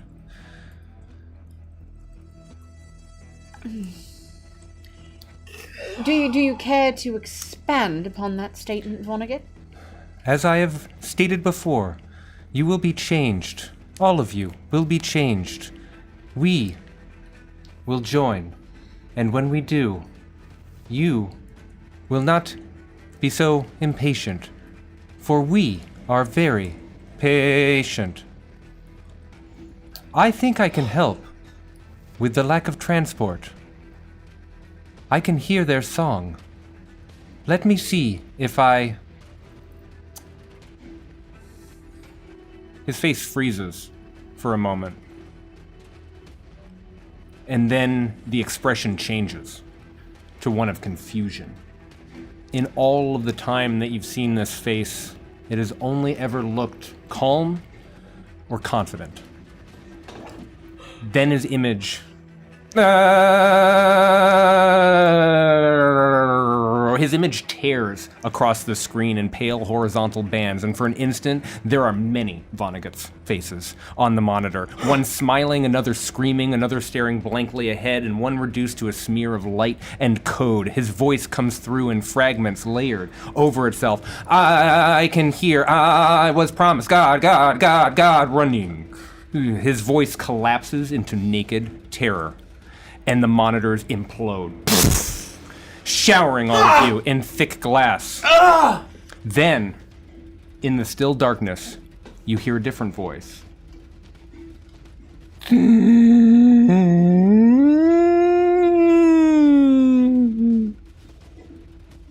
And you blink. And that's where we'll take a quick break. Oh my God! I don't want to play anymore. What the hell? I don't want to play this anymore. I need to say something. This is very important. How dare you ask me to play this character? I don't want to do this anymore.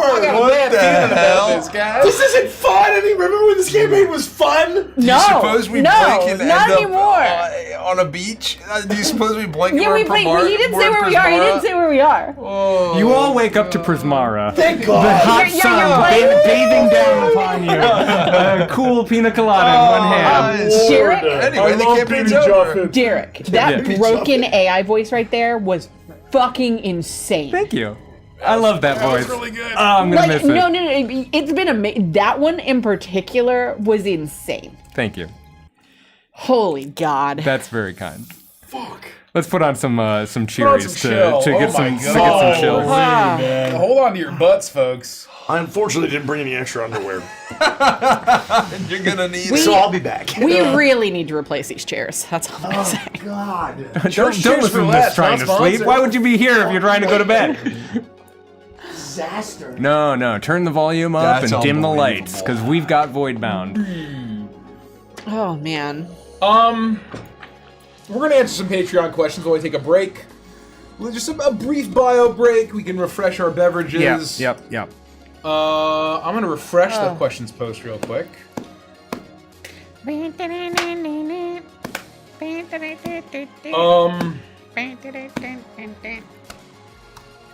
Mothman asks, we only get a master class on making sound effects by Derek. God. Oh my god. Vonnegut's voice is amazing. I agree. Seriously. Yeah. Holy shit. Oh, the first time he was doing it was unbelievable, and it's still now. I'll always treasure revealing that to you guys for the first time for the intro, and then the intro started playing, like the trailer, and everyone was screaming, and I was like, feels good. That was unbelievable. Jackie Alltrades asked, does Voidbound Barnabas have the same relationship with his father as Icebound Barnabas? I'm not sure it matters, but feel free to elaborate. Yeah. Say that again?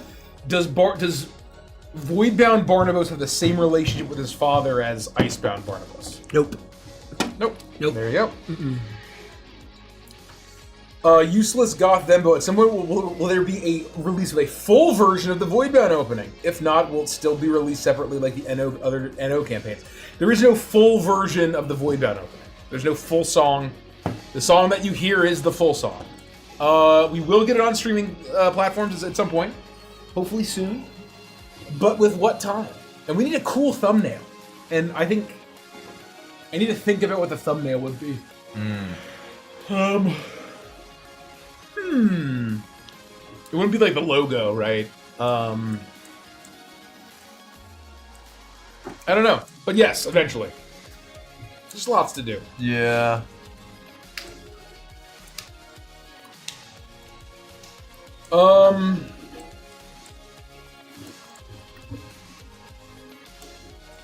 I know everyone has not set a suffering goal if the Kickstarter runs later than 2027. And I was talking about watching something, don't remember what it was on my end. But hold on. This wording is hurting my brain. Oh, Andy, while you're over there, can you grab me another energy drink of some kind? I got you. Thank you. I don't care what flavor or anything. We've already said what we're gonna do as torture if we're late. We're gonna watch the live-action Cowboy Bebop. I'm not.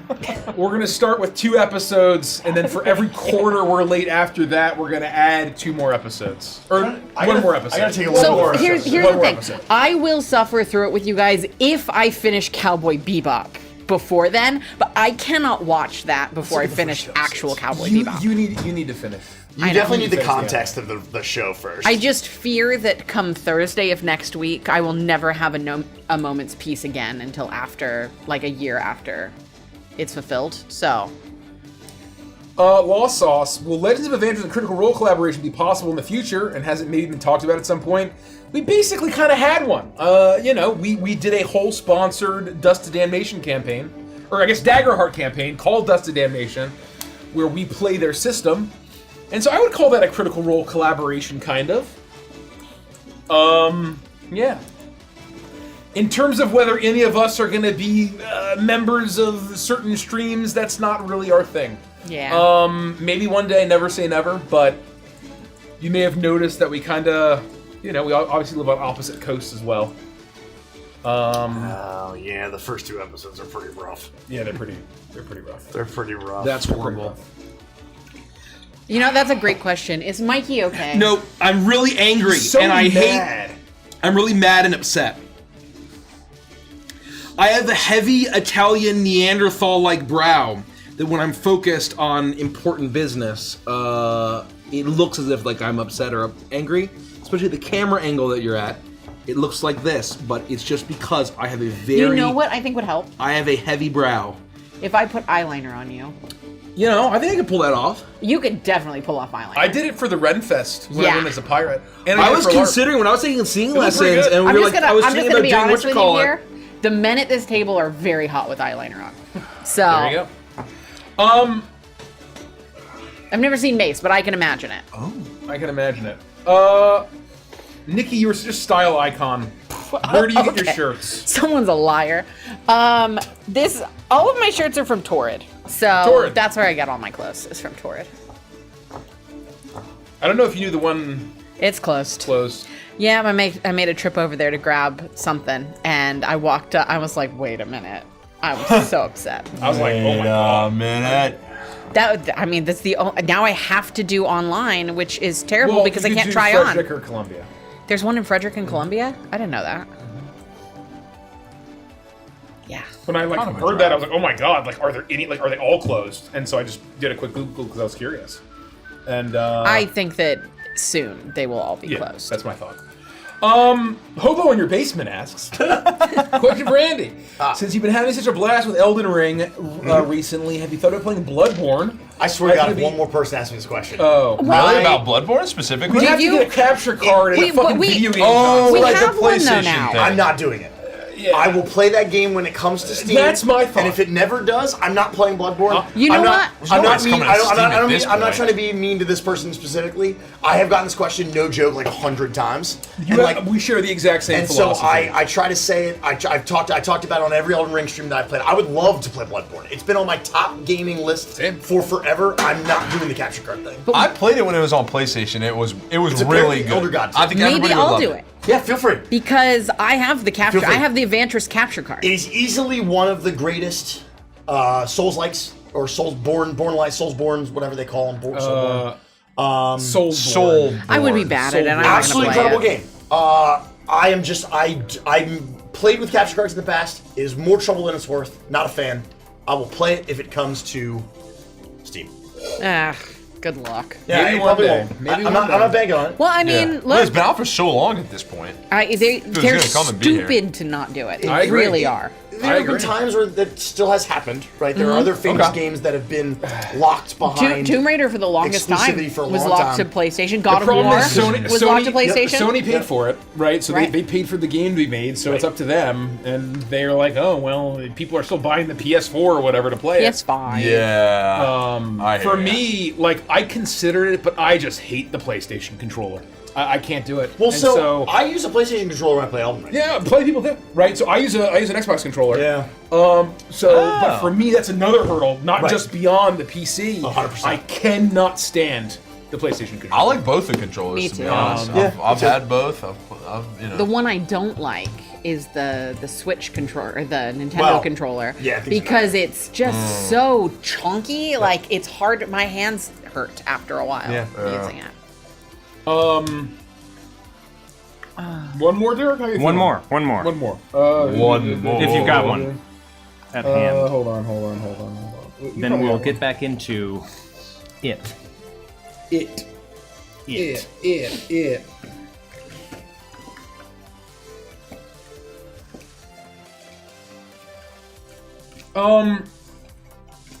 Richie, you privy to any information the others aren't that helps you make your and your speeches? Well, No, we play kind of like a need-to-know basis, but it's not like I know the whole plot and like I'm trying to reference stuff. This is kind of a lesson in, if you, like all of these like soothsayers and fortune tellers, it's all bullshit, because you can just talk cryptically, and like, you know, a lot of the time it's like, wow, that was obvious. For me, I just have setting information, given my role as the lead editor and kind of, you know, as this world packet's been written and as the setting's been built, I have some maybe handholds that I can plug into. I don't know what Derek has planned for me.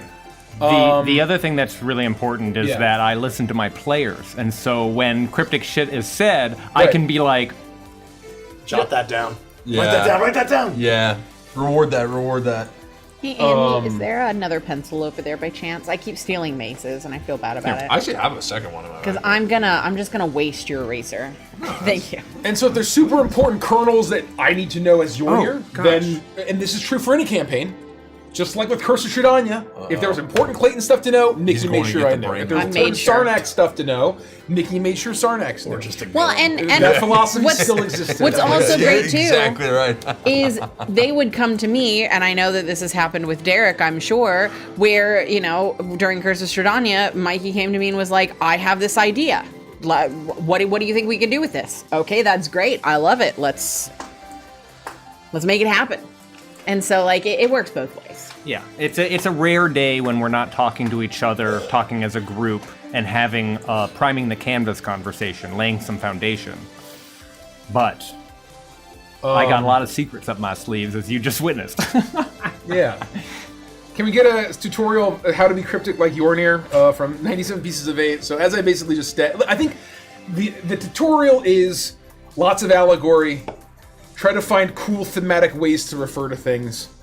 And if you understand good narrative and theme, you can probably guess stuff or throw a dart at something and be in the giant wide ballpark to the point where like it might be kind of close, but because it was so cryptic, you didn't make any literal predictions. You didn't commit. I mean, we think archetypically, right? We Yes. think very thematically. Yes. Those are two massive pillars of the way that we think about story, right? And so when you are thinking that way, here's an example.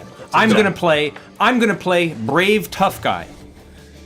Now every single scene has written itself for me, because when I'm in a brave tough guy mindset, I know that my role is, when we're having a conversation, to show up and say brave tough guy shit.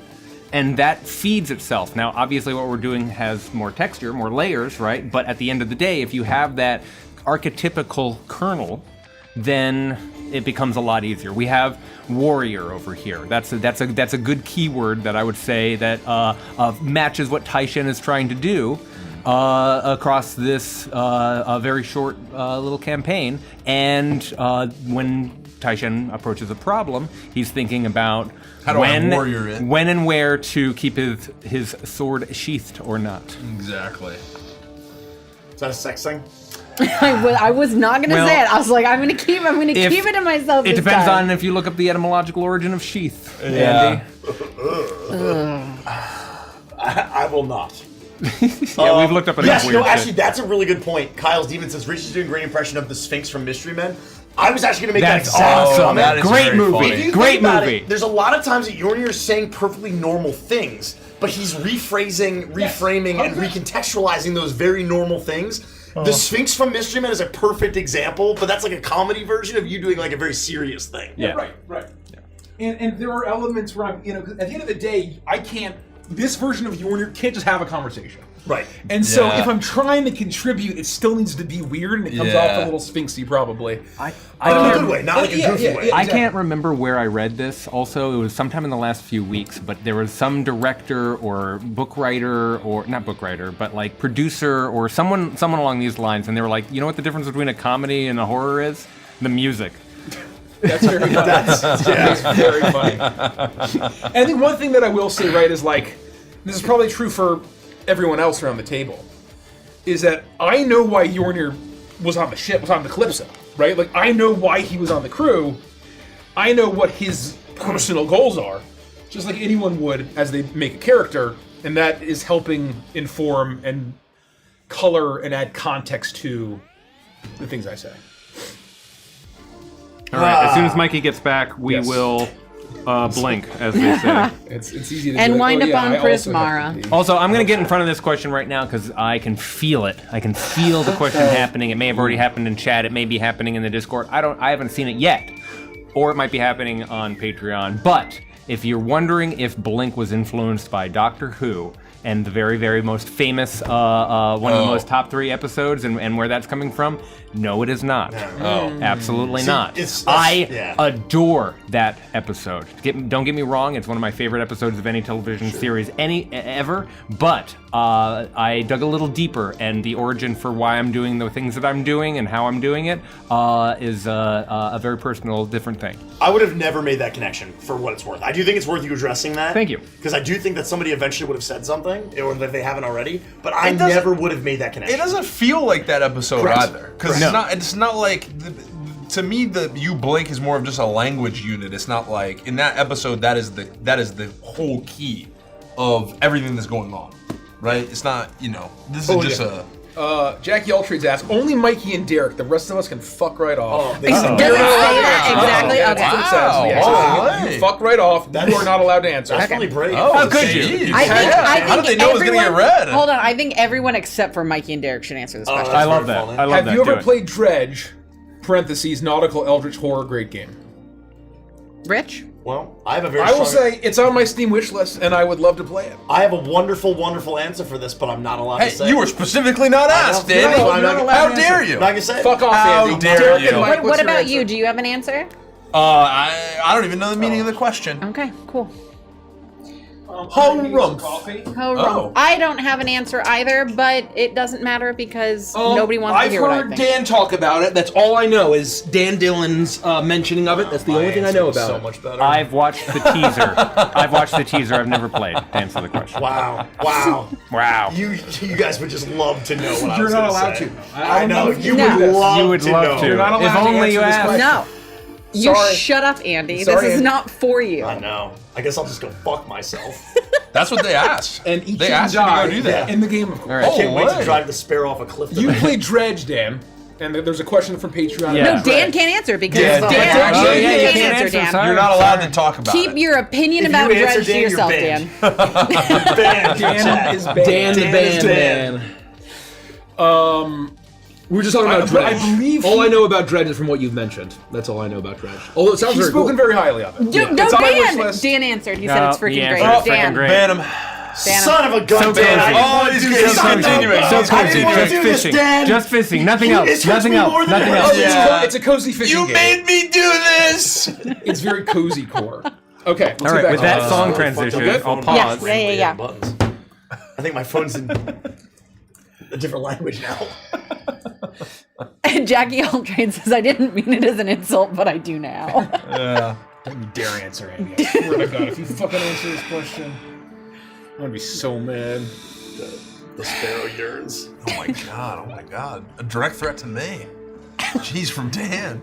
Your government. I know. Of everyone at the table, Andy also made the joke. Dan. Yeah, Golly, Andrew. Andrew made the joke at the table. My jawline is too sharp. By the way, real quick. Mine's just covered Speaking in of hair, full so, names. yeah. Sorry. Go ahead. No, I just wanted to say, speaking of full names, I totally forgot. there's a pizza with Richie's full name on there That's right. called the Dickle Suckle. Oh, that's right. You can get the Dickle Good Suckle old from Dickle Ann Suckle. Pizza. Dickle's pie. Oh, Dickle's wait. pie. Dickle's pie. So if you Dickle's want pie, that's right. Richie's Pizza, you can get Dickle's pie. I don't think we've ever dove into the call signs, have we? The call sign. Yeah, from our trip. Oh, Oh my god, when I went to Drag Race. I don't know if we've ever dug into Can the we? old. We have Was it to. Beyond the Pale? I can't remember. No. Now I'm horrified.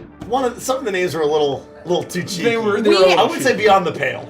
If you won't, but if you ever get the chance to go to a drag show with Andy and Rich, do In a not parking pass lot, up that opportunity. Because it was COVID. Hopefully that Dude, never comes to no, pass but again. honestly, I think even inside of a venue, the it'd be two of great. you would be. They're wonderful. great. I got They're wasted. wonderful. I was drinking Lover Boys. I was Drink called drinking. Lover Oh, Boys. hell I yeah. was drinking Golden Monkeys. I think those are fucking. Oh nice. my Jesus. god. Yeah. Those will do some work. Oh yeah, those fucking. Yeah, Those will fuck Andy, you up. Kelsey, Rich, and I had a the lot of hoot and greatest holler, time. Yeah, there was. What are those? Luscious. It was so Those good. are like 10 or Jeepers. 11.5, right? They're What? they're like 9.5. 9.5? Yeah, Oh, crispy boy. Crispy boy. Yeah. All right. Anyway, That is high res. Wow. yeah. God, bad. Let's have it a few times. Wow, Killed it's it. been a while. Killed it with that fucking emoji. Been a while. God damn. Oh I'm yes, sorry, that I'm is a sorry. Patreon reward for our whatever it is, Obsidian Nightmare tier. Yes. You get to go to a drag If show with you're- Andy If you're an and Rich. Obsidian Nightmare for a full year straight, Wow. then you get to go to a drag show with Rich and I. The annual Crank the cost price for down. the annual cost for the Obsidian Nightmare, $69 million. I'll go to a drag show for $69 million. No problem. It's way better than a Jacob's Ladder. No, you have to get that too. Yeah, you have to get that too. You can get that at the drag show. You get that at the drag show. Oh, on Oh. stage? Oh yeah, perfect. And the piercing needles are only slightly used. Yeah. Yeah. No, they don't use needles. They have. It's a hole punch. Just right down the middle. Just a fucking hole punch. I'm going Wow, home. we've entered a new horror. I'm going home. We've entered a very new horror. This isn't Also, right. I hit my knee on the table and it hurts I just now. blinked. You just blinked. You Yes. blinked. Oh, that's very funny. Oh, so I turned the break thing on. Editor, please leave all of this out. Make Yeah, sure that don't Yeah, don't put this in. Make sure Don't you put this in. confirm that the session has begun. Don't include this. And don't just, Richie beg turned you. off the text, cut. Don't do that. Good grief. Mindful edits. Thank Mindful. you. Thank you. We believe in you. Thank you. Thank you. Thank you. Thank you. Thank you. From nowhere, a voice can be heard, and then you blink. You stand now on what must be the surface of the first world. There's a shuttle parked nearby, looking pristine. Each of you wears an enviro suit. Helmet, visor, airtight, oxygen full. You've landed in what appears to be a relatively flat valley. On the horizon, there's impossible terrains, huge columns of coral-like material that shifts and undulates in the distance, bending as though refracted by water. Every surface is desaturated, and the sky is filled with cosmic light. Perhaps the light filtered down to this strange planet from Polaris itself. There are no structures or signs of civilization. And at your feet, ankle deep, a blanket of some thin, powdery substance that kicks around. And you see, looking back from your own feet, your tracks all walking back to the entrance of the parked shuttle. Its docking bay ramp still extended, as though you just walked here moments ago. But blinking, you're here now. Your hands are even up, as though shielding yourself from the shattered monitor explosion. And in an instant, you're staring at each other, confused. Okay, so you probably can't even answer this. But what I'm hearing you lay down is that there's evidence of us moving through temporal space. That we did not and teleport. that we're losing time and we're not teleporting, but we're not sure because of the way that our hands are and how instant things are. It would be very perceptible that this has been something that you just experienced, this jump. And you almost remembered. Did you ignore this moment? You were in the garden space, and then you were in the communications room, and now you've seemingly solved an impossible problem. And you don't even remember the journey down through the atmosphere, if there even was atmosphere, and you don't even remember donning the gear that you have on your person now. All of that happened in the blink of an eye. So, I don't know how to say this. Yeah. Game Master, do we feel like we've been annihilationed? You've been a little annihilation. You've been a little annihilation. I don't know what that means. All right. Just a little bit. That helps. But all those same That questions helps. that are occurring in Scrim's mind and in perhaps Barnabas's mind are occurring to all of you. What were you just doing? How did you get here? How much time has passed? Did time pass at all? Is the world morphing around you in some impossible magics? Fuck. What about those parasite things that were in the locker room? Does this play a role?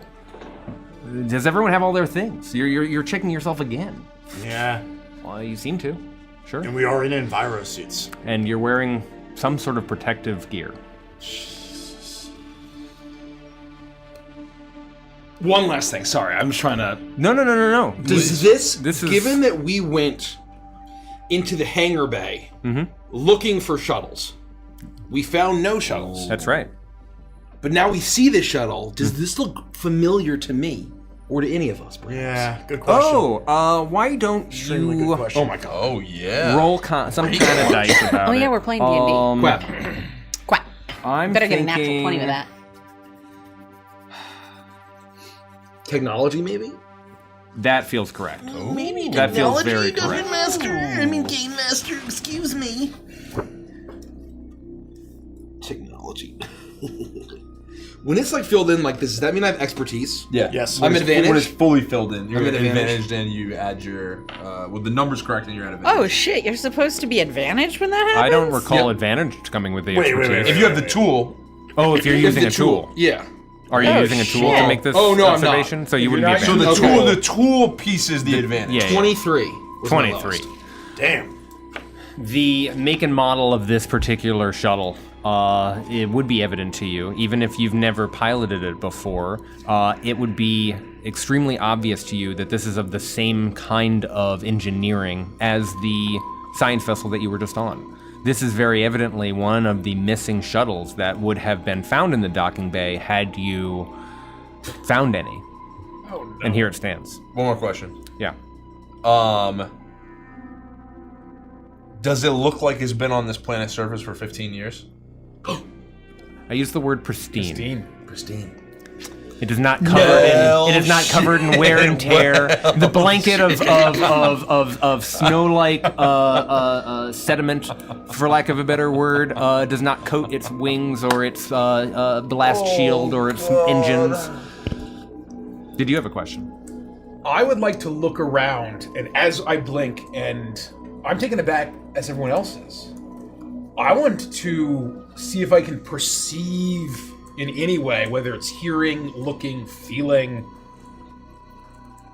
anything that could have been that voice that we heard. Ooh, jeez. Oh my god. Does this feel like perception or arcana to you?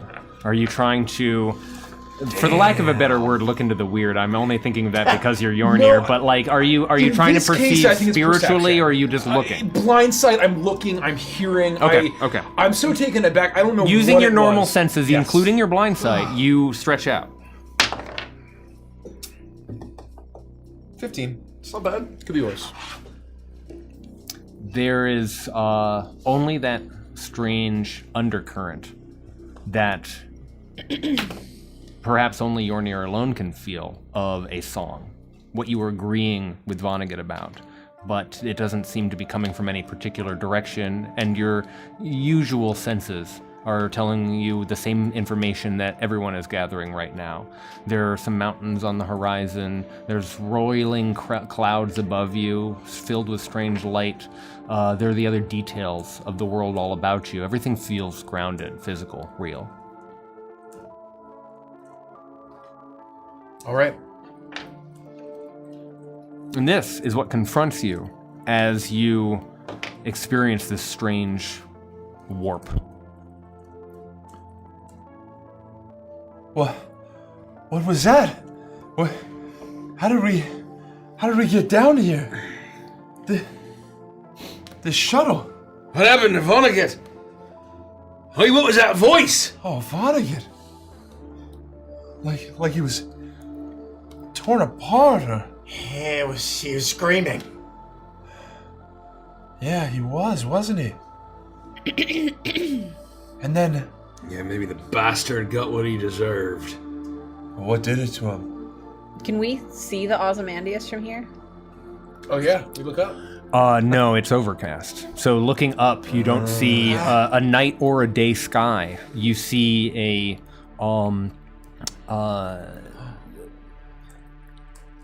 if you've ever seen like cotton fluff balls that are illuminated by like an LED inside, and they have that sort of like soft shimmery glow to them. There's sort of depthful light and shadows with texture. This has almost like a fabric feeling to it, like there's a blanket from horizon to horizon. What I'm kind of picturing is, I don't know if you've ever driven over the Route 90 bridge going to Ocean City, but it's like foggy. Oh, and yeah. like on your side it's dark, but it's night and there's all the city lights are up, but like you can see the light before you see the buildings, and it's just that light being dispersed through the fog. This is that level of gray in all directions. Absolutely, 100%. And so what I'm describing to you on the horizon is illuminated only by that same cosmic light. The dial of time is an endless spiral. I will sort of look around and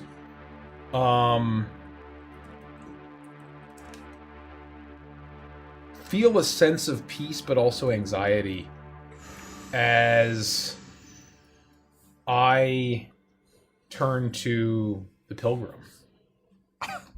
I'll say,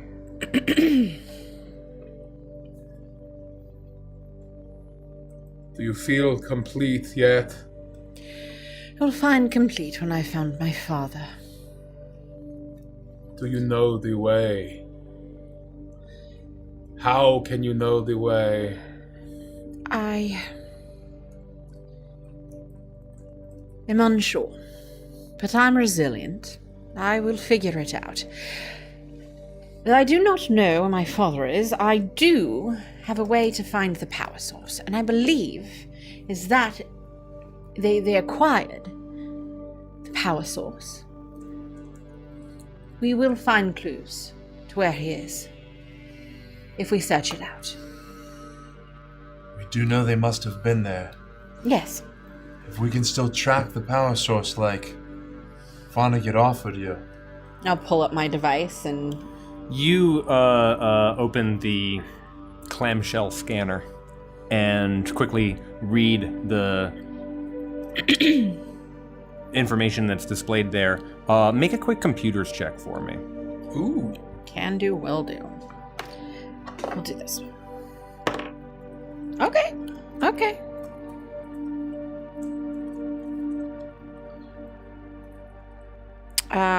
19. 19. Even though the signal is weak, you are able to triangulate the signal. And you can turn and get some information. Those mountains, there are 3. A good distance a good distance from you here. What probably would be a few miles. Not a quick walk, but a trek from this flat landing area that perhaps one of you chose while piloting down here for safety would eventually become a more treacherous climb uphill. And every time you turn, there's a lot of information that is blank on your device. You're not getting compass readings, cardinal directions. You're not getting elevation or atmospheric information. You're not getting a lot. But that algorithm, perhaps in his last act, that particular instance of Vonnegut, does seem to be picking up a signal. And you can find that direction every time you come back to those 3 mountains. The 3 mountains over there on the skyline. I believe that is our destination. Well, then let's get to huffing it. Where did it go? Where did what go? Time. Yes, it was quite strange. Were we sent here? Did we come here? Can we even trust our senses? Are any of you real? Am I real? Do you need me to pinch you, Mr. Dreadwick? This is not a dream. What happened? Captain, I don't want to argue with you, but try not to think about it too much. I was a cabin boy on the deck of the Rum Runner, on the seas of Carbis. Come on, Captain, listen to me. And I heard her song. I thought it was the tale of the Azure Maiden. A lot of weird things happen when you start messing with time. Trust me, you don't want to think about it too much, all right? And our dearest cryptic soothsayer did say that this place was incomprehensible. We must trust that we can wade through the incomprehensibleness of this place. It will be fine. Does not go. Time has not went. Time is always. I was a young man standing on the bridge of the Crow's Eye. The captain was mad, chasing a bleeding star. And I heard the song. I thought it was the legend of the Azure Maiden. Which were that song, Mr. Yornir? The song of beginning.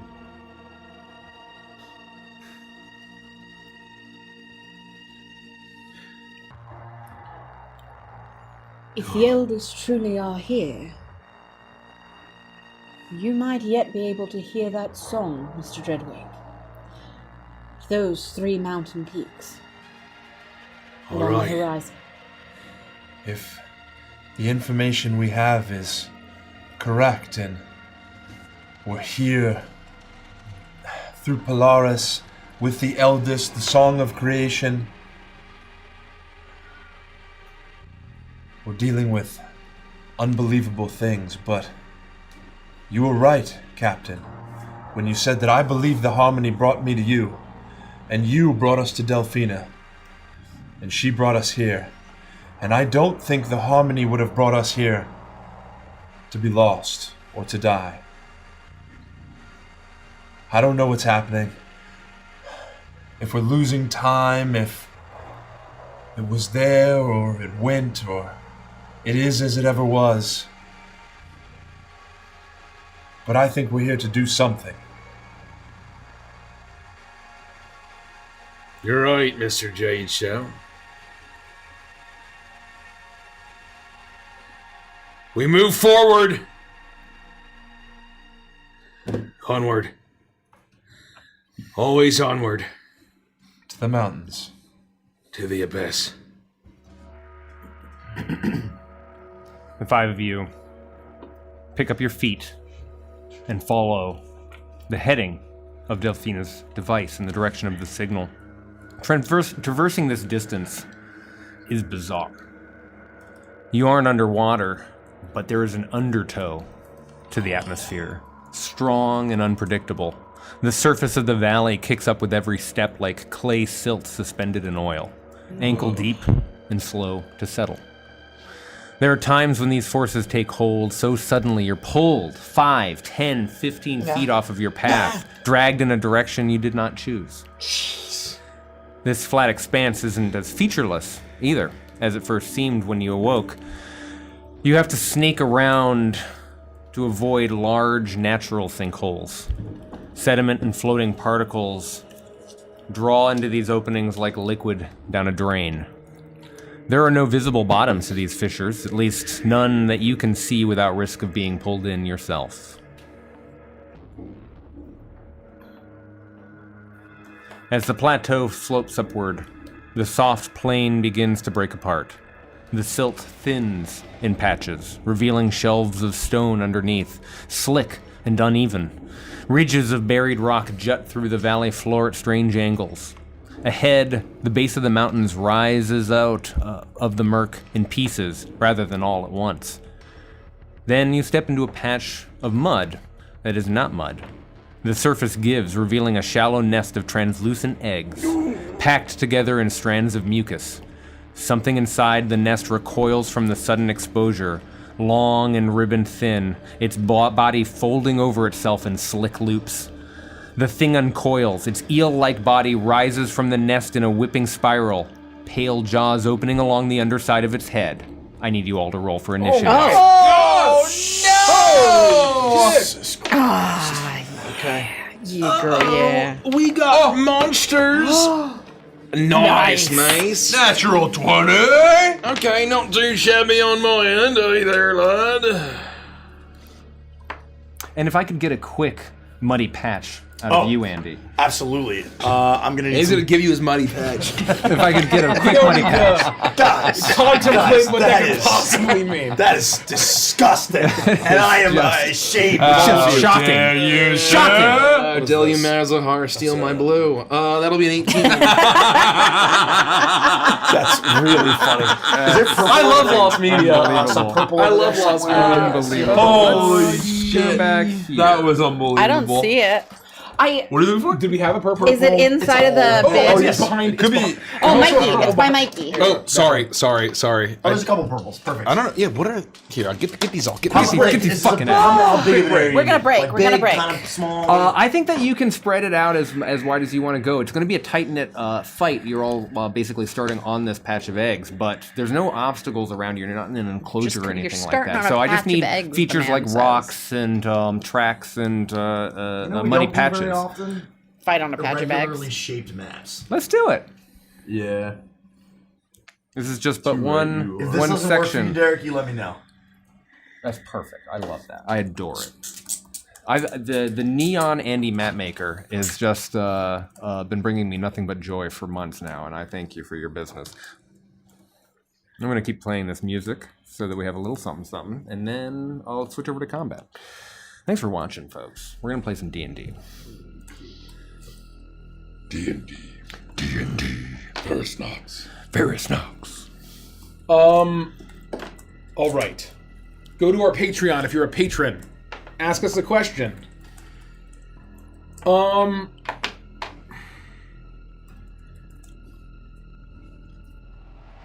What decides y'all's setting arrangements for each campaign?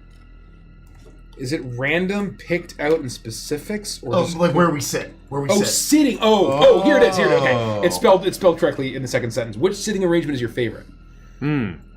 I probably make the biggest determination, and then Rich with his production needs. I need to be here, and then Derek needs to be somewhere where his left ear is towards most of us. Thank you. Yes.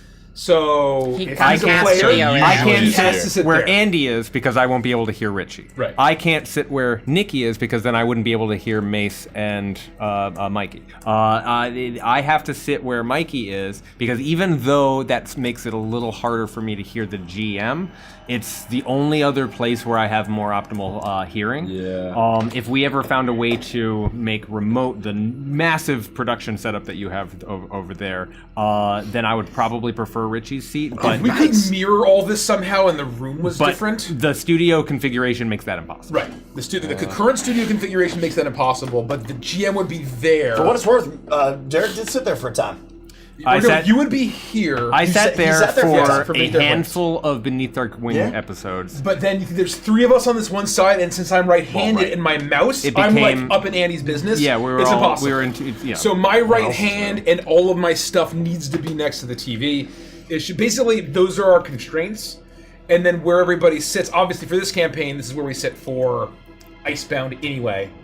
And maybe one day we will solve that problem, but it is not this day. No. And so, if we ever move our studio, we would plan for that. Do we have our tokens? I believe you put them up there. I believe I put them up there. I believe I'm you a did. wise man. Okay.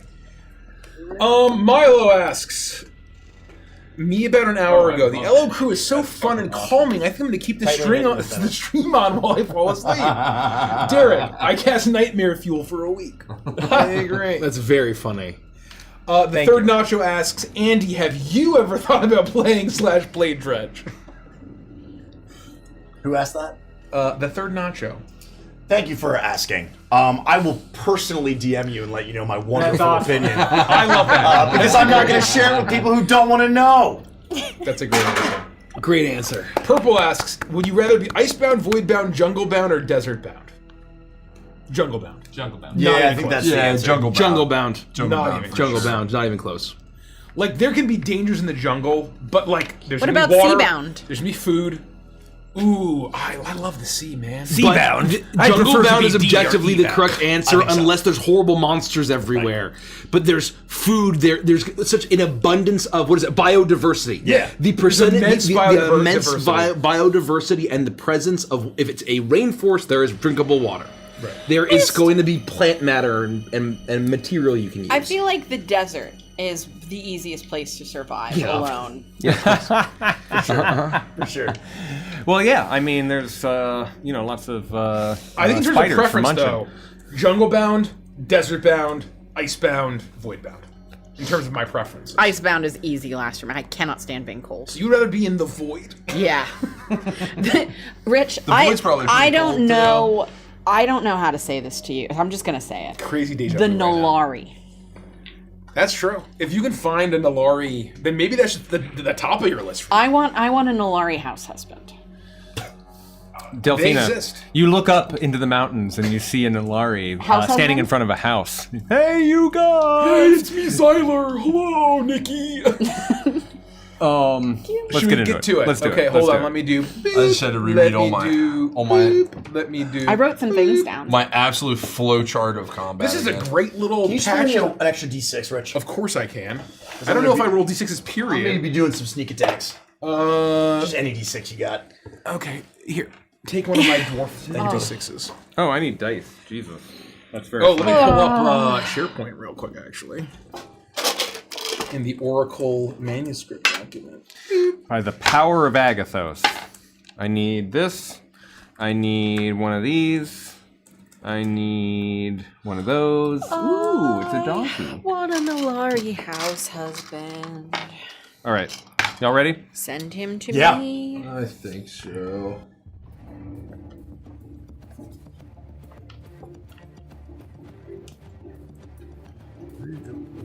This hidden patch of eggs suddenly bursts under each of your feet, and suddenly these snake-like, eel-like creatures with these razor-sharp teeth in their mouth start to whip around, clearly pulled into a frenzy by your very presence.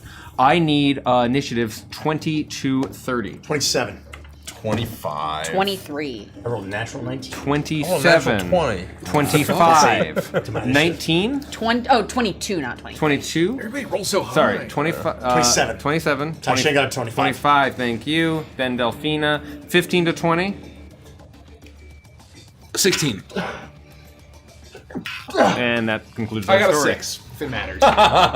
For the people As taking a notes at home, You go double last. you go double last.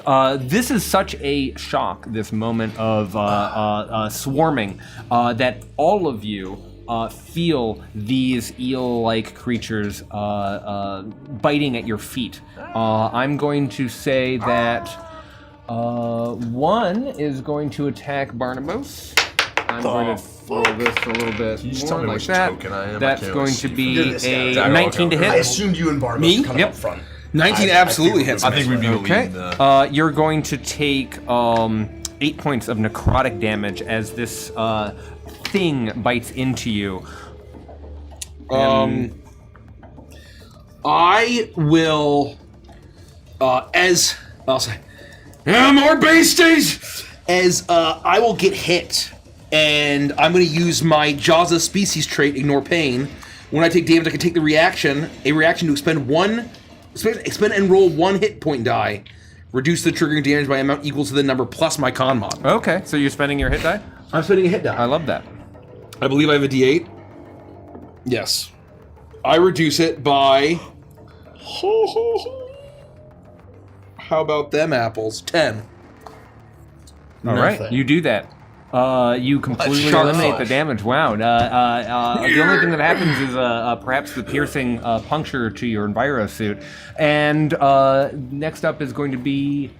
That looks like Taishen. Number 2 is going to attack. Yeah. That's going to be. Let me just quickly do some math here. 21 to hit. That hits, yeah. Okay. That's going to be 6 points of necrotic damage to you. No, it won't. And because it enjoys pack tactics, let me enjoy fish for the crit. Nope, you're good. Okay, because I enjoy centered deflection, I'm going to do the exact same thing that Barnabas did and take a reaction to reduce the damages, reduce his damage against me. I'm going to reduce it by 1. Okay. It's, how much was it? 6? I think, yes, I believe so. I've nullified its damage, which means I'm going to use an essence point to redirect its attack to this one here. Yeah, number 3. And it's going to take 2d8 plus 5 of the same type of damage dealt by the attack. What number is that? That is number 3. If it has to make a some sort of save. Oh, to it makes do a so. save? Yeah, Oh, yeah, sorry. If you reduce the damage to 0, then succeed on a dex saving throw. So it makes or a dex take saving 2d8 of the same type. It gets a 13. Probably. Yeah, Okay, it does. It fails? So now I'll take the damage. 19 points of whatever damage you were dealing to me. To number 3? Number 2, you are able to grab it as it wriggles, and you almost wield it like a weapon, and you point it out, and it bites down anyway in its impossible frenzy, and you watch with horror as it digs into the throat of one of these other eels, pulling it free and killing and slaying the other eel-like creature. 3's dead. 3 is dead, so which means that I'm not going to roll for it. Number dead, 4 baby. is Zed's going dead. to take a crack at, who's the neighbor there? Yornir's in the back. Yornir? Here, unfortunately. Yeah. Horse scrim. That's going to be 21 to hit. Oh, 4. Sorry, I thought you pointed that out. Settle down. Or You're near scrim. It can 21 to hit. It's got reach. 18. 18 AC. Okay. for everyone. It's going to. You've got 7 points of necrotic damage coming at you. Okay. And the number 5 is Five going and 6 to. are both like they have on- options. So yeah. 5 is going to enjoy advantage against, I believe that's Delphina. Yeah. In the dead center, yeah. I rolled a 4 and a 3. There's no way. And then against you, Scrim. Before you even roll against me, I'm going to impose disadvantage by cashing in on a luck point. Okay. I already rolled the dice once. Would you like to observe the No, number? I trust you. I'm just letting you know you have disadvantage. It was a natural 20. Oh my god. Oh no. You're very lucky. Oh no. I am. You take 14 points of necrotic damage as this thing bites into you. You are watching with awe the incredible dexterous finesse of Taishan, and it catches you off guard. You didn't think another one was right behind you when it bites roughly into your I'll shoulder. use my reaction to have the damage and take 7. Very good. My boy was mine. I have lucky break. And you have an opportunity after you use your reaction to regain your reaction because it's the top of the round, and Scrim, you're up. I will not move and use my level 3 feature 0 in as a bonus action. I can give myself advantage on the next attack roll on the current turn. I can use this feature only if I have not moved, and after I use it, my speed becomes 0 until the end of the current turn. So I will attack number 6 with advantage. When this thing attacked me, out of self-defense, I reach down to my boot and I draw my quick blade. Yep. And I'm going to make a melee attack against this thing. Okay. You slice in. Oh, that's not great. I got a 14 to hit. You hit. Oh, thank God. That's crazy. Then I have Cheap Shot. Once per turn, I can deal an extra 3d6 damage, which is basically my sneak attack. But I'm actually going to cash in on one of my d6s because I have level 5 feature Underhanded. When I deal Cheap Shot damage, I can add one of the following underhanded effects. I'm choosing Tendon Strike. So you actually watch me strike low at this thing. And by cashing in a d6, if the target is large or smaller, it has to exceed on a dexterity saving throw or it'll become prone. It fails. So instead of doing 4d6, I'll deal just 3d6, which is 2d6 plus my 1d6 for my damage. Very good. And it will fall prone. As I kind of... I know it doesn't necessarily have tendons, but I'm striking low to This try is number to... 6, and these things are swimming through the atmosphere, nice. almost flying. And so as you swipe into it, you're able to gash it terribly. 17 points of piercing damage as I strike out with the quick blade real quick. You strike out, and you're able to nick something essential, and a disgusting dark ichor sprays out and then settles. It certainly falls prone, but you kill the thing instantly. Do you have anything else to do with your turn? I have bonus action. I can't move. I've done everything. I just have my reaction. Taishan, you're on deck. Deflecting the attack of this other creature, I swing my blade down that's glowing with a deep purple energy as I stab forward on the one right in front of me, number 2. Exactly. Hell yeah. Ooh. What'd you get? 11 to hit. It hits. Whoa. It just hits. It just hits. That's Okay. That's the AC. Okay. That's the wrong die. This first one takes 11 points of damage.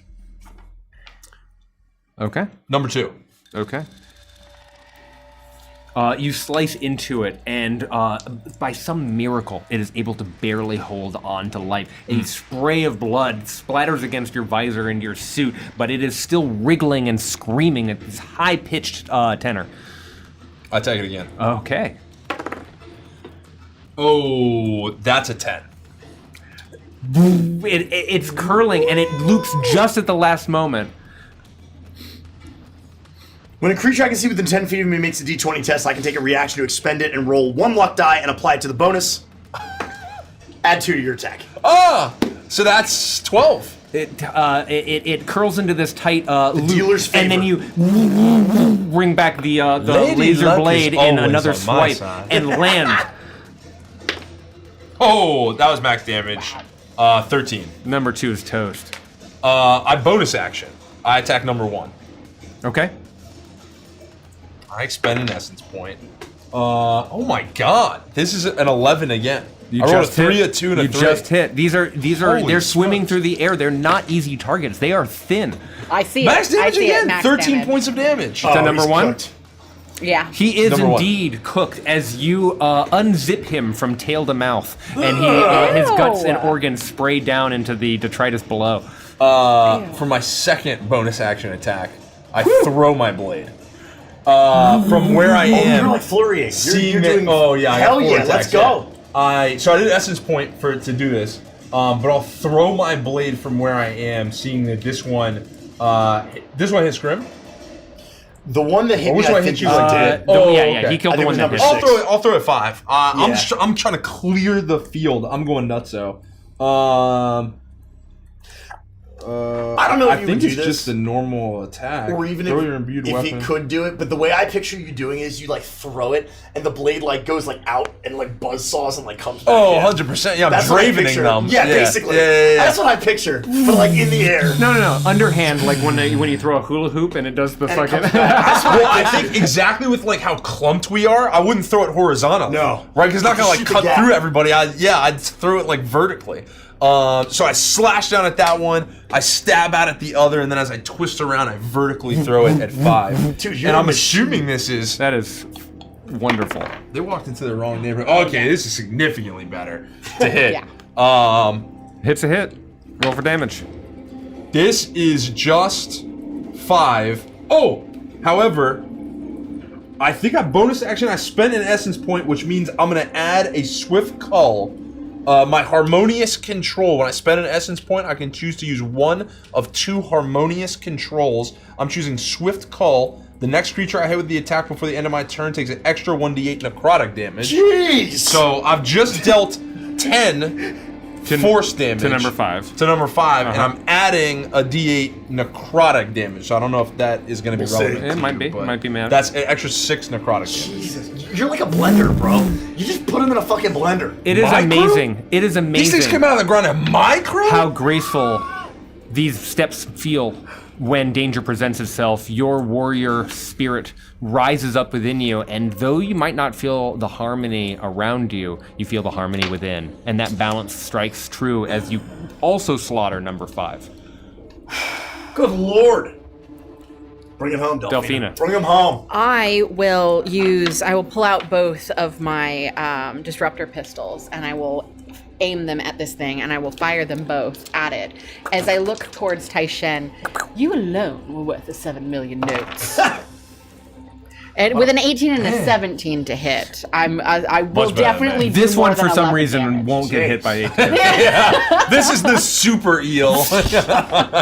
Do you need me to roll the damage? If you do less than 13 hit they can points, survive. then it can survive. Each one of them is plus 5. Yeah. So that's 10 automatically, Yeah. plus at least So just 2. don't roll 2 ones. Well, even his 2 ones, That's are they 12 damage. 12? It's 13. They have 13 Oh, if they have 13. Okay, Okay, so okay, don't okay. Yeah, yeah. I Don't think roll you 2 said ones. they have Okay, 13. okay. I just hear want what to see. Delphina I just want to says see if you to, snake I eyed might. this. Yeah, this would be very. I hear what Delphina says to Taishen. I'm like, jeez, what am I? You know. should I beef imagine liver? Delphina does this. Reloading! I don't know where my D. Here. What do you need? Oh, my D8? D8. I got one. okay, I just okay. didn't have it in the. I rolled a 6 and a 5. So I think we're okay. Okay. Vapor. Missed it. It turns into red mist, exactly right, or black mist, browns and reds in all directions as it is disintegrated by your blasts. Taishen, you catch your blade, and all of this material, it's either suspended in the air or gets pulled by the atmosphere, and there's almost a wave as some of these bodies continue to move. Some of the eels even are alive. And yet they are no longer swimming, able to frenzy towards you as they are lifted by this tremendous undertow. This is very clearly like the bottom of the ocean, like when you watch all of the seaweed move, like with the motion of the ocean. Oh, that's really cool. Yeah. The tremendous wave of this force is it continues to shift in all directions, and you hear this skittering, this as more eggs being pulled out from beneath this blanket of detritus suddenly emerges. I need you to put all 6 back on the battlefield. What? I was about to say this was too easy. Oh no! I'm just gonna kind of mix it up here. Oh, they get another round? Huh? Well, good thing our bombardier still has to go. We are in the middle of all of They recognize that Taishen is the threat. All right, I need to go around in the circle. Number 1 can hit on Scrim. Yeah, you can hit on me. With advantage, that's going to be a 22 to hit. Oh, what? 22 to hit. I guess, bro. The advantage does a lot of work. I don't know how to tell you sure this. does. That's going to be 20. Wow, I almost said 22. That's going to be. Is that a 9 or a 6? That's 9. 8 points of necrotic damage. I'll take the 8. And then the next one is going to do the reaction. same thing to Yornir. That's going to be. I don't think this is going to make it. 15 to hit. That misses. That misses. It bites into the glove of your. I'm sorry. It bites into your staff, and it seems to be wriggling terribly. Another one is going to all by itself attack Delphina. That's going to be a. Wow, I cannot help Delphina to save my life. Number 4 is going to bite in towards Taishen. I don't have to worry about it. Well, I'll fish for the crit. Nope. That's going to be 23 to hit.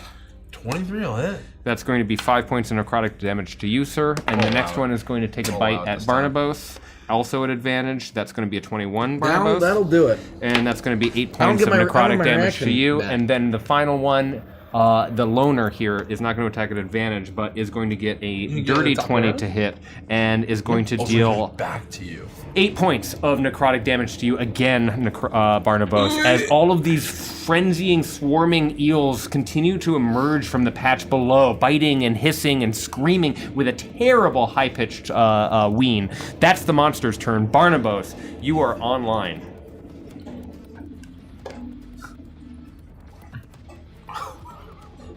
I was gonna say. Come on, Barnabas, blow him up! We've had a good run.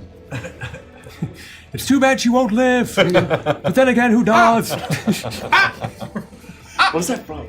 Blade Runner. Blade Runner. That's right. It's Edward James Olmos' line right. at the very end, which is just one of the most banger lines in film cinema history. All right, lads, we've been through far too much to be devoured and stopped by a bunch of stewed eels here. Time to cook them. As I will reach to my my bandage with tons and tons of explosive still, and I will pull off one, and I'm going to throw it in a way where it will just hit these 3. As they will need to make a dexterity saving throw, all of them, as I will... I'm going to do fire, and I'm going to do acid. The fire rises. Hell yeah.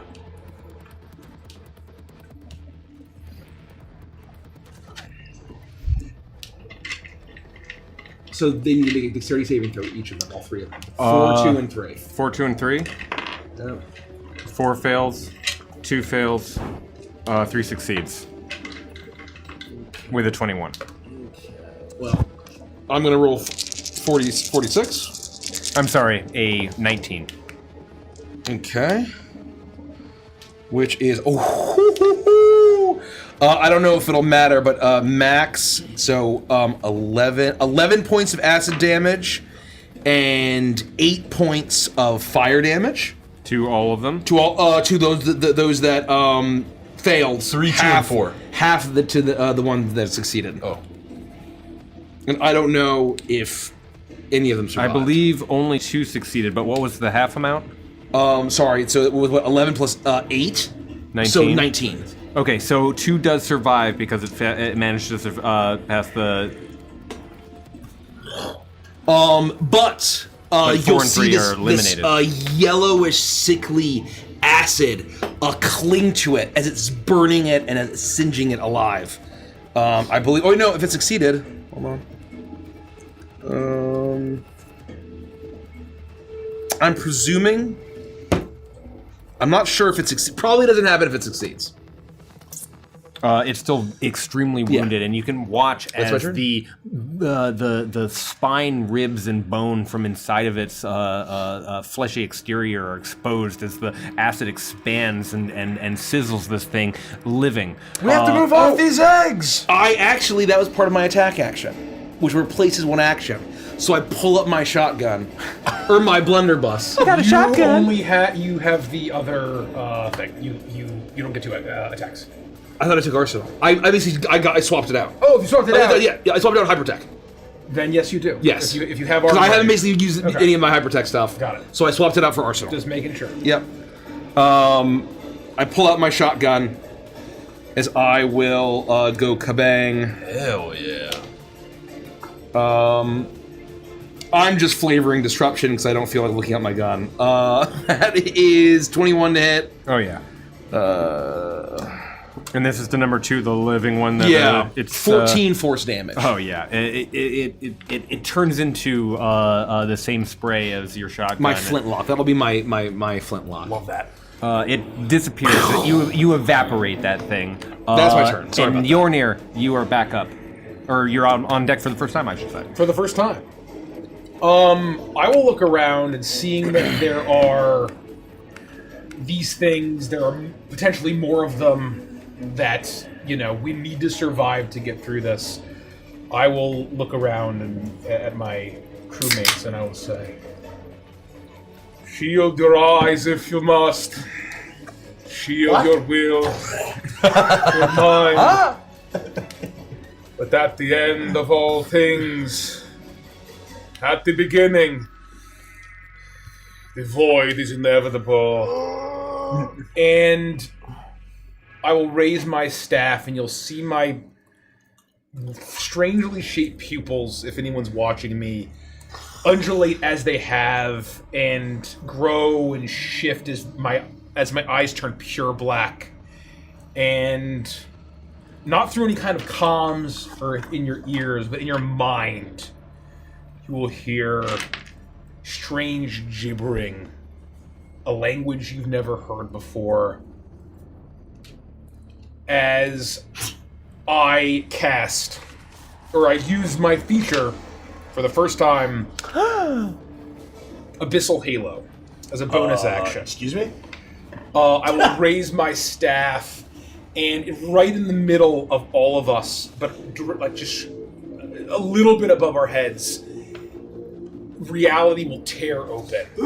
And just like this sort of undersea, that we've been seeing, you will see effectively a portal open above our heads. And this tear will open and open and open. And inside, if you look, you will see almost pitch black with dots of white gray light of unimaginable things. You can't really see much more than bits of coral, and then you see those dots of light get brighter and brighter and brighter as like this sickening radiance and bioluminescence emerges as swarms of creatures emerge from this portal and spread out and start chomping and devouring everything around us. A 20-foot sphere from above our heads in a full radius as for Abyssal Halo. I have 2 options. I can choose Seething Deep or Warped Reality. In this case, I'm choosing Seething Deep. The sphere is filled with shadowy manifestations of skittering, slithering, or flying void creatures. Each affected creature must succeed on a dex saving throw or take 1d8 psychic or necrotic damage. My choice. I'm going to choose psychic damage because I know that they do necrotic damage, so we'll see if that helps. What's the DC? The DC is, I believe, 16. All 3 fail.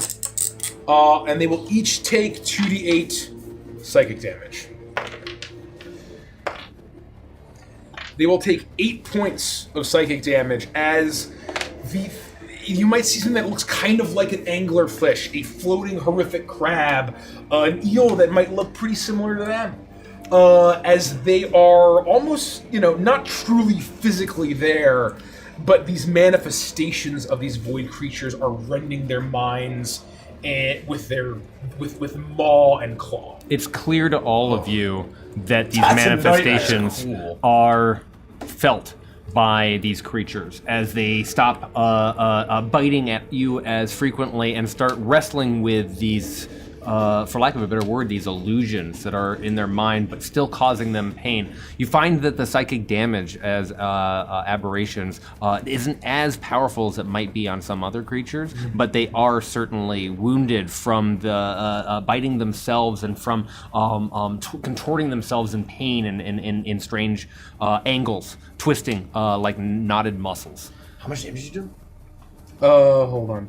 It was only 8 damage. So it was probably rounded down. Okay. And then that was my bonus action to open the portal, and so it will persist. I think for a minute. Yes, for 1 minute, or until I dismiss it early, or becoming incapacitated. And then who's next? I see that they're like going ham. And just to show off this cool feature, because it's neat, and who knows if I'll have another chance to do it. But I am, surrounded by eels, but I see that, I know that Scrim's psyche is relatively fragile. And I see that there's this eel that I'm not close to. That's very funny. But he's bearing down on Scrim. My eyes will turn still inky black as I'll lift my left hand up. And I sort of reach towards one of these horrific fish monsters and kind of wave my hand as it goes in and grows and grows and grows, and its mouth will get large and chomp down at number 1. It needs to make a... Hold on, sorry. Oh god, what happened?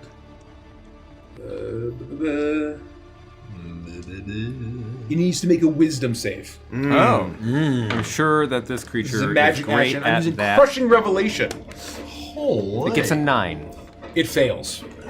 The chomp doesn't consume its flesh physically, but it consumes its essence, its being, its consciousness. Damn. As it gets... if this thing had eyes, it might be glowing and just trying to comprehend the horror. It's incapacitated until the start of my next turn. Which number? Number 1. It doesn't take any damage, though. Takes no damage. Okay. It is basically stupefied Does by incapacitated give me any kind of advantage on it? No, it can't take action. It's being covered by these writhing aberration-like manifestations, and yet this particular one, as you dumbfound this eel-like creature, goes stiff and still, floating in the air, in the thick atmosphere. Scrim, you're up. That's my turn. Is it clear to me that this thing is incapacitated? Yes, I would say it would almost be like coming at you, and then all of a sudden you see this horrific creature chomp it, and then it's just sort of like, maybe like its mouth, it almost like flips up and it's just sort of floating with its mouth upward. Then with the quick blade still drawn, I would turn to help you and attack number 6. You've returned the favor. I'm going to attack and see if an 11 plus 8, a 19 is good enough to hit. Oh, yes. I already told Delphina that 19s don't hit, so I'm sorry, but... No, you're good, And then I'm going to attack... Everything hits except my 19. My cheap shot damage. Yeah. That's going to be 10, 19... Yeah. 24 points of piercing damage as I basically try to sneak attack. To which one? Cheap Jesus. shot. Number 6. Okay. It's 3d6 plus my 1d8. Basically trying to run the quick blade where I think it might have vitals, right? I'm just trying to basically stab this thing in the heart. Well, if there are 2 of them there, then you kill both, because you just absolutely sushi this thing and obliterate it. Oh, it's incapacitated? It is incapacitated. I run. I get the fuck out of Dodge. After I've just returned the favor to help your As you run, you feel pops and explosions under your feet, and you don't know if you're stepping on mud or if you're stepping on more eggs, but you scream and start to bolt. I don't actually scream. This version of Scrim's a bit more mentally sound tun regular Scrim. It's a battle cry. It's a battle cry. It's more that Tai Shen yelled about getting out of this field of eggs. We have to get off the eggs! And so I'm trying to move. You start to move. Tai Shen, you're up. I roll to attack. 5.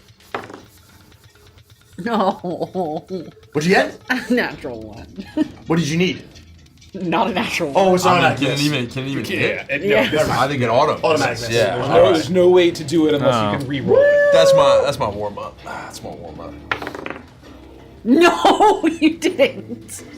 No. No, you didn't. Wow. A bonus action. No, sorry, brother. Okay, Oh man, I thought that was a 2. I thought it was a 2 as well. I thought it was a 2 for a second. I was getting ready to jump out the window. This one I believe will hit. This is a 17 to hit. I already told Delphina that hits. Yes, go ahead. 10 points of bludgeoning damage. Oh, when I bonus action this time, I'm going to activate my other harmonious control. I'm going to use redirect harmony, and when I strike out, I'm going to as I slice in. Oh, sorry. My crystal blade turns to a light green as I slice in, and I invigorate the harmony within myself, healing. Oh. I'll heal 7 points, which means I'm back to full. Nice. Okay. And as I heal, I swap to the vital harmony. Oh. Still deal 10 nice, points. nice. But I guess I'll just hit a second time. Wait, which one did you hit with the 10? 5. It's gone. Oh. Well, then I'll run Kill that motherfucker. here and kill that bad MFer. You well, race to maybe the other I side. might roll another one. I mean, it's And, possible. I mean, there's a 1 in 4,000 chance. I'm sorry, 8,000. 18. You're Nice fine. guy. So 26. Yep. Oh, same thing. 10 points. Taishen delivers this finishing blow. I would say, how do you want to do this? Because the swarm, what eels are still coming up, they're certainly biting, but the initial explosion of life that suddenly surrounded all of you, many are still being carried away by the strange currents of this atmosphere, and the ones that are immediately in your vicinity seem to either be dead or underneath your feet as you all start to make your way and move away from this muddy patch. If you want to do anything else, this is your opportunity. Absolutely. Actually, I would love for you to flavor it. I would say that it's evident what you all experienced when Taishen was on the battlefield comes back to him very naturally. He has felled many of these eel-like creatures, and with a very graceful hop and a athletic jump, he's able to put himself into exactly the position and sever the eel in twain. The two pieces falling down into the blanketed, muddy surface of the ground below you. I'm like Darth Maul in this bitch. Going ham, bro.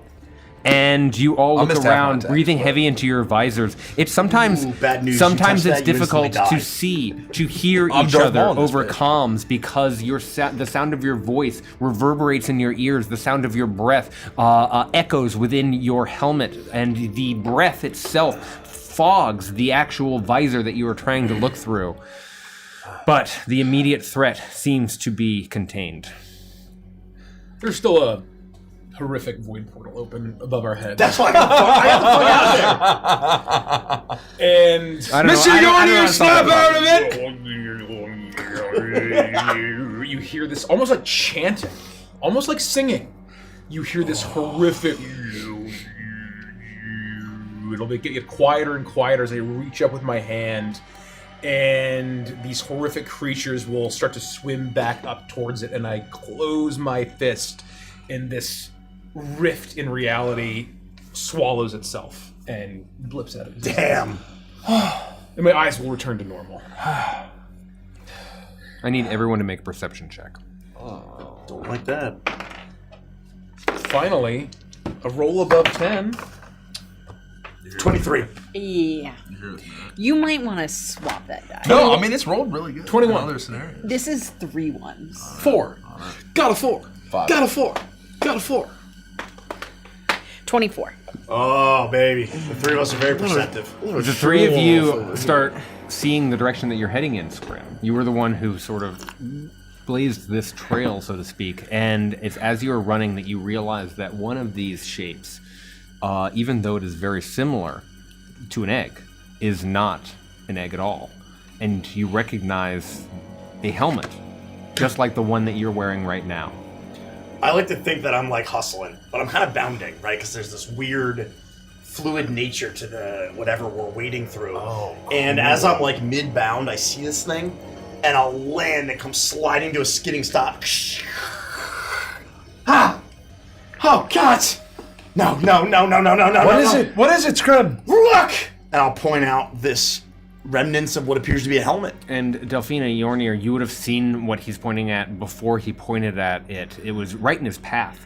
And right in Scrim's path, you see what is very clearly the top half of a helmet. The actual visor itself, all of the features are underneath the strange silt-like, clay-like material that seems to be covering this valley, but it's a helmet shape nonetheless, and you all spy it as Scrim points this out.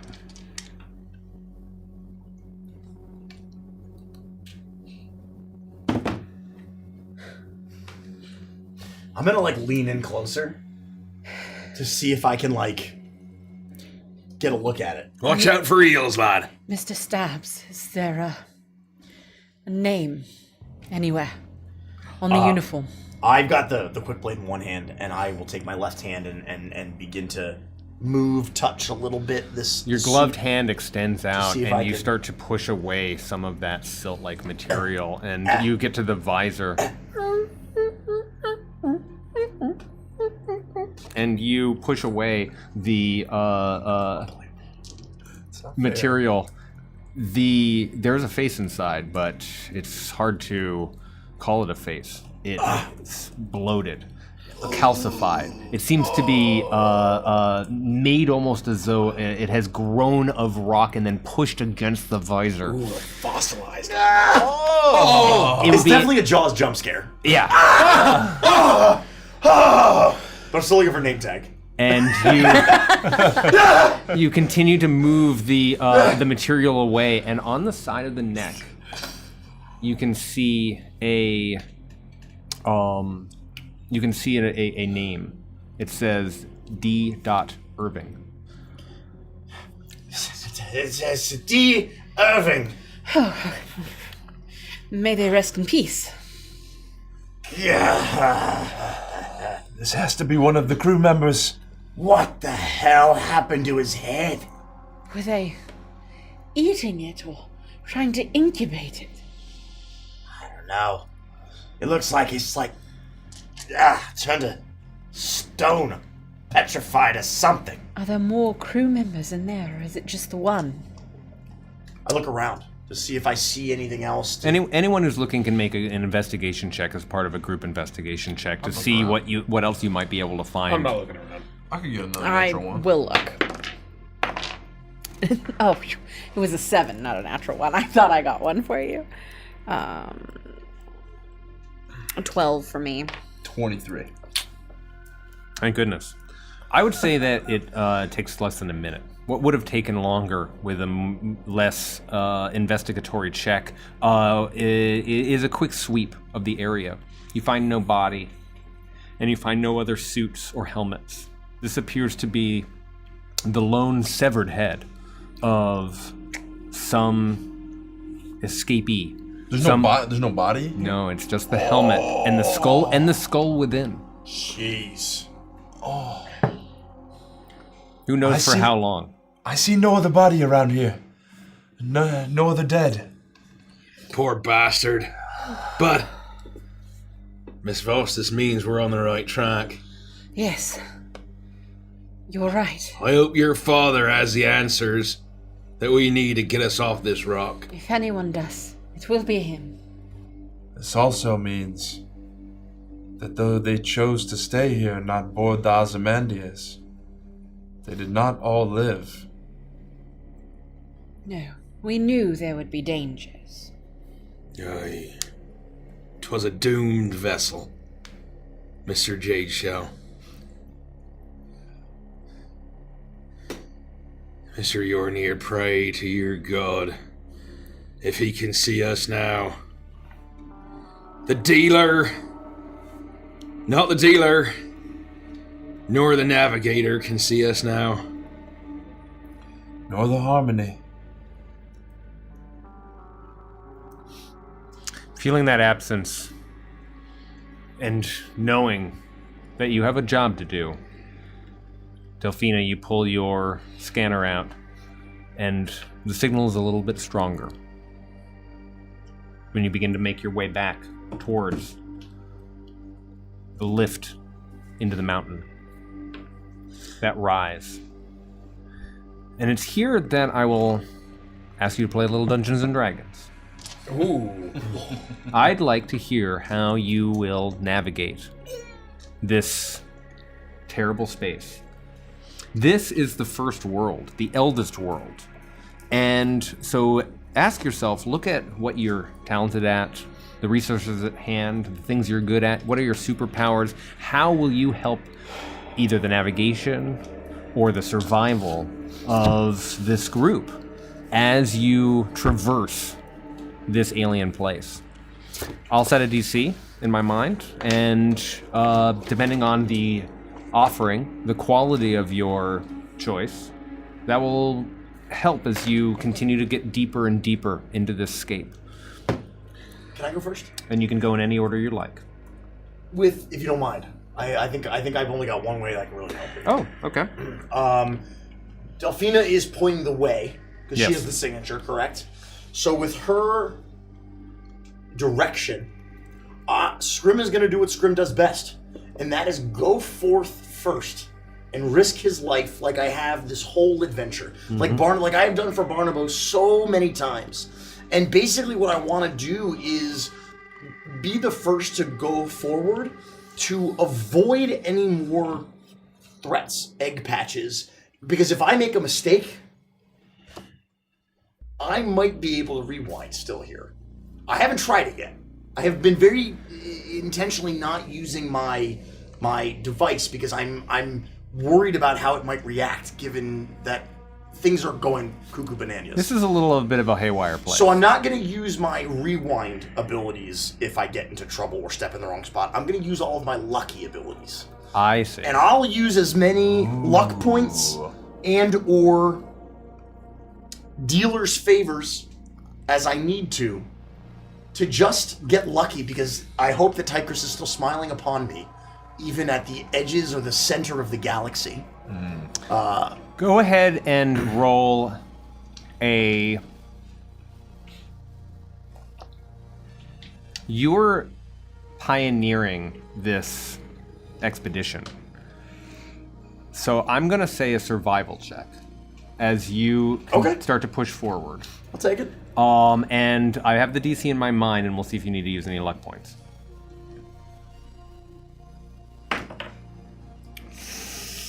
I got a 10. Okay. But if I need to, I'm happy to cash in on dealer's favors that I normally could, plus any additional that you'd take from me. I had a number in my mind, but we can get it below 10 if you spend one of your luck points. I will. I'll add a d6. One of my luck points or one of my dealer's favors? I'm happy to use a luck point. A luck point's better. It's like a reroll. Gives me advantage, essentially. The dealer's favor allows you to add A D6. to the... Yeah.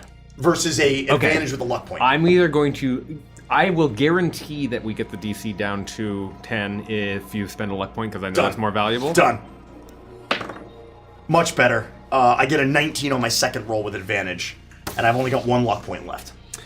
The plateau ahead fractures into a canyon trench. And there's no sign of erosion or anything. It doesn't seem like a river carved this space. But it is simply this like long absence in the geology of this strange world, running from one side of a mountain to another. And far below, you spy in the trench movement. And you realize that it's not a river at all. This is no movement from natural weather or the elements. You realize that you're staring at thousands of those eel-like creatures. and it's only by sheer luck that you didn't step off the cliff and make your way. You're able to guide the rest of the crew, this party, away from this other current, this unfathomable amount of life that seems to be running through this particular area. And you're able to avoid what would have been perhaps a disastrous result. Seeing what we almost encountered, the most of my focus is on navigating and following my device. You would see me pull out a strange device and throw it on the ground for a second and activate it as this shield appears around us for a minute, almost as if it's adapting to our life essence. Okay. And once it's completed, I will pick it back up and pocket it as I use a 2nd level spell slot to cast Pass Without a Trace. Nice. Badass. Damn. You're so glad that you did. I'm going to ask you to roll a stealth check for me. It's like +10, right, with pass? I think so. Yeah. I think It's been a long time since we used that spell. Let me tell you. 28. It's laughable. Traversing this next space as the land opens up into a broad slope of black stone. The clouds above you are no longer flat like a blanket as they were above the plain, but instead almost like a bird's eye view of a restless ocean as they wave and curl above you. And in those clouds, you can see more massive shapes. There are these strange eels that cling to the body shape of what looks almost like a manta, or another perhaps with massive tentacle-like arms. But all you can see are featureless silhouettes as the light shifts and undulates above you. And you know that if it weren't for this technology and the device and your guidance through this space, that you would almost certainly be perceived by these enormous aberrations. I'm ready to go. Please. There are 3 things that I could be doing, which I'll be. Last. You go last. Yeah. You got some, I would be. You got some going last. I wouldn't tell anybody. I'm very going last. Yeah, you got some going last. As a Jaza, I have the species trait Blood Hunt. I have advantage on wisdom checks to detect and track creatures missing any hit points. I've sniffed out to hunt down a lot of dead men in my time. And dying men. And so I'll be trying to sniff out, just in case there are people that are dying, to do that. I also have 5 uses of manufacture every day as a machinist, so I can create the right tool for the job: a flashlight, a grapnel, a hauling pulley, a collapsible pole, sleeping bags, that sort of thing. Motion sensors. And I would be able to basically, whatever we need to, for hopefully 5 times a day, depending on how many days we're here, I would be able to basically create the right tool for the job. And then finally, every night I would expend a use of my Spark of Innovation I would basically have a whole collection of proximity mines from GoldenEye on me at all times, which is how I'm flavoring Proximity mines only is really good, by the way. Yeah. Everyone should enjoy that mode. which I'm flavoring as my glyph of warding for the explosive runes. So every time we set camp, I'm just basically throwing these mines down. I'm not having any kind of specified trigger. And I warn everybody, don't go fucking outside of the perimeter to take a leak, or you're gonna blow up. You're exactly correct on a number of things. I'm going to ask you to make a perception check because you started with the smelling feature, but you are contributing in all of these different ways, and I would ask you to spend those resources. This is not a journey that takes a few minutes.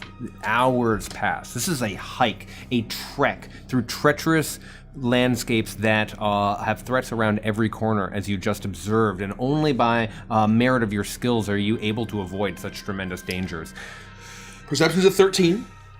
But you used a tremendous amount of resources, and I would say that you were able to... Or a technology check to use those things? I don't know, it's up to you. Or just perception? I'm gonna start with the through line of perception, but I want you to make a technology check for me because you offered me 2 things, and I want to use both of those things. The first thing that I would say is that your engineering prowess allows you to create a filter. You are wearing an enviro suit, so sniffing the air without knowing what this atmosphere is filled with might be very dangerous. And you do start to pick up on a very familiar scent, a scent that seems very oddly familiar to you. What is this? And you continue to make your way through as you use your technology to guard whenever anyone needs to take a quick rest. 26. Oh, easy. So with a 26, you make your technology check, and not only are you leaving breadcrumbs behind and using your tools to make sure that everyone is at their utmost protection, but you find a recess, a shallow recess, in the shadows of these mountains, going deeper and deeper now as you pass these tremendous trenches, these canyons, these fissures in the land itself. And it is here that you see an overhang of bone-colored stone. At first it looks natural to you, and then you recognize the smell. There are a few pods right next to it, opened eggs that you immediately realize you are recognizing the smell of Vort. But there are no Vort here. You are surprised, though, to see similar technology to what you would set up at a camp. There's sealant foam on walls, there's tool marks on the ground. You find stacked ration tins, and there's clearly 2 bodies, their chests exploded outward, of what must have been a few of the escapees, that small party, that small crew that perhaps was the only survivors of the Ozymandias. And this looks like someone lived here for perhaps a long time. Weeks go by, and you can imagine that these people perhaps even had moments of boredom, even on this alien landscape. And that is what you discover as you continue to traverse and follow the signal of Delphina's device. 2 more. Mr. Stabs, will you check the names? Yeah, of course. I do so. You do, and you look for those same name tags. Stevenson, Finch. Nope, not our guy. There's some good news here. Yes. It looks as though they were able to survive for some time. Do we know, I don't think we do, but do we know how many people were left here? No, you do not. Thought I had you with that one. Did I mention it in episode 2? I feel like you may have, but I can't. Well, you mentioned how many... I mentioned how many bodies there were, and with the manifest that Delphina would have had, you could, by merit of talking and walking through the problem, you would know that the full manifest of people that were there, that there were 5 people from the full number of crew or personnel on the Ozymandias that were not among them, including Dr. Voss. Only 5 people? Only And 5 people we were found not. 3 of them? Only 5 people were not captured and managed to escape to the first world.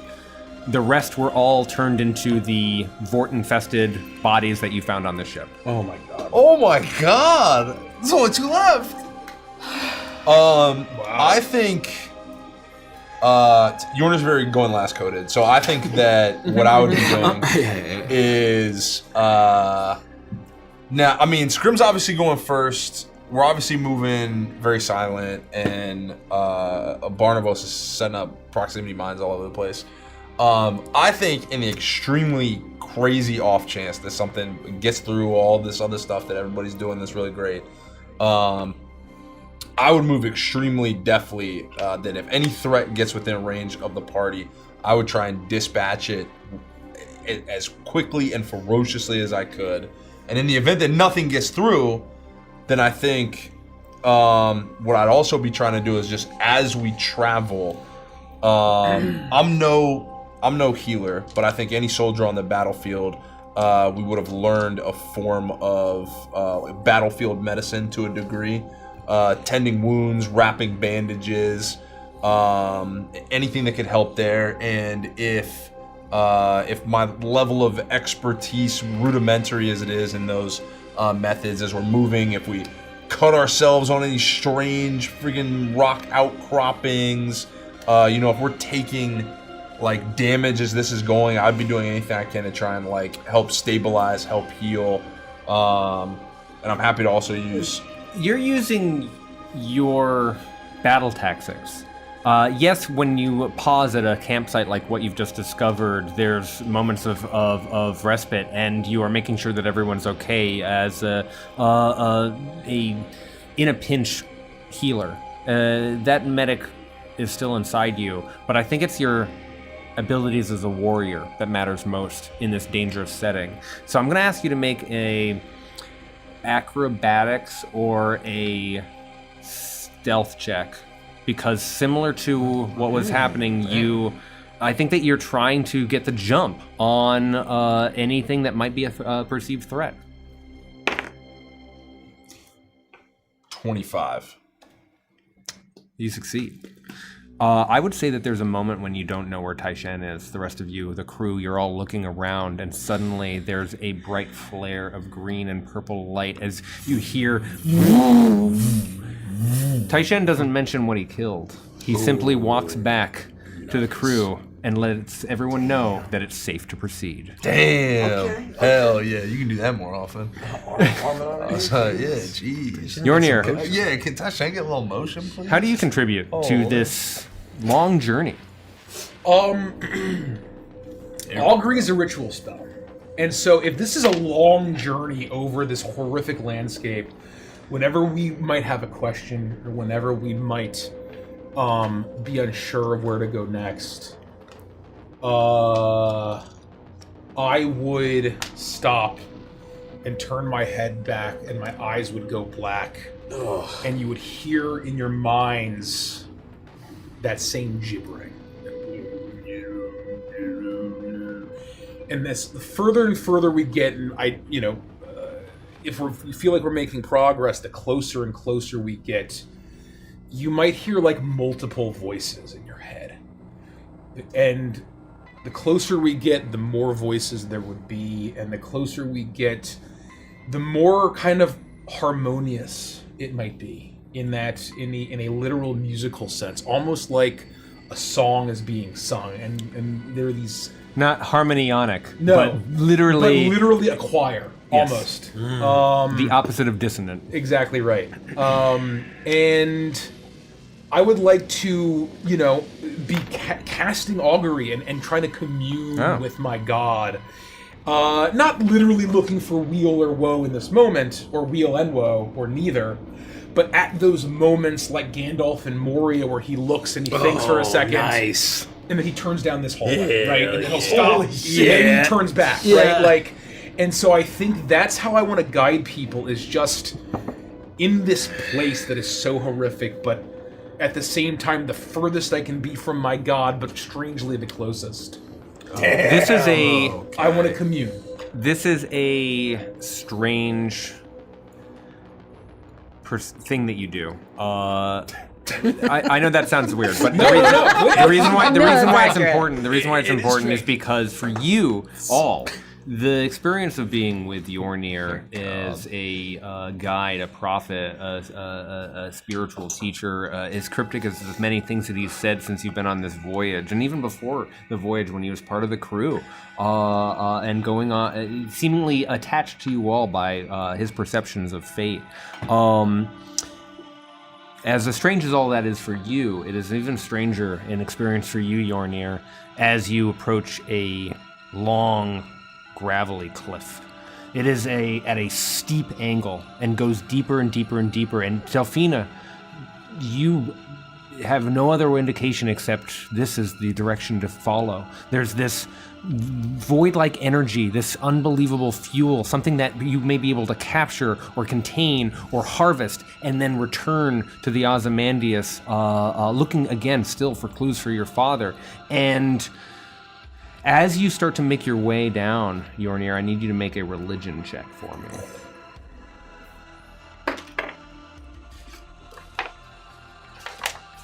That's pretty good. 23. Easy. You watch as this is such a steep and rocky hill that you should slip and all of you cascade down. But when Yornir puts his staff down into the rocks and starts to shuffle from one boot to the other, the pattern those rocks make down the cliff face are exactly like the thing that you've been carrying with you. You look at them and you realize that every step that you are taking as you make your way down has been shown to you already by that thing. You realize that the many hours you've spent meditating and watching its undulations have been training you almost for this exact moment. At least a hint of left, right, and at no point is there an avalanche or a rock fall or a slide that you do not expect, anticipate, and guide your friends down. What should be an easy disaster turns into an easy victory in the hands of Yornir. Sweet. Nice. At the base of that terrible hill, you stare forward and you realize that as dark as it is down here, where the sky can almost not be seen, that there are structures in the distance. Light barely penetrates the thick atmosphere at this level, but you can see these massive round shapes, these tall pillars of what cannot be natural, what must be constructed forms. And between where you are now and those huge buildings, for lack of a better word, is a field covered in eggs. Not a dozen eggs or hundreds of them, but unmatured vort eggs, these sacks covered in mucus. And to follow that signal, you must carefully tread through that terrible space. I need everyone to make a group stealth check as you steadily make your way, following Delphina's. I'm disadvantaged. Has it been more than an hour? It's been. Yeah, what's this travel like? I mean, is this days? No. This is not days. This is still less than a day. I would say that it has been the miles. 59 The actual distance max. to the edge of the mountains would have been perhaps 4 miles. So that would have been an cast it a hour few or 2 times. hours, right? I only have but 2 second level spell slots. Every little decision, all these little discoveries, finding bodies and talking through things, taking a moment of rest, walking around corners, seeing the terrifying sights that you are taking. It's 15 minutes is incredibly taxing as 8 hours here, and so it feels like it's a tremendously long time. But you're not doing more than just trying to trudge forward and reach this destination. Seeing this bed of eggs in front of us, would it be realistic for me to have a moment to cast Pass Without a Trace another time? How long does Pass Without a Trace last? Only an hour. Then yes. Okay, then I'm gonna roll now that we know the answer. Okay.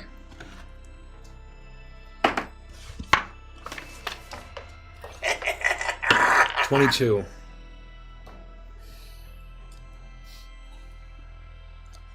22? 30. 33. 33? Does pass add Plus to 10. already Yeah. the modifier? So it's your modifier 23? plus 10. 23? Nice. 34. The technology provided by the Polaris Society provides as you continue to make your way, and this small orb hovers around you as twin lasers scan out. You can see the mists undulate in fractals as it shields you from sound and that mutes your every step and shields the light that would normally hit you. And you pass hundreds of feet until you stand before a great edifice, a massive building, and 2 huge gates closed. You walked up just a handful of steps, stone steps made by unknowable hands, and the 5 of you have presented with this vision. Delphina, you are convinced The strength of the signal in your device has never been stronger. On the other side of these doors must lie this power source that Vonnegut mentioned. It's just beyond these doors. I can feel it. I believe he's in there. He made it past all of these beasties. You think your father's in there? Where else could he be? Him and whoever else survived must be in there. Are it these elders what made these structures? I will say that I neglected to mention, sometimes GMs forget, that on either side of these massive gates, there are statues. 2 huge statues. And they are humanoid in shape, but they're long extended arms, they're long extended limbs. There's almost like a fish-like carapace that surrounds the body, the torso, the limbs of this creature, and then what can only be described as a fish-like face or head with a massive opening like this. These eyes are hollowed out and its hands are outstretched, looking out across the field. And so when you say Eldest, you look at both of these creatures. Could this be a statue of them or what they perhaps worshipped? There's no way to know. Oh, jeez. And the hands are stretching out like this. Oh, like this. Yes. Oh. Almost either in a pleading or prayer-like position or in an offering position. Their hands are open, facing up, palm up. Oh my gosh. On Carabas, there was a cluster of islands, and the people on it worshipped great fish-headed gods. I always thought that was nonsense. Not beautiful like the gods of Agathos. I wonder if they were onto something. Do you think these are the eldest? The people of the first world? Mr. Yornir, be this your Carcosa? These require the first. But no. He was before. He was the first.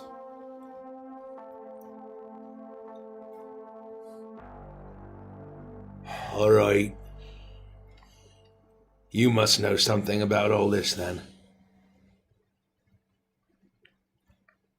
The songbird in the cage. The desperate song. A prayer sung in fear.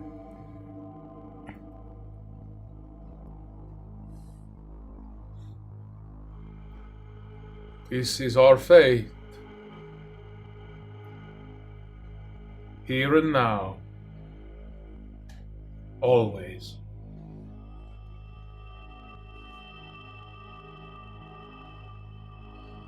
I think you're right, Mr. Yornir.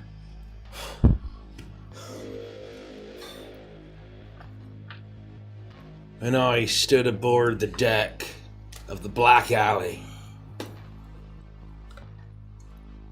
we were chasing down, fleeing Cavalonian knights. Their leader tried to face our captain in single combat to save the lives of his men. We turned around and gave him a full broadside. And it was then I heard the song too, amidst the screams of dying men. I thought it were the song of the Azure Maiden. Sirens. Perhaps it be this choir, Mr. Yornir. This was always your destiny, your fate. You knew then as you do now. Do you not? That cabin boy aboard the Rum Runner, perhaps.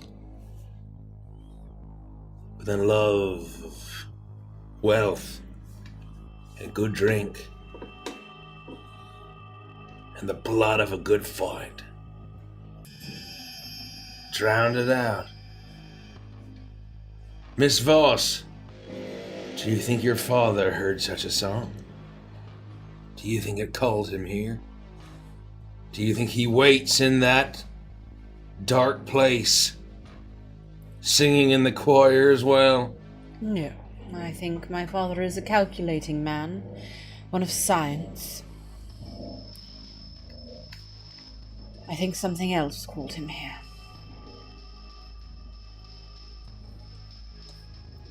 All right. Well, whatever called whoever here, the only way we're leaving is with whatever's behind these doors. If we think the power source is in here,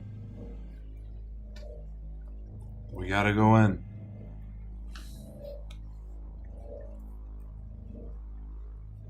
I'm gonna look to see like if there's a way to open this thing. It's clearly a gate that can be pushed or pulled open, but the handles are like just a thin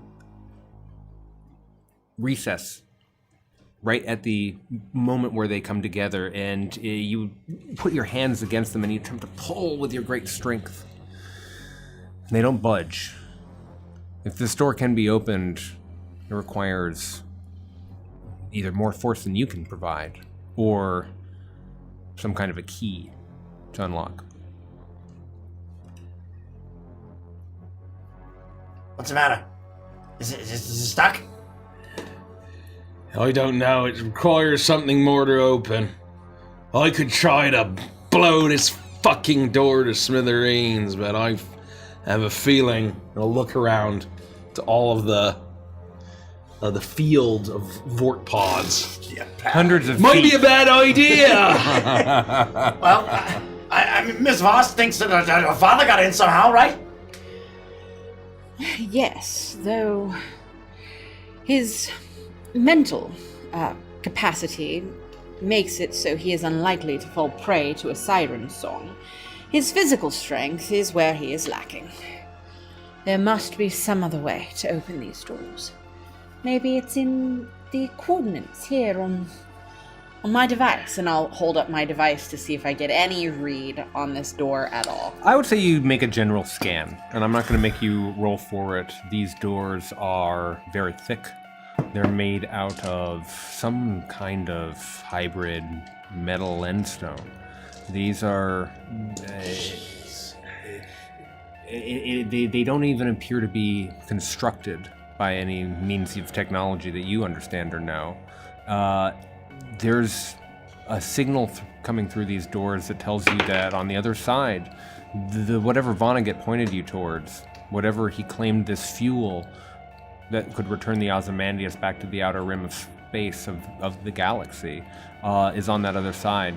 And for the first time since arriving here, one other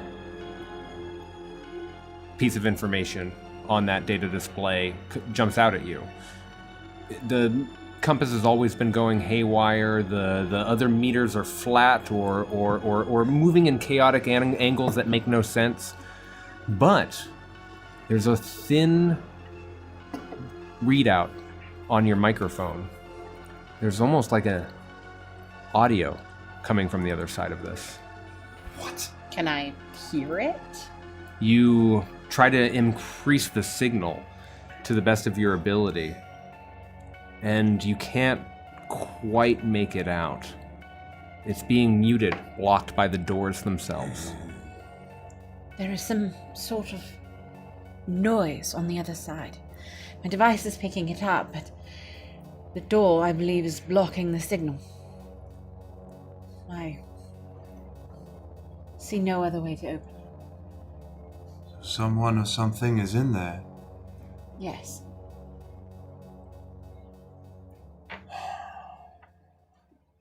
I'm getting nervous, and I have my back to the door, and I've got the quick blade with 2 hands, and I'm watching this absolute field of nightmare eggs. If any of you are, and I think that it would be necessary, given how low the light is here, using a torch, a flashlight, some sort of a projection of light, you can imagine how little that helps because of how vast this field is.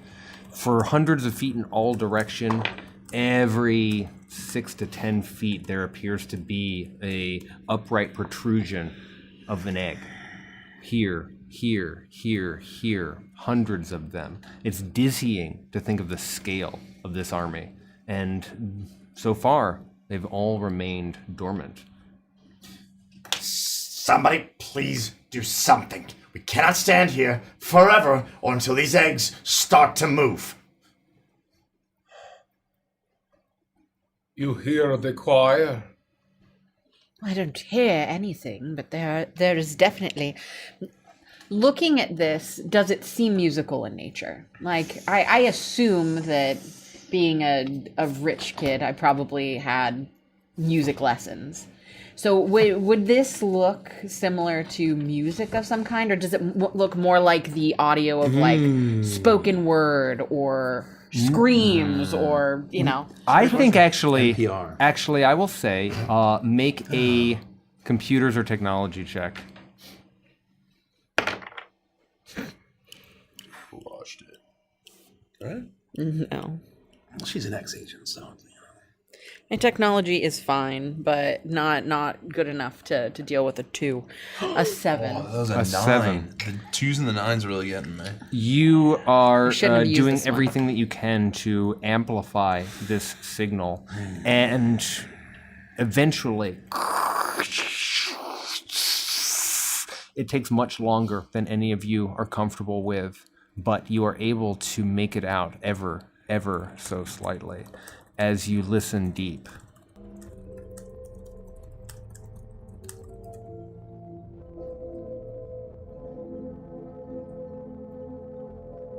It's hard to make out at first, but as it echoes, as it warps, it's like It's music, it's... listening to a dream. Wait. Is that what I think it is?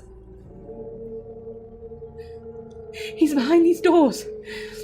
I can hear it. It's the lullaby. I can hear it. My father's behind those doors. Somebody open them, please. You're familiar with this, right? Can you open these? Do you know a way? Any of you? If this is the chorus, it called to Barnabas, it called to you, Yornir. Maybe just try the doors. At the beginning of time, the song of creation,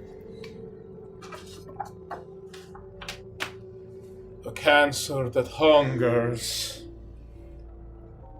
to bring the end of it. A world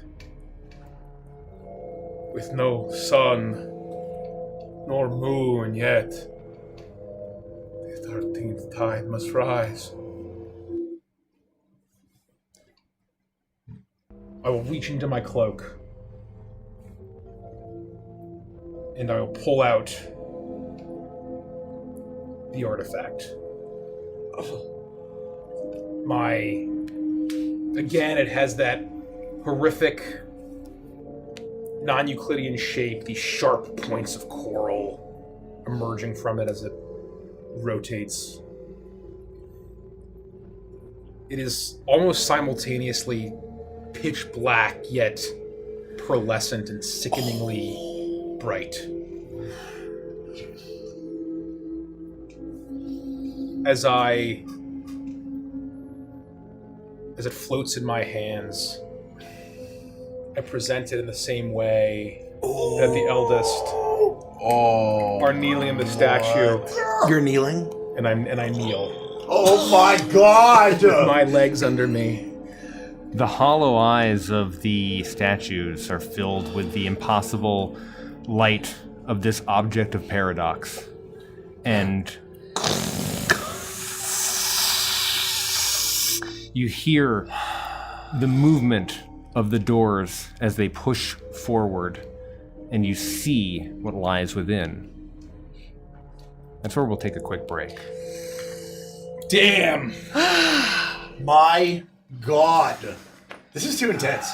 My blood pressure's through the fucking roof. Yeah, my heart rate's going. You need to change the music. My heart rate's going. You need to change the We got music. a real problem. You can't keep using that music. It's just unfair. That was so I cool. mean, It's putting it through a unfair. couple of filters like you that. Yeah, I changed it. Did you edit it? It took me Oh, a yeah, minute. yeah, yeah. I was like, wait a minute, this sounds really The familiar. reverb, like, Derek goes Yeah. above and beyond. No. That was literally perfect. crazy. I took the original instrumental and I stretched it to 600%, the original length, and then I added a shitload of echo and reverb Yeah. and just made it into an absolute eldritch I was like, there is abomination. no way I'm and as hearing soon as what you I'm hear thinking. that thing, but when you re-pitch it back up, Right. it's still recognizable, and you're like, this is horrifying. And I had that in my fucking sleeve because I like playing D&D. Everybody. Meanwhile, for a Brutorama, I sit down with the single note card that reads Full Metal Alchemist ? Well, Derek's doing all this crazy ass shit! I like having fun tools. I don't know love what to that, tell you. Derek. I don't know Oh what to my tell you. God. Once Andy's done, I'm gonna do that. Oh boy, oh boy. We hit 11.6. Hey, we did. Oh my Ayo. god. We also had 34,000 backers. Gotta go. Damn, that's actually crazy. That is That's 12. insane. Wait, 12,000 backers more than Crooked Moon? Yes. That is hard. That's 12,000 more human beings. 21,000, right? That was about where we 22. were for 21, Just under 22? 22, I believe. Just under 22. Wow. I'll pull up Patreon while I wait to use the restroom. If my computer would load. Thanks for Deceiver. playing, everybody. I absolutely False love all of you. This This is really intense. fun. This is tense. I am. Oh boy. I'm sorry that we went late or started late. This is actually feeling like a pretty a good clip as far as a session Yeah. is concerned. It's just that we started 2 hours. I feel like before- we're about to enter after the we normally fucking. do. So this is the. I'll be back and answer some questions. Oh, I'm gonna miss it. Yeah, I'm gonna miss it, everybody. Jules says, "If which gods of Agathos would you align with, and would it be Carcosa?" No. How did you decide on the gods' names and roles? Were there any that were scrapped, original versions that were changed that you'd like to share?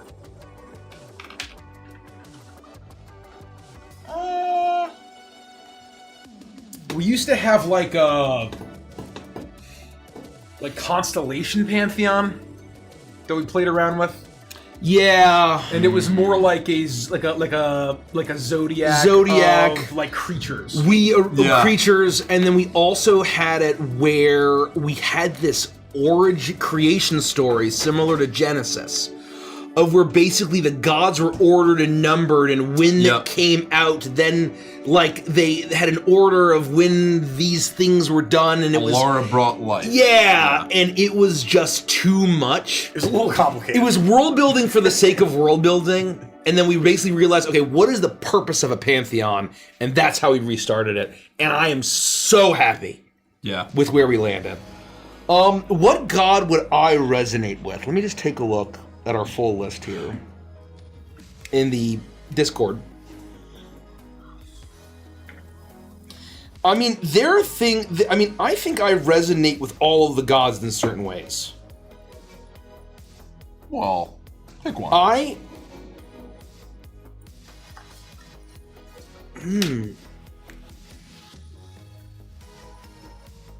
I'm gonna pick one.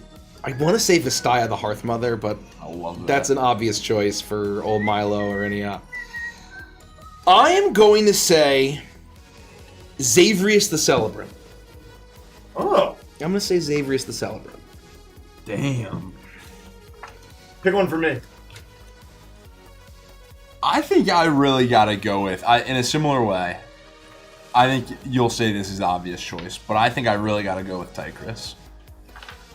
For you. Yeah, for me. I believe it. Andy, I'm going to say Ramona the Paragon for you. Oh, really? Ooh. I'm going to say Ramona the Paragon. I also think that there's elements... I mean, I think Alara the Lightbringer, honestly, unironically, also fits me quite well.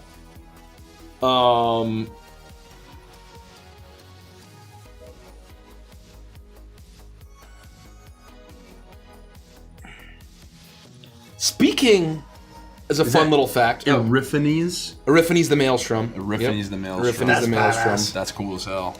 I mean, there's elements of Eryphanes of like the freedom and the individuality of Eryphanes. I think the unbound nature of not living for anyone else and living for oneself.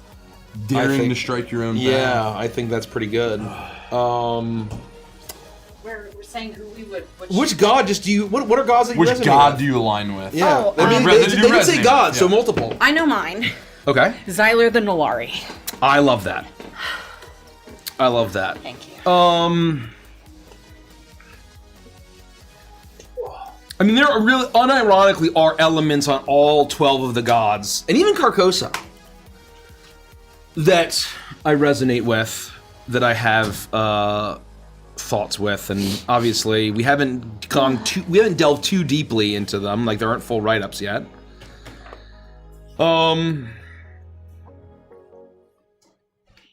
People ask about Subnautica 2. I'm a little bummed it's early access, but I guess the nature of the industry is that you're always going to just go early access. As soon as you can start charging people money for an unfinished game, you're going to, so that you can then put that back into building the game up.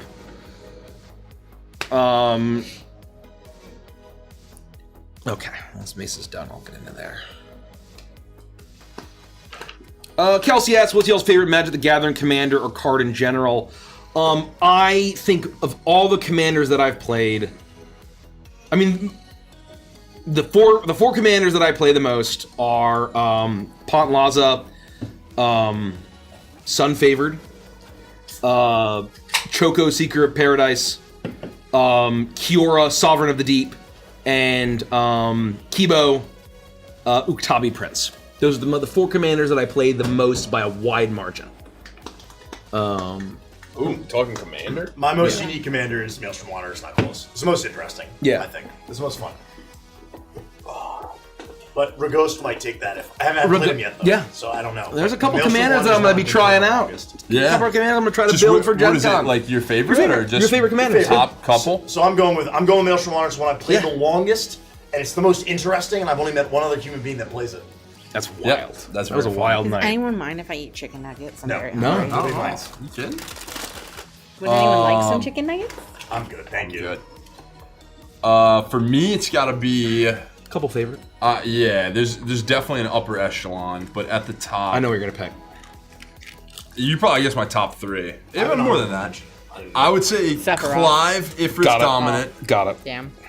Iroh, Grand Lotus. Got it. That's what Got I would it. have said for number one. Sephiroth, Ex-Soldier I knew it. is my top. Those are my three. I knew it. I knew it. I knew it. I knew it. I don't know if I would have guessed Clive. I would have guessed the other two. Clive and I Iroh would were say- like, right. Clive, I think I've played the absolute most. You played by a wide You guys- margin. played By a against wide Clive one margin. time. You guys That's will never, right. you'll never be able to guess mine. I don't think I could. I'm gonna go to the bathroom. Why did you laugh at that? I don't know how we could. How could we ever guess? Wait. Oh. Ishtola. I get it. Yeah, Ishtola. Yes. By a wide margin. By a Ishtola. wide margin. By a wide margin. I have an honorable mention deck that I haven't completed building yet that I'm very, very excited to play. But it won't be ready to play until about mid-June. I've had a couple I've proxied kind of recently. I'm excited to see. I really like the flavor in my Cloud. Oh my God, what is he? Cloud? Ex-Soldier? No. He's not Ex. Oh no, yes, he's Ex-Soldier. Yeah. Sephiroth is Fabled Soldier. Yeah. I think it's Sephiroth Fabled Cloud Soldier. is X. Cloud is X. And I think Ex-Soldier's the Naya one, right? Yes. Yep. 'Cause there's another mono white one, I think. Midgar Mercenary. Yeah. Yep. That's the tutoring weapons one. There is a commander I'm looking forward to playing, Auntie Ool. I haven't gotten a chance to play her yet. I love that. I'm really excited to play Auntie Ool. Yeah. And I would love to play Strahd. If he's a commander, I actually don't know because I don't know what's in that pack. You basically have. I mean, I'm pretty sure the Strahd is just the Edgar Markov's skin. Oh, is it? I think so. Oh. There might be a mono black Might be. Strahd, and I thought there was a Strahd that was Edgar Markov. Is but I could he be wrong. Orzhov? Martin. What's that? one? Red, white, black. Oh, red, white, black. Yeah, that's cool. That's cool. That's I cool. could be wrong. That's I cool. know. That's I cool. think That's there's cool. more than one Strahd. There might be a mono black Strahd, but I thought there was an Edgar Markov reskinning of Strahd. The Babalay Saga actually looks pretty fun. Babalay Saga deck Yeah. seems pretty So you damn basically fun. have played Strahd. You get to, and I'm gonna bring him along so you can play him at Gen Con if you want. I can't wait. I have a short list of decks that I want to build. I definitely want to. I'm definitely building Hazazon, Shaper of Sand. Finally get a desert deck. I'm gonna shore up. Both all of my lists before Gen Con, but I gotta do some serious work to Edgar Markov and Boja. I just need to know whether we're doing anything other than bracket 3. Oh, I'm not. Everything I have is just bracket 3. I think Threes powerful are- bracket 3 is a really nice. High-end bracket top of 3 is 3 kind of like is where we live. the most comfortable. I thought about. I took apart everything that was above bracket 3. I am going to bring several precons in case there's anyone that doesn't have precon that doesn't want to play. Yeah. At bracket 3, and I thought about maybe making a really sweaty Aang at the Crossroads deck. That card Which is awesome. apparently is really? actually quite good in bracket 5. Apparently, as a CD EDH, you actually have quite a good I CDH. built to play with the same person you were referencing. I built a bracket 5 VV that's just like basically as good as it could be to Well, play with. I have like, a for, million avatar cards, and I'm Yeah. clearly never going to make an avatar deck. So, if you need any cards, let me know. I was my thinking God. about I need basically all of for those. my sweaty bracket 5 deck was either doing Aang at the Crossroads or Itali, the one that's Primal Conqueror? Primal Conqueror. Yeah. That becomes the Primal Sickness. Primal Sickness, yeah. Yeah. Yeah. Primal Storm Because I love is the red yeah, like 6. Because I love a good Gruul deck. I mean, I fucking I love love Gruul, that, man. bro. I love that. So those are my two thoughts. Bant, though, I fucking love Bant. So I've never played the Vivi deck. I was really excited that Vivi was a commander, and then everyone was basically just like, even if you build it bracket 3, it's not really bracket 3. No, like, I built it's that not deck. Like, I played it like one night. you could have took it apart. 0 game changers in it, and it's still you're just gonna fucking. I shit dismantled stomp. it almost Yeah. as fast as I built it. Is BB that powerful? Yeah, it just It's wasn't- an extremely good It was card. too Yeah. powerful. It wasn't fun to play. Same thing for Jeez. Azula. Yeah. It's just kind of like when it hits the deck, it's very when it hits the table, it's very it's a very very strong effect. I'm considering either I'm 1,000,000% either going to build Tidus or Yuna, and I need to decide dude, I have all which that is Blitzball, Star, or Grand Summoner. Wait. Grand Summoner's Yuna. Yeah, that's what I mean. So basically, as far as like which Tidus, Blitzball, Star, isn't that his main thing? Oh, no, Yuna's Guardian. Yuna's Guardian. Yuna's Guardian, Yuna's I Guardian. think, They're is both the banned. main Yeah, one. yep. Sorry, Yuna's Guardian is what I meant. Yep. But there is one where he is like Blitzball Star, I believe. Yeah, but I think the that's good one maybe is the like Guardian. is the Yuna's Guardian, yeah. Guardian's So the good either one. one of those as I loved playing those cards in Terra. Yeah. And when I took the Terra deck apart, I was going to turn it into a Yuna deck. yeah. Yeah. And play It looks either really Bant fun. or Celeste. I've had It looks fun, really fun. playing bracket 3 Terra here and there. It's been fun. I plan on bringing that No, deck. you know that the first 2 times I played it, it was awesome. And then I hit a string of games, I'm not kidding, where I had something like high teens number of casts of Terra, and I bricked every time, and I got so frustrated, I was like, I'm burning this whole, I'm gonna light this on fire.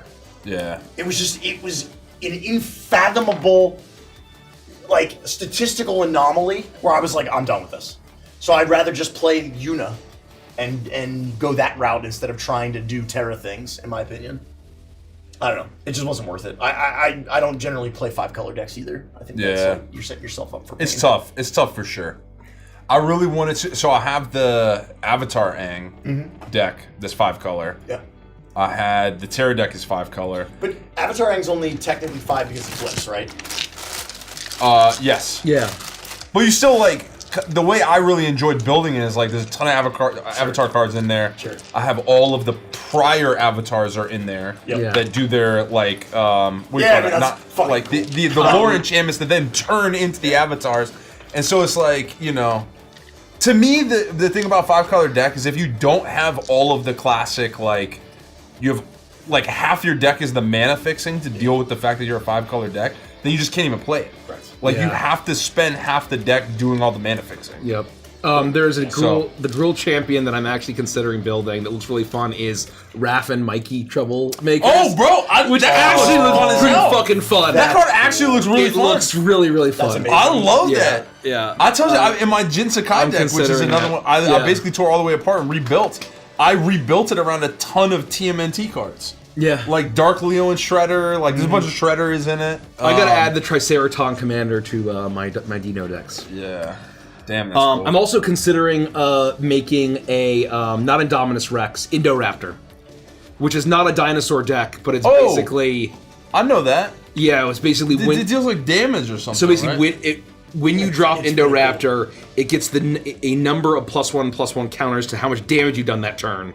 And then when it enrages, it does its power to a random opponent. Oh! So just basically that is dropping so it. fun. Anytime it takes damage. That is so fun. So it dissuades your opponents from blocking it, or like trying to shoot it with like lightning bolts and shit. Yeah. You spit damage everywhere. Yeah. I also, the only one of the newest commanders that I thought about building was Lorehold the Historian. Oh, that one looks awesome. I opened it in a pack.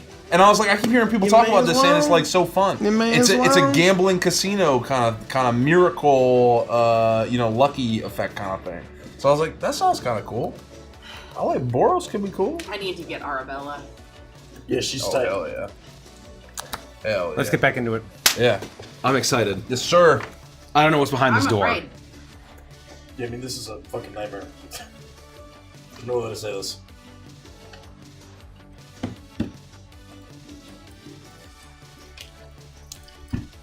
All right.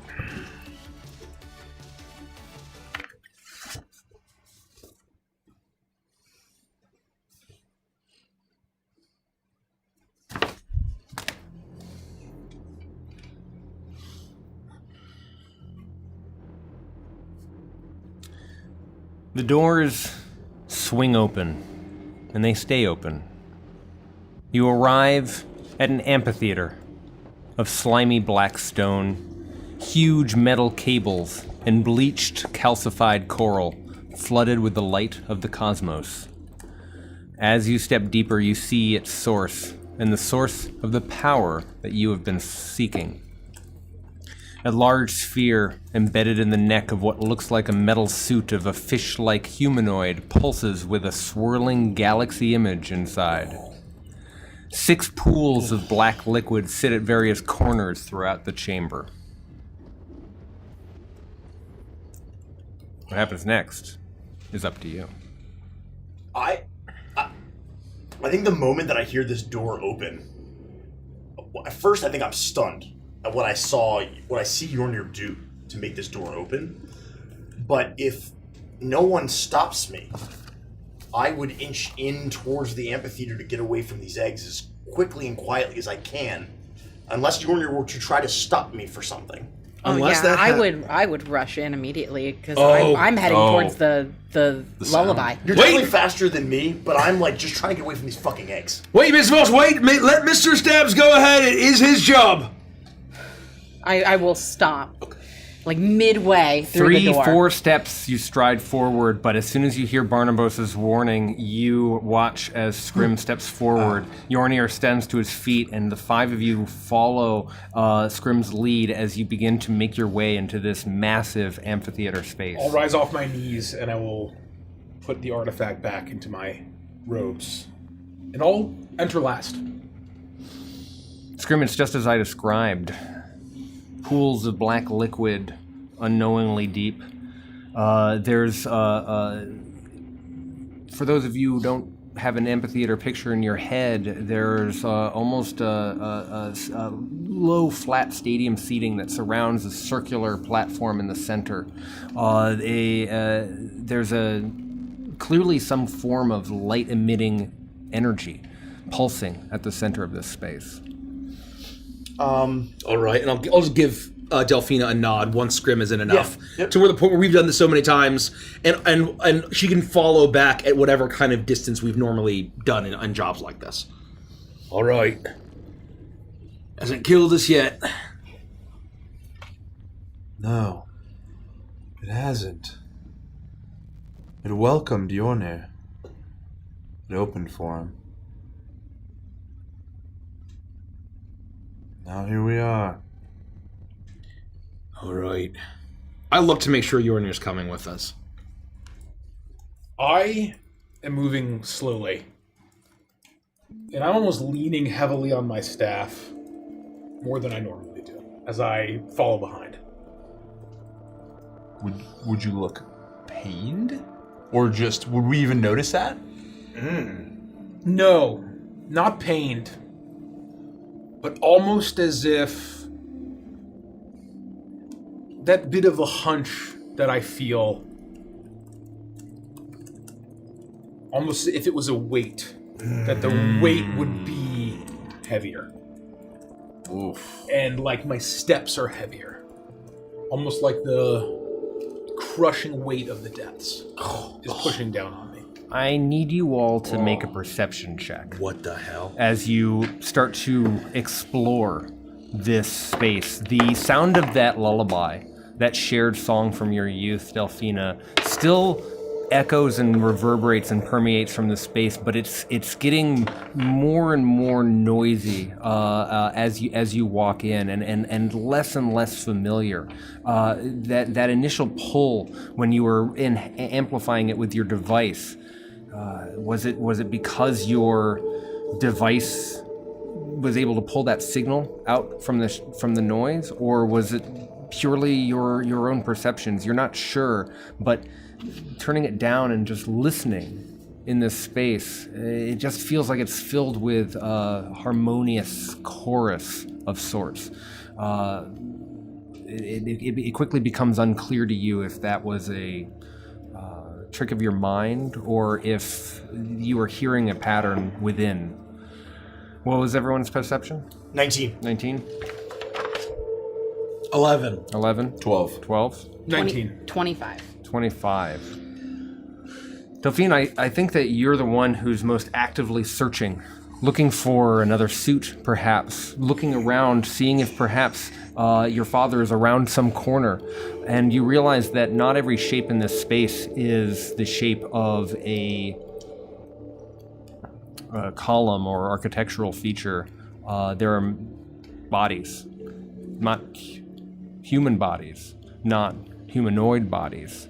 Well, perhaps large fish-like creatures, like the statues that you saw, but much smaller, are scattered about. And from your vantage point, you can see that, like the two that you found at the campsite, their chests have also been burst open.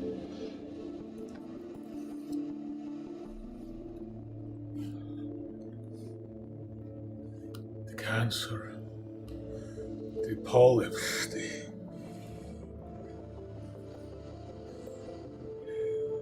can consume all.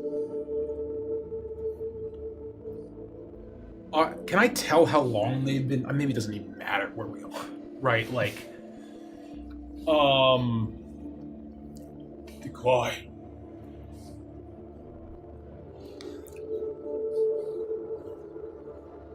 Songbird. I'm just gonna kind of look around, and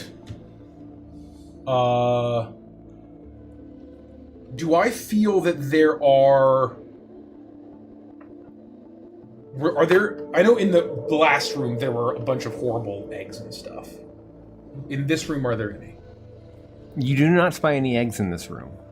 Only the bodies of these alien creatures, for lack of a better word. And you might have to spend who knows how long examining a body so strange to you before you would have any sense of whether they are decomposing from freshly burst chests. They look wet and dry at the same time. They look like they could have been lying here for a century or perhaps a day. It would take a good amount of investigatory discovery before you'd be able to come to any kind of evidential conclusion that way. Can I still hear the lullaby? Is it louder? Is there a direction it's coming from? You 'Cause are looking at your device. I see this, but I don't give a shit. As I said, you were looking for your father and then looking back down to your device. It's very evident that this, at the center of this room, the signal is strongest. This thing that emits light must be the power source that Vonnegut mentioned. But the sound of what you thought you perceived through the doors seems to have reverberated into only just choir-like sound. It no longer reminds you of that same song that you and your father shared when you were so young. I cannot hear the lullaby anymore, but the center, that's where the power source is. We at least need to collect that and then continue on. That thing? That thing there? In the very center. Okay. I look up at it. Do I, based on my if I'm just trying to kind of get a sense of what I think this might be. Does it feel familiar at all? It probably is of the void, but if I can kind of sense anything from it and from the way that Yornir perceives things. Make another religion check for me.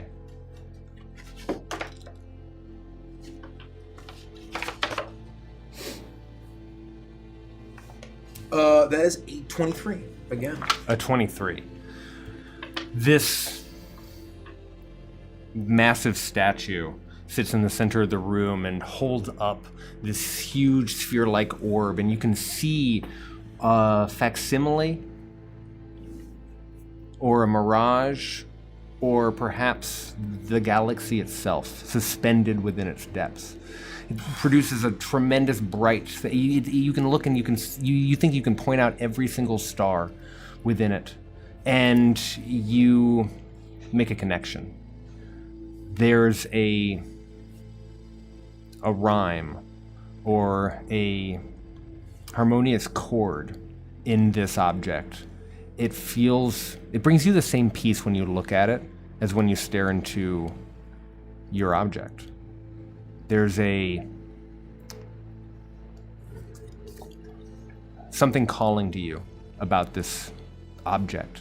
This is obviously an extraordinary power source. Yes, it could be used for what Vonnegut described. He was telling the truth, you realize. But more than that, this is a very rare object, perhaps one of the last of its kind. Just like the thing that you've carried on your own pilgrimage through the stars. The spiral. The end of beginning. I will start to approach it. Get closer. And the closer I get, it'll almost be the weight that I feel. And you might, for the first time ever, just see a hint of fear on Yornir's face. As I approach and move slower and slower, and my footfalls come down heavier and heavier. You are making your way down these long, flat steps down through the amphitheater, and the four of you, what are you doing as he approaches? Do you hold back and watch him approach, or are you getting closer and following right behind? I'm definitely not taking a step, but I would be like, Yoni, huh? No, Mr. Stubbs. But it's my job, I know it's your job, but this is his vocation. He was called here. The doors, it all responds to him.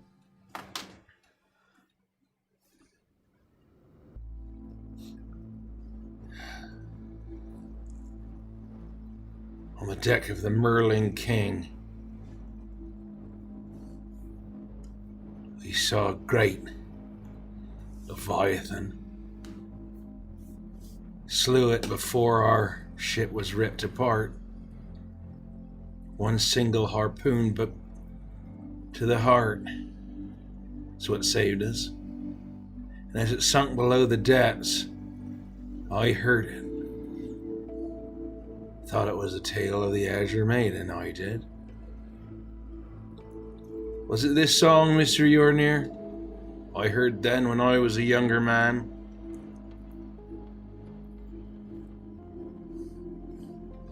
How far are you from me?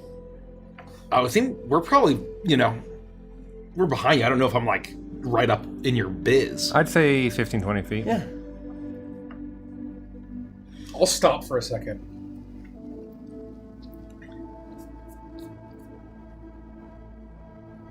You have all heard the song as I have.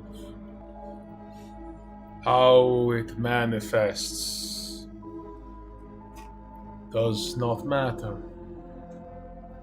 The song of creation is in you. It called from the beginning. And as time passed and passed, as black water in a whirlpool, let us hear at the center, at the beginning,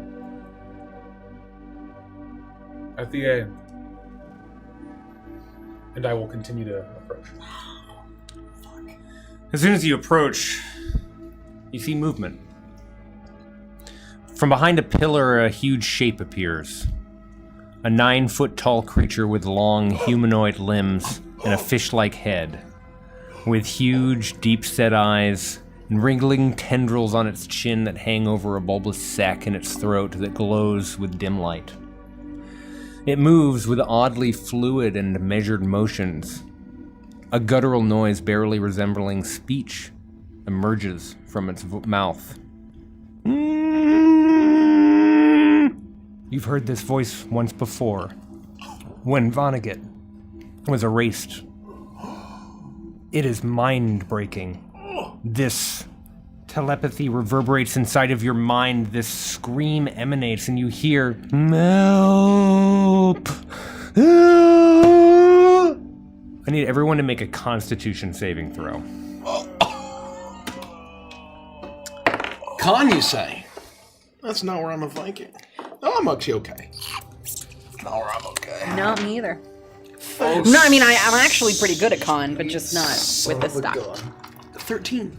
Oh, I also rolled a 13. I would levy when I see a 9-foot-tall fisherman behind the pillar. I would whip out my my gun and aim it at it, probably unwisely. Ah! Your mind is, it almost is impossible to lift. Suddenly your gun feels heavy in your arms. I need,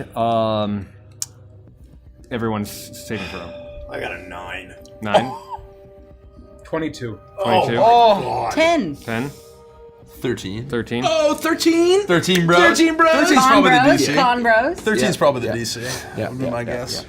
Yornir, you're deafened as this sound makes a pop in your ears, almost like traveling down atmosphere as the tremendous pressure pops. For a moment, you the sound of the choir all around you is shattered by this expression of grief.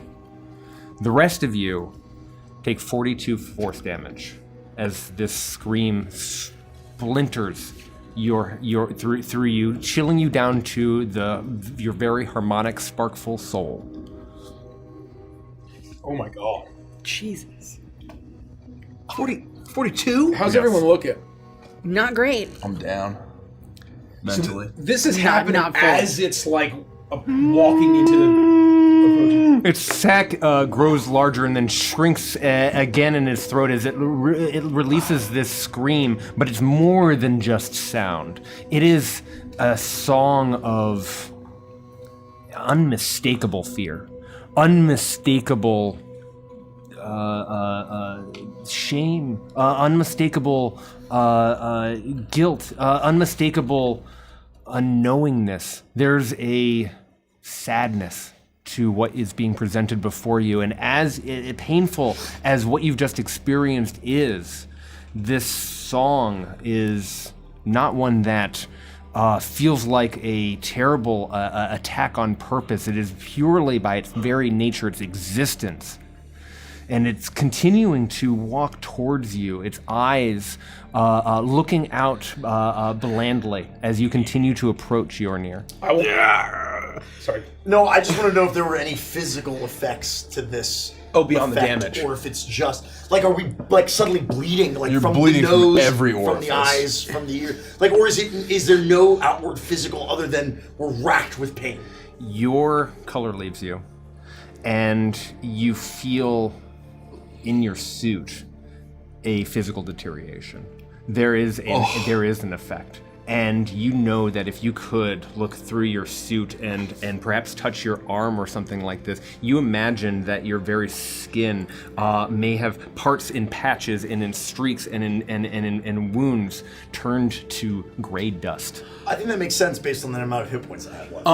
I would have raised my gun at this and reached for a compound in order to use my ray gun feature. But as soon as this thing hit, and fixing the fight, and as soon as this thing hits me, I almost drop my blunderbuss on the ground. Mm-hmm. Yeah! Yeah, I dropped to my knees. I'm unconscious, but I dropped to my knees. I'm on my knees. And I'm wrapped in pain. I'm prone. You all fall to your knees in pain, but Yornir, that deafness is a blessing. And you are able to continue to... I'll also add that all of you are mechanically frightened. Oh. Except for Yornir. Yeah. You are able to approach and continue I dropped my blunderbuss to then. stand Oh, tall. yeah. As you, all of you are racked by the pain of encountering what may be an eldest. I will approach, and I'm not gonna stop. I'm just gonna keep walking. And to it, I will say,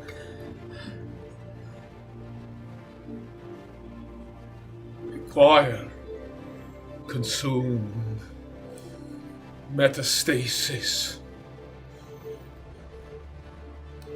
cut down all but one.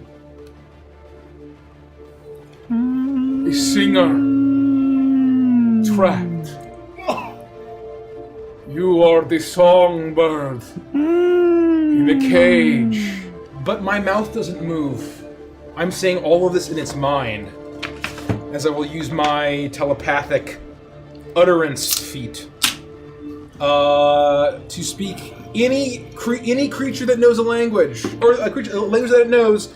I will use a language that we might share, Hadalic, the language of the deep, of the void.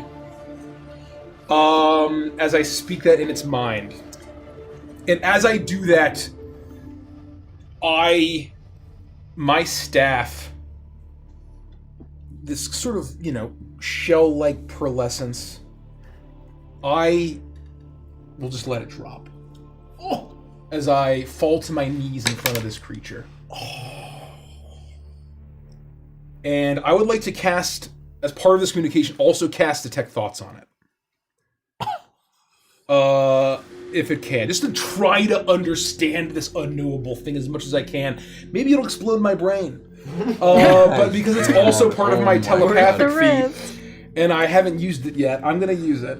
And so what that does is I activate one of the effects below. Until the spell ends, I can activate as a magic action or later turns.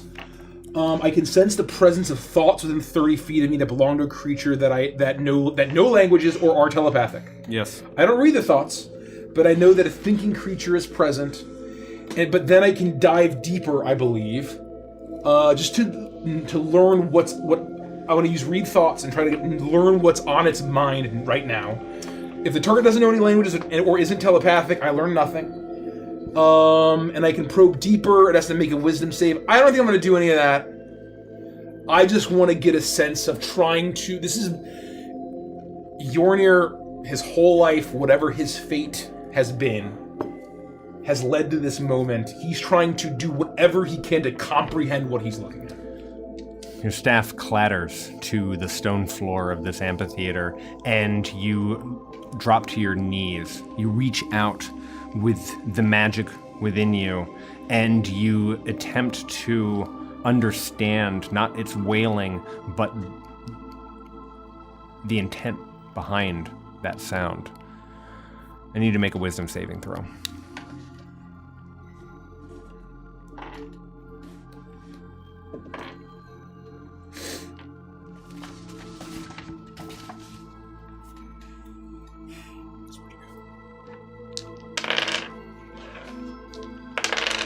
$24.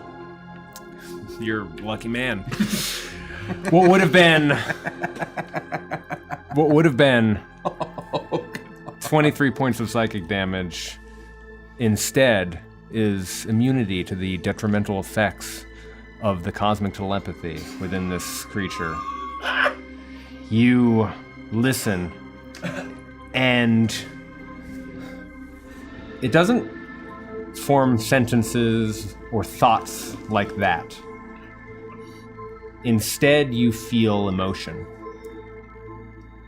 And the scream, the wailing experience, it can only be described as, well, like chords in a song. And you can feel the fear within this creature. You can feel its seeking help. You can feel the loneliness and the sadness therein. All of this reads to you as clear as a few notes might make you feel. Were you listening to a minor chord or a sad tune? And those thoughts shiver down the back of your mind and into your whole essence as it reaches out, almost understanding that you are trying to make contact.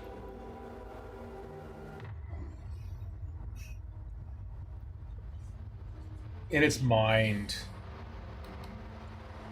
I will say,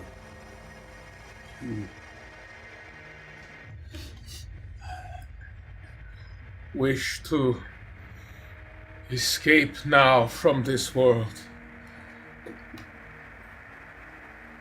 You long for those that came before you to reunite with the choir, to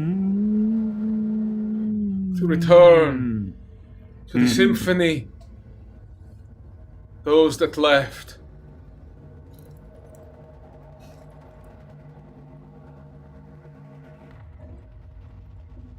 Is it trying to communicate with me at all, or is it just sort of like perceiving me? I would say that you feel that it's been trying to communicate with all of you. That its brothers or sisters or whatever feeling of connection it might have with its like kind has been destroyed. And that it's been surrounded by a minefield of what you call the cancer. Stuck here in perpetuity. I have come. We have come here at the end of our journey. We are deliverance.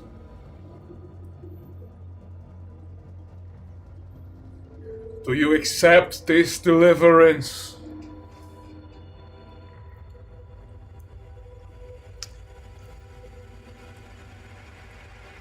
With your detect thought still active,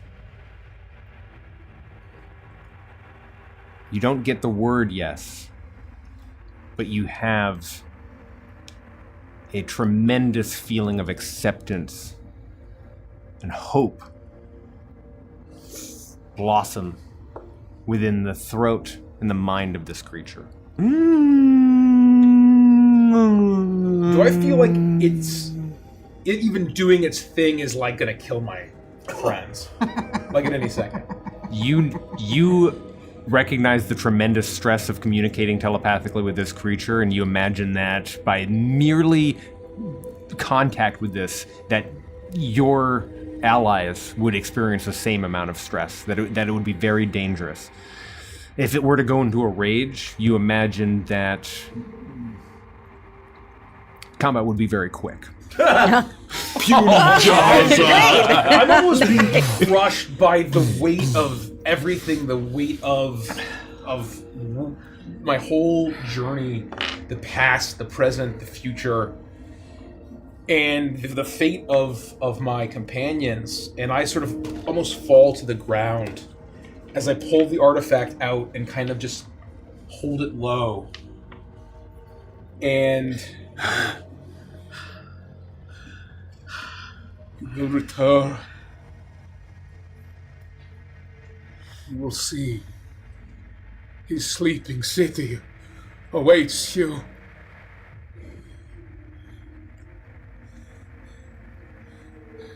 You must let them live!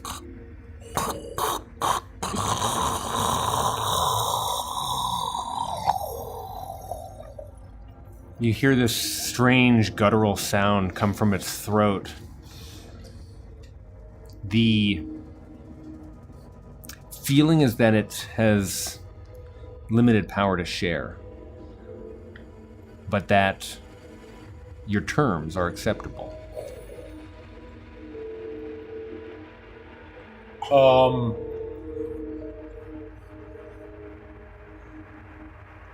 I will look up and I will say,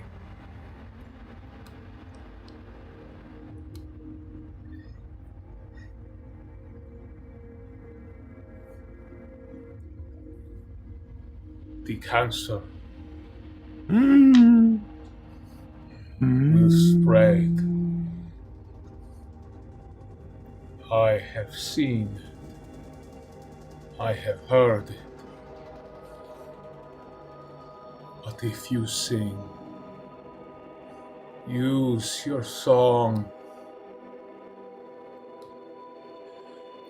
and I'll turn back and I'll look at my companions. Sing to them. Give them the strength, the peace. Change them.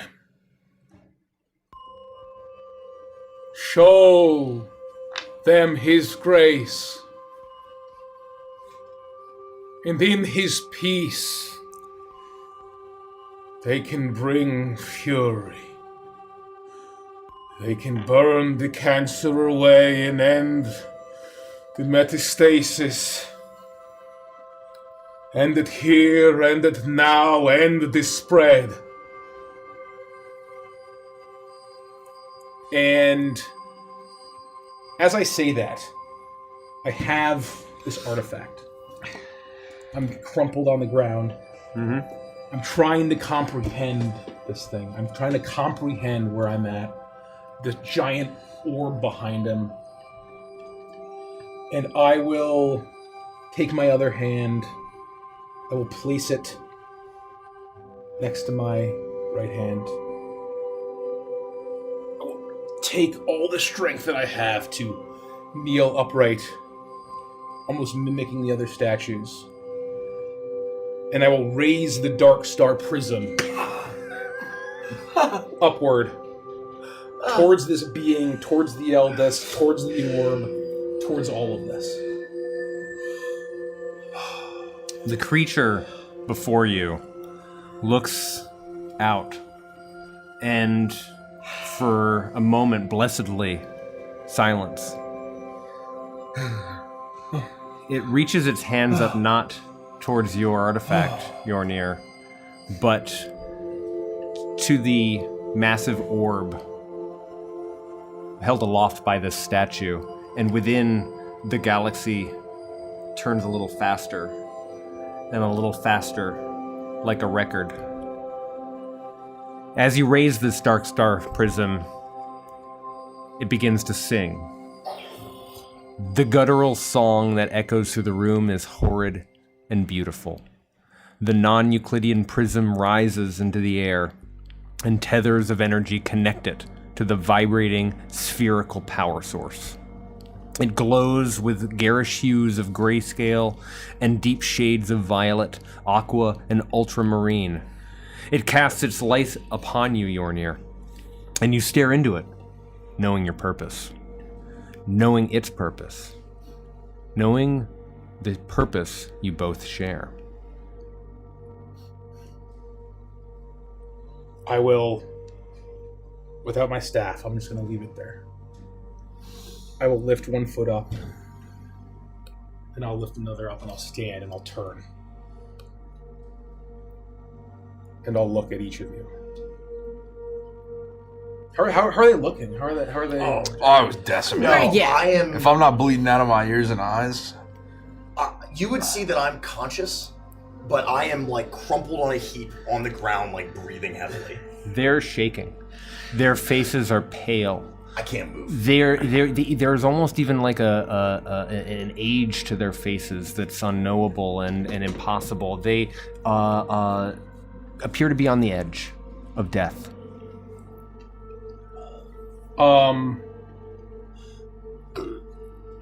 Rise. Rise to your fate. Is this thing going to kill us, Mr. Yornir? No. You stayed at hand? It is sad. It is hurt. It is lost. It is trapped.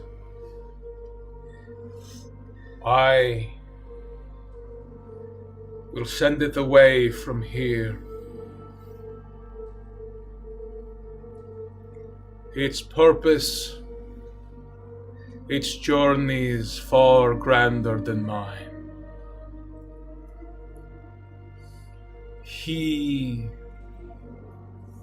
wishes to welcome it home in his sleeping city beyond the stars.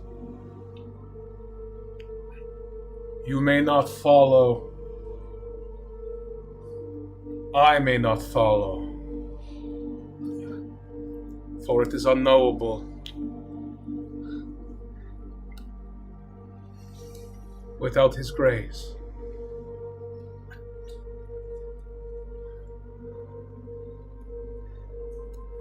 If I feel like I can stand, yeah, I would stand. I will try.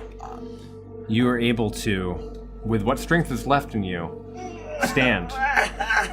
There's still a fire there, and Yornir's words aren't just a command or a request, but they give you a second wind, and you're able to pull yourself up to your feet, knowing that perhaps some good may come of this yet.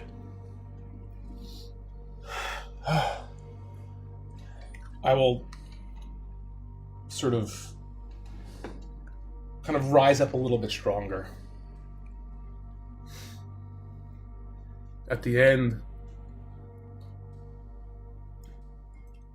at the beginning,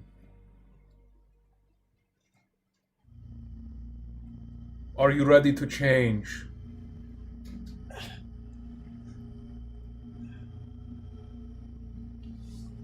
Each of you, will you accept his gift if it means burning away the cancer,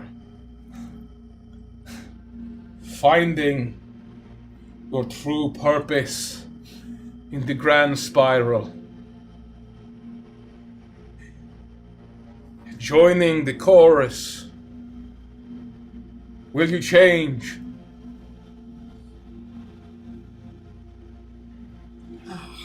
To burn out the cancer.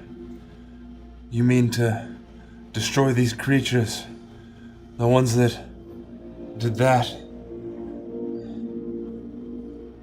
Yes. It is not my purpose or journey to put an end to them. I must leave it to the rest of you. Standing aboard the Ruby's claw, sailed past the hand of Franklin.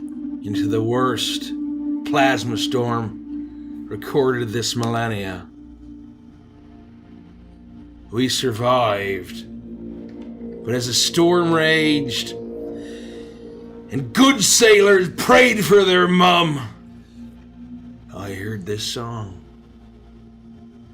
Mr. Yornir, the Ozymandias is not returning from Polaris, is it?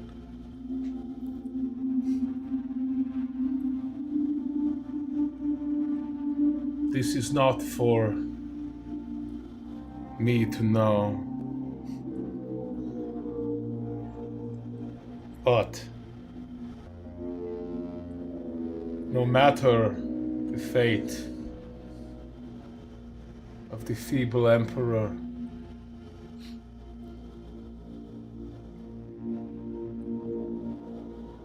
you will begin again.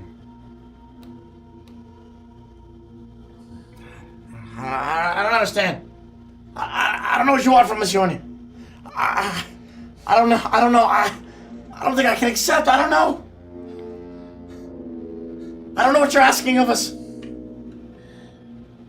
Then I... May the Navigator, Pelagos, if he may ever see me again, bless or forgive me.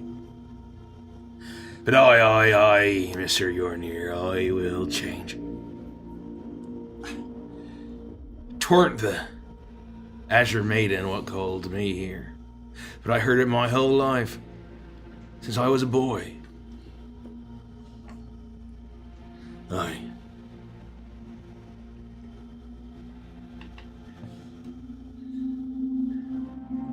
I will look at the rest.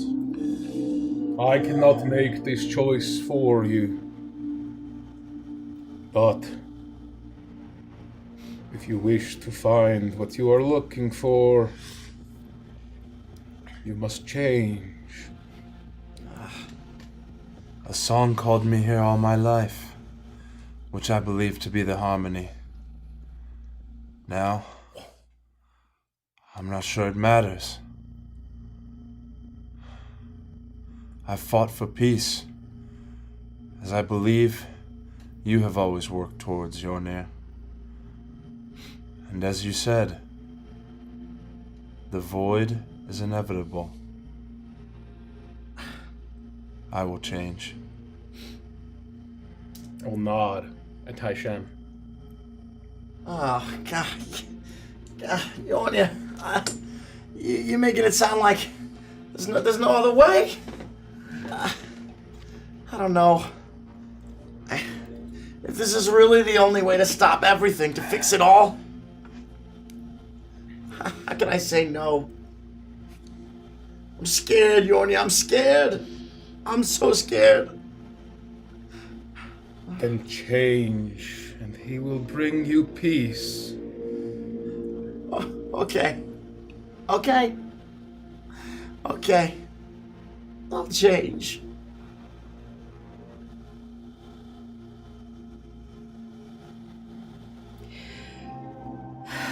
My dear, darling cryptic soothsayer,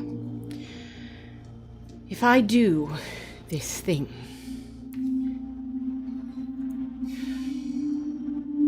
it will lead me toward my goal.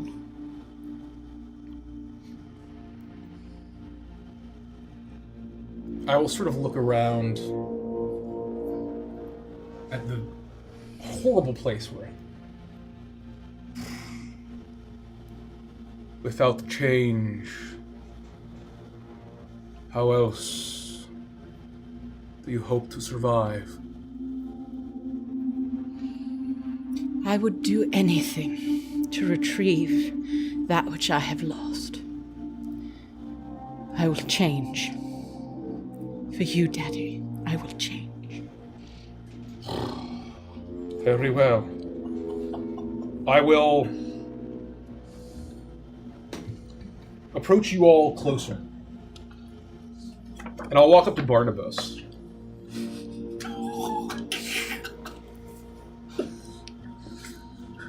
And mechanically, I'm blessing them. Okay. If it matters. You know, it might. It just might. And that's a D4. It's a D4 on whatever it does. Sick. Okay. It's probably Cool. Look at this powerful die. Look at this. I'm gonna use this one that looks like tears.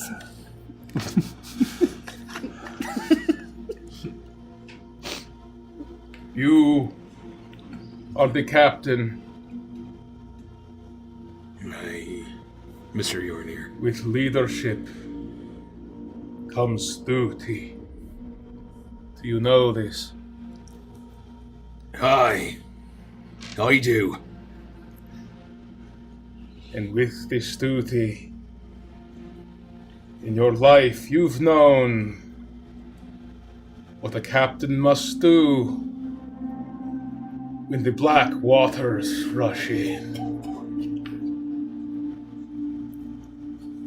I've been ready since I first heard the song, Mr. Yornir.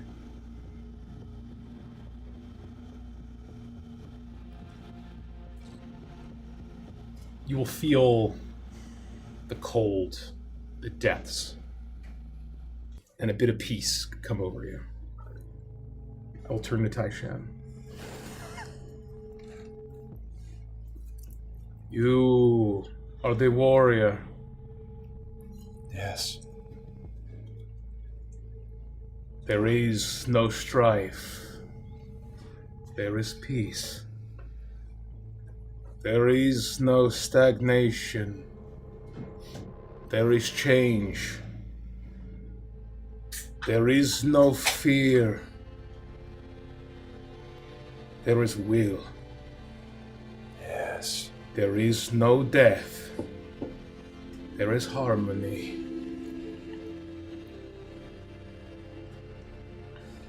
You'll feel the blessing come over you. I'll turn to Scrim. You are the gambler. You wish to change your fate. Yet, you are where you are meant to be. The dial of time. And I'll look at the machine in your chest. Is a spiral.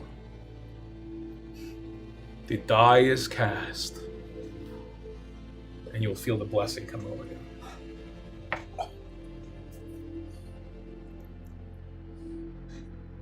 I'll turn to Delphina.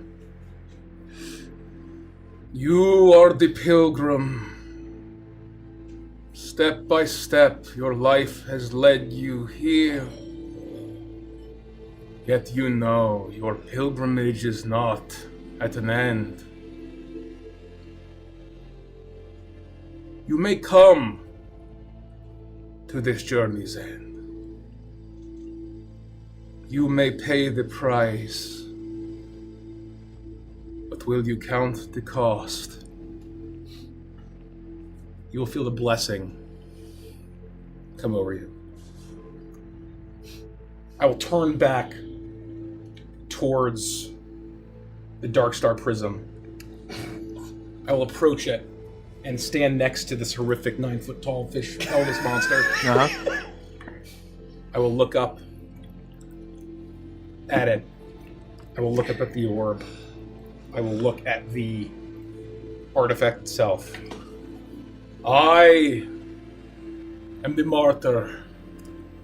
And I will crush my hands on it. On this, its sharp spikes. It'll pierce through my webbed fingers. You'll hear bones crunching and cracking. And it expands. Oh! Like an urchin, spiking out in all directions as you crush it. And black blood will ooze and seep down my hands, staining my robes, and pouring over the artifact itself. And I'll look up at it. You who drowns beyond the stars in the deepest sea, beyond the last star. You slumber, you dream. Through the sacrifice, may the 13th black tide rise. May the 13th star drown. I must change. I must begin. I must end. You must feast. The void is here.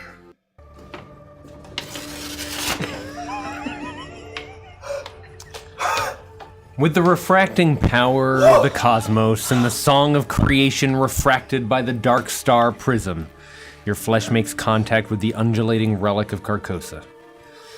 And then you change. You give yourself, all of yourself, to Carcosa. Your body, your mind, your soul. The prism takes a fluid form and fuses with your own flesh, and your life is used to open a pulsing portal. Yornir is gone, and what remains is the gateway to Carcosa's sleeping city beneath the blackened stars in the darkest reaches of Agathos. All of you see briefly a horrifying and utterly strange city that evokes the ruins you've walked through, but at a scale of an order of magnitude. Black stars hang overhead in bizarre constellations that defy reason. The song that fills the room then changes all of you as the eldest being steps into the rift. Each of you and your gear has been touched by and enhanced by this entity descended from the creation of the cosmos. And then the rift closes and the eldest is gone.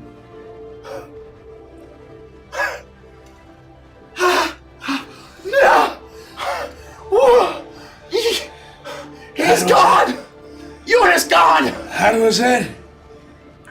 That is why he is here.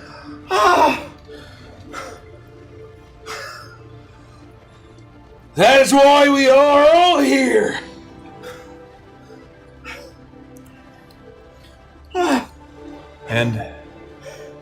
And so the final leaf falls. And the cancer shall be burned out.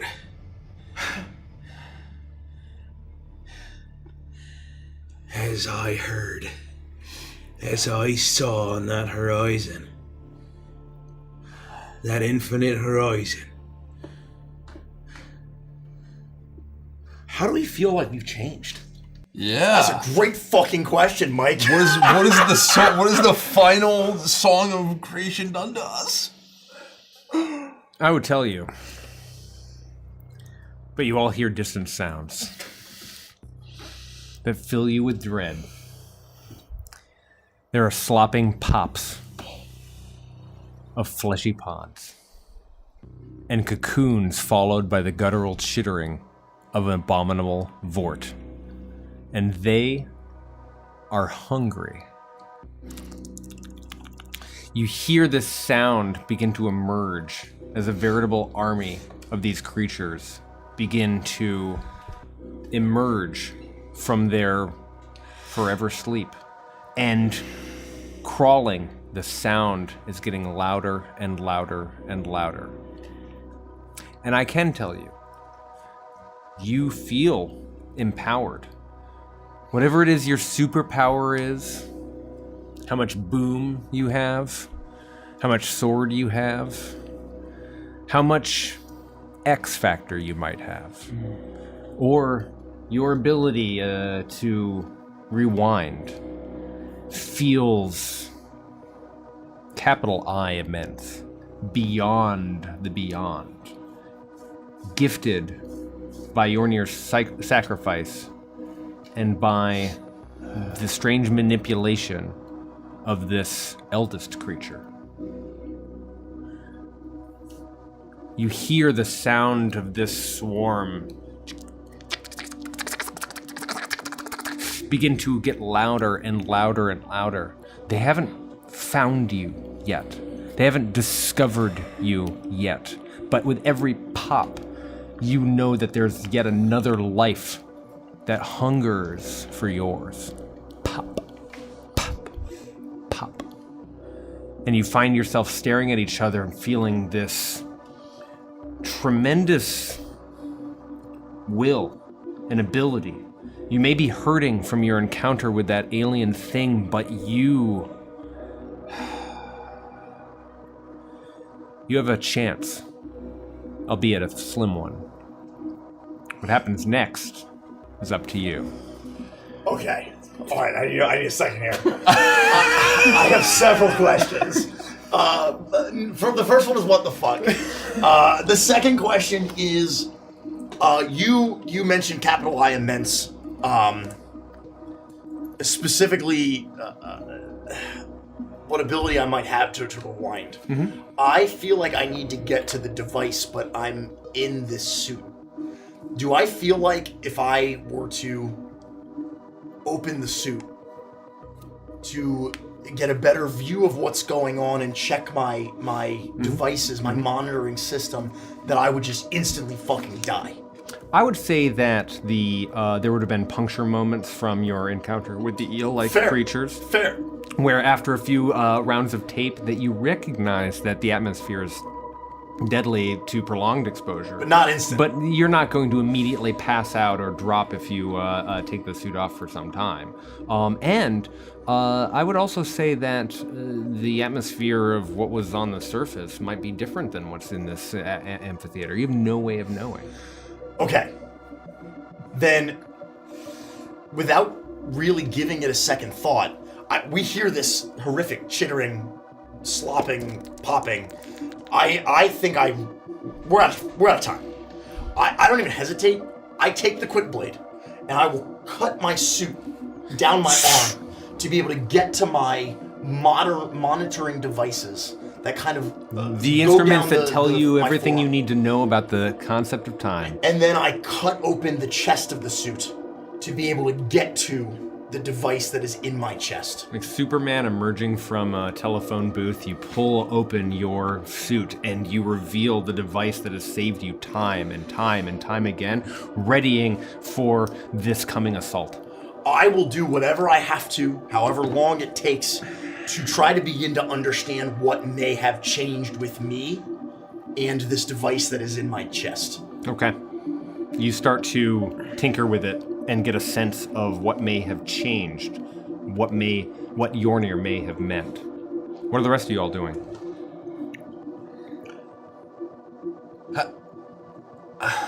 How close? You said that it doesn't seem yet that they know that we're here. This is distant sounds, a pop here, a pop here. It's to make a anachronistic metaphor. It's like microwaving popcorn, where it starts with a. Oh God. And this cacophony is rising more and more and more as what feels like a wave is starting to approach the gates, the open gates of this edifice, this massive structure that you stand within. So this great awakening, it's clear it happened in response to this occurring. Would it be very reasonable to believe it's all coming here? You definitely get a sense that the opening of the portal was enough of a disturbance to begin alerting creatures to the presence of beings such as yourself, and now they are hunting.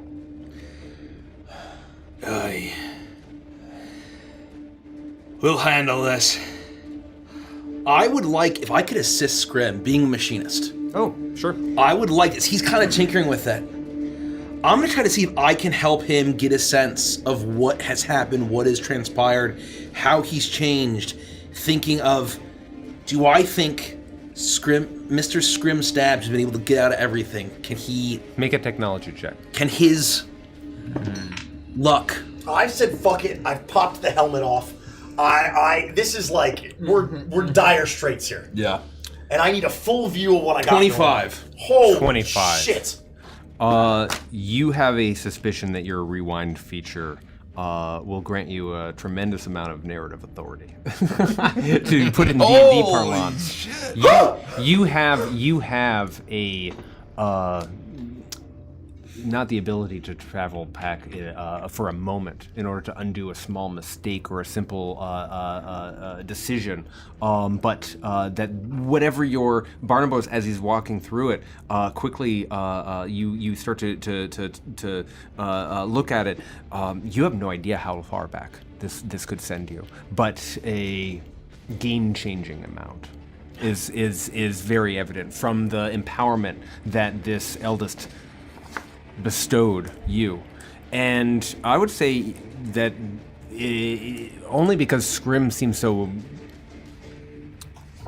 evidently interested in that device do you feel this way. You recognize that your own abilities may also be an order of magnitude more empowered. All right. Mr. Stabs? Yeah. It has been an honor and a privilege sailing with you, sir. Cat, what do you mean? Don't say that. I think you can take the young lady with you. I mean, something has definitely changed. Whatever this monitoring is, it doesn't make any sense. These numbers don't make sense, but take the lady. We took a job to get Lady Voss back safely. You can do that. If we're gonna stop this cancer, perhaps you can stop the whole thing. I don't know how the flow of time works, whether it be a flat circle or fucking otherwise. Mr. Fireblossom and I have a cancer to root out and destroy. I quite agree. As you are looking at the instruments on your arm, you are looking down. This has always been a solo ride. All those times you've only ever been able to go back by yourself. This is a rare opportunity where you might be able to take a passenger and save more than yourself. Barnabas, no. No, Barnabas, please listen to me. I can't leave you here. I can't do it. You're the only friend I've ever had. I can't leave you here. Hi, Mr. Stabs. You've been the only friend that I could mostly trust. And I will treasure the years we sailed together. But from the moment I heard that song,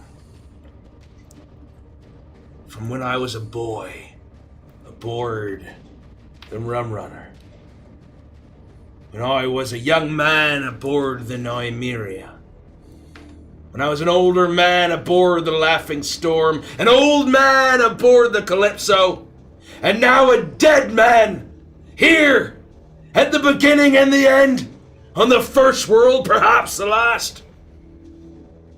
I have known the glorious death that awaits me, and we'll take all these bastards with us. But I need time, Mr. Jadeshell. You will have it, Captain. Oh, I know. I'll hold the wave back. I saw you hold off dozens of those Kevlon dogs, eh? What's some skittering shrimp to come after us, lad, eh? Just disease to be burned out. The rot has reached the tree, and we will set it ablaze. There's nothing I can do to convince you otherwise. Nothing. Mr. Stabs, do you think, after how long I've been sailing, and how long I've been fighting, there's much left for me? You enjoy the notes, you enjoy that. I could never enjoy it. What, sit back, relax on the beach with drinks? I'd grow tired in a week. I'd rust like an anchor at the bottom of the depths of the sea. I need to fight. I need to rage. Just like I did when that Spectralodon took down the entirety of my blood brothers of the Blood Fleet. And it took me arm! I will walk up to you. And I will give you a hug. And I will say, I can fix this. I can fix it. I can still fix this. I can change it all. I can make it not happen. I can fix this. Then may we meet again in another timeline, Mr. Stabs, and I'll give you a big hug. In another timeline. And when you get back and gaze upon the stars once more, pour one out for Pelagos the Navigator for me, will you? I will. I will. And an extra one for Tigris. I will. Thank her for all the good luck she's given us. And I will scamper over to Delphina. I'm looking at the two of you. As you've noticed, I have also taken off my suit, needing to be more nimble in these moments. But I'm leaning over Yornir's staff as I grab it and I rise. The pilgrim's journey does not end in this moment.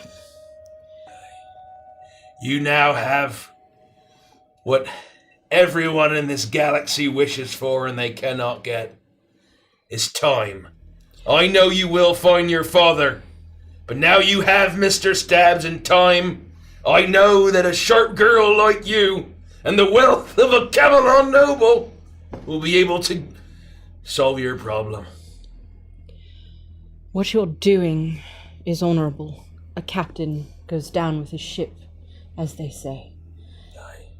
But if you will have us do this, both of you, send something home with us. Aye. Mr. Fireblossom, do you have a home? Mr. Jade Shell, do you have a home? Fire Blossom's my middle name. Ah, yes. Of course. Taishen F. Jade Shell. The field of battle was my home. Oh, it's cold. Anything to remember you by.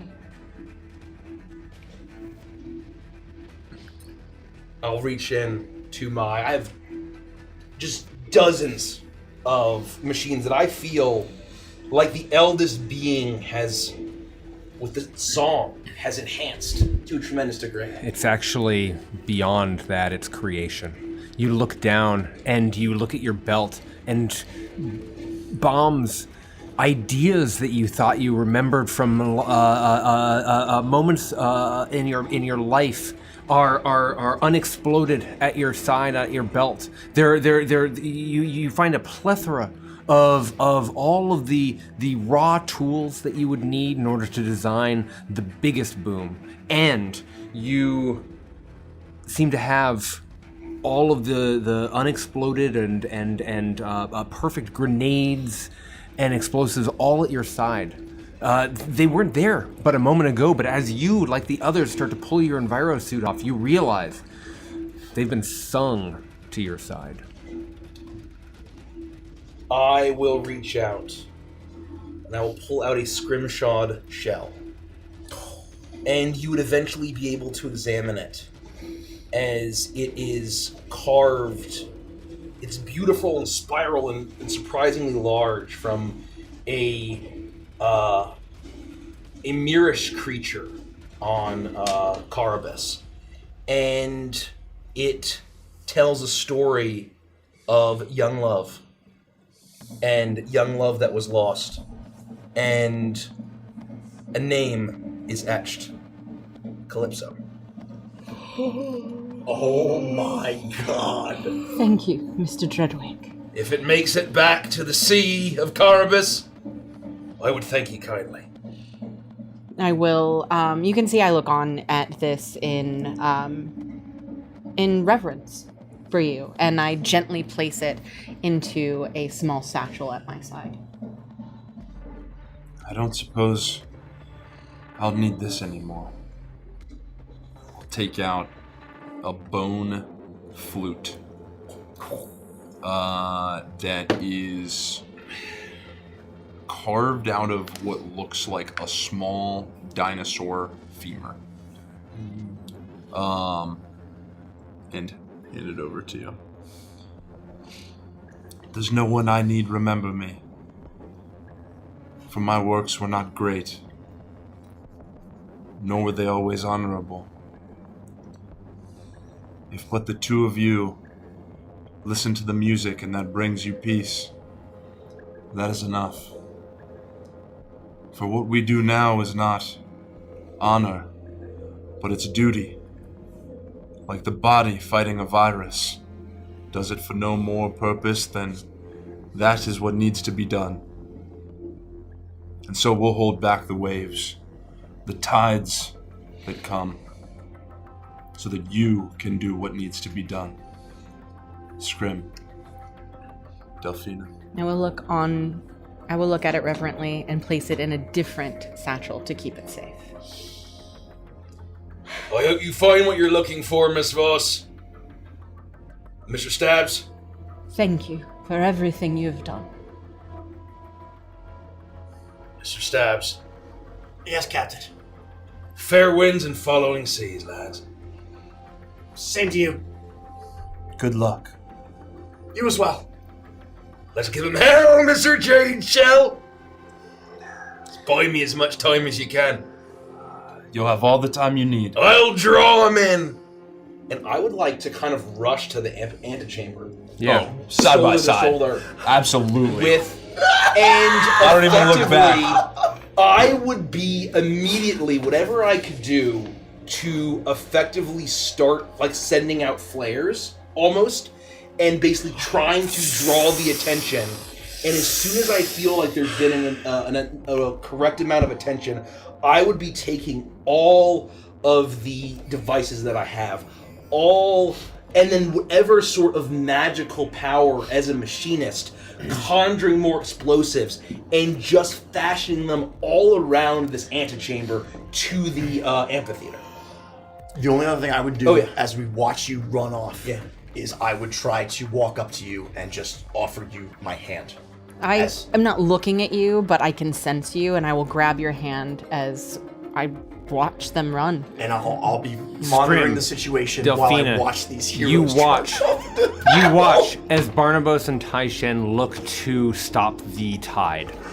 As the tide rises, you run out into the antechamber and hear the swarming of hundreds, no, thousands of abominations as they swarm in your direction, whipped into a voracious frenzy by the echoing song left by the eldest before it left this world behind. You see the countless shapes ravenously shambling toward you to finish the feast they started who knows how long ago.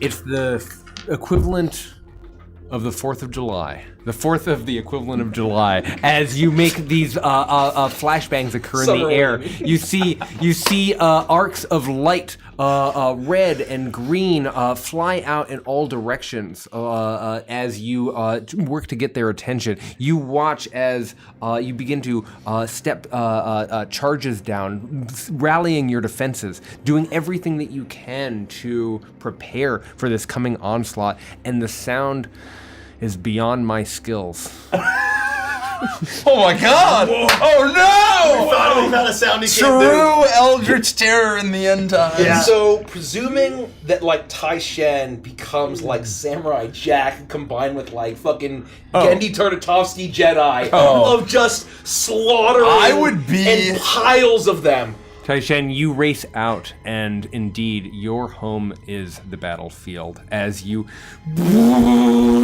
spray. Just as you're, presumably, I think I know exactly what you're trying to do as we go out there. If there's a moment where you start building, and I look out, and there's just like, it's like the Hun coming over and Mulan like coming over the cliff tops. Is it all just 1000%. It's Jon Snow when the horses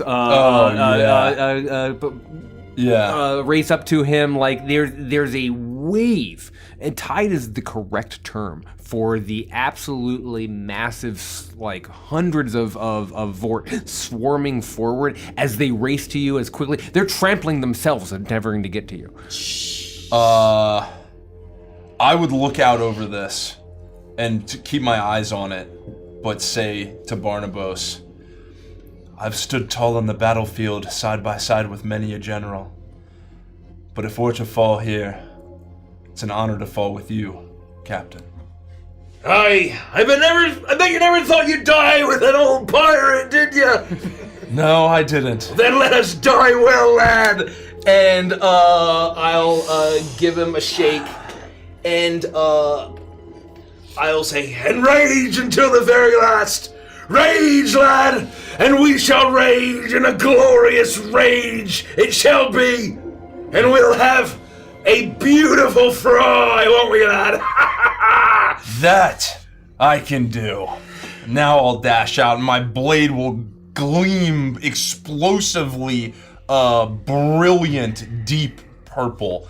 As I reach the edge of this tide, I will be casting it out in all directions. I'll reach out with my hand and rip Vort up into the air and cast them into each other as blade soars around, as I'm also using telekinetic harmonic ability to just cast them all over the place. You're pulling some forward, crushing them with your mind, and every single time your blade leaves your hand, the blade extends out, not 5 feet, 10 feet, but 20 feet, a massive... oh my god, it's like the Darth Vader. All I'm surrounded by is the smell of fear and dead Vort. Oh, that's all I'm surrounded by. We actually win this. Yeah. We actually win this combat. We succeeded turning the tide back. Scrim is gone. We're chilling in the end world. And as they start to kind of swarm, presumably they can like crawl on ceilings and walls.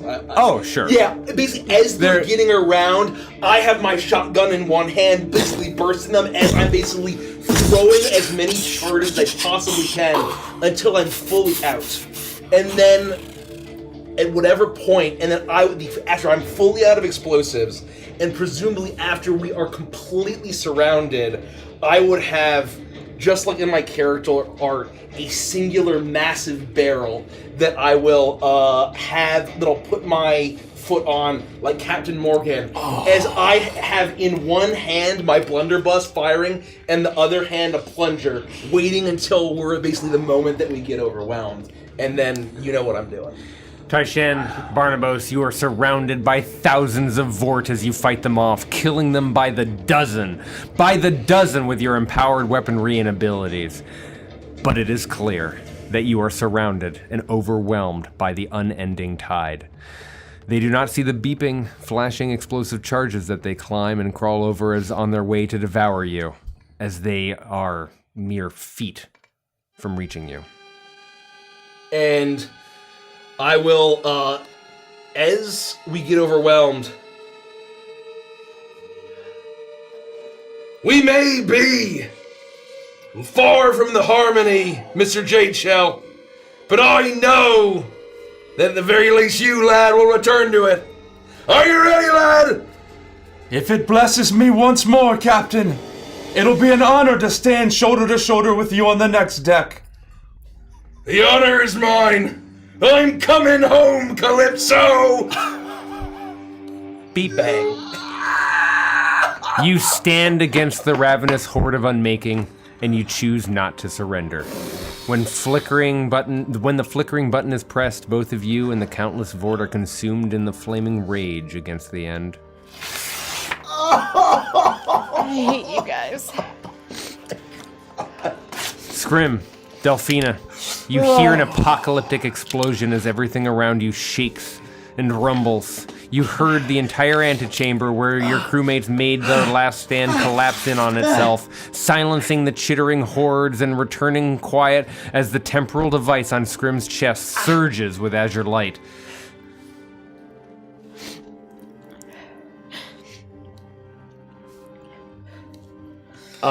I'm holding on to Delphina's hand. Yeah. And I hear this explosion, and there are just tears running down my face.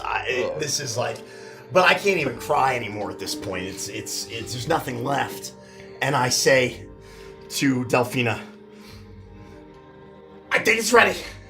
If everything here looks right, it feels, I can feel it. It's we're ready. Are you ready? Yes, how long do we have? Moments. Mere moments. I'm so sorry, Mr. What? Stamps. What? And then I'm going to vault backwards towards the black puddles. May we meet again in the next life. What? But in doing so, I would also like to, at the same time, grab a coin from his pocket. You I'm gonna say that you can easily do You know that. what? In your I'll empowered state, use Indomitable Spirit to succeed automatically. You succeed. You're able to pull. You watch as she holds a coin in her hand with a couple backwards flips. She is 5, 10, 15, 20 feet from you, and you can already hear boop, boop, boop, boop, boop, boop, boop, boop, boop, boop, boop, the time device on your arm reach its full empowerment.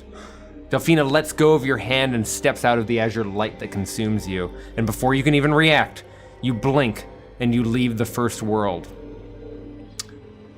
You rewind, not 6 seconds, not 60 seconds or 600 seconds or 6,000 seconds, not 600,000 seconds.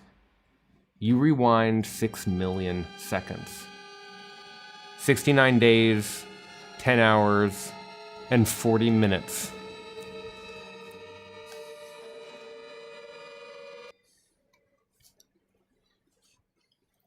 I'm going to change the music for but a moment.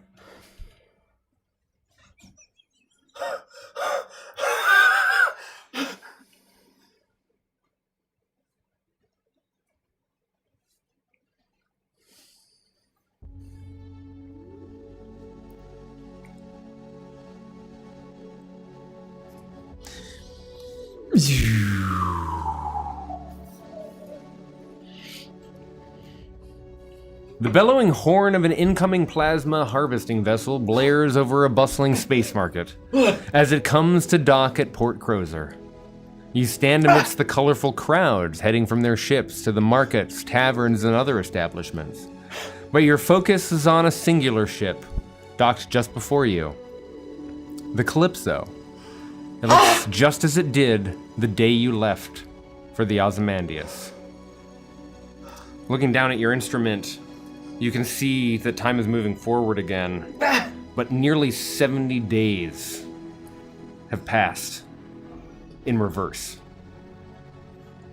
I would take just a moment to check my vitals, to check my metrics, to check my monitoring systems to make sure that this is real and that I'm alive and that I'm in one piece.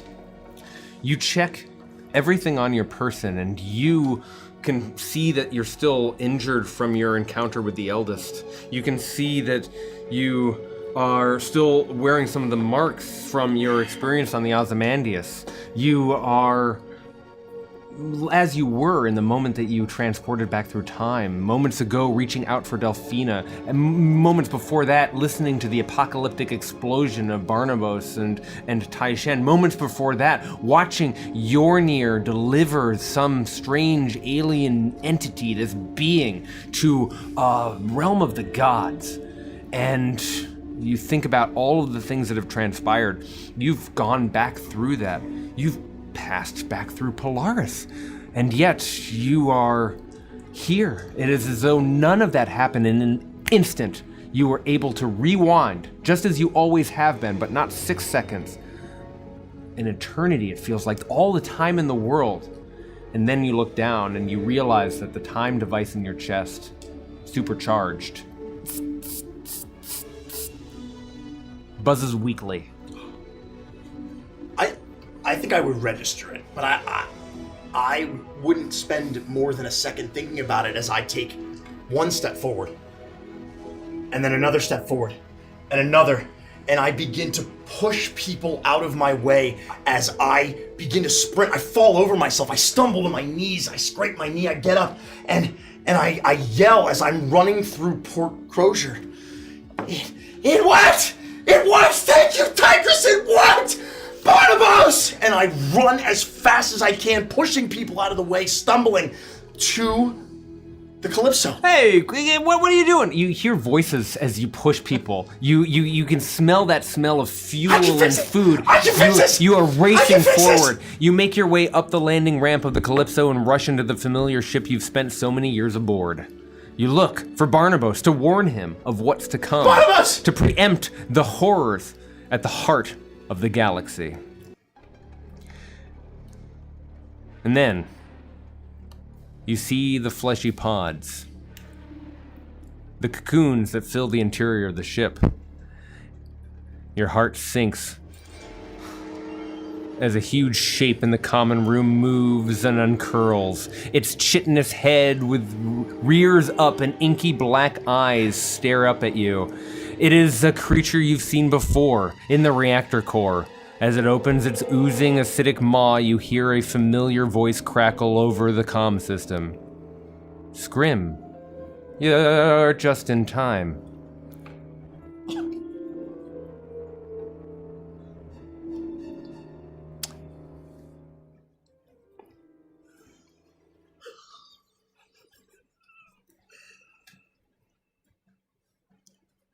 Delphina.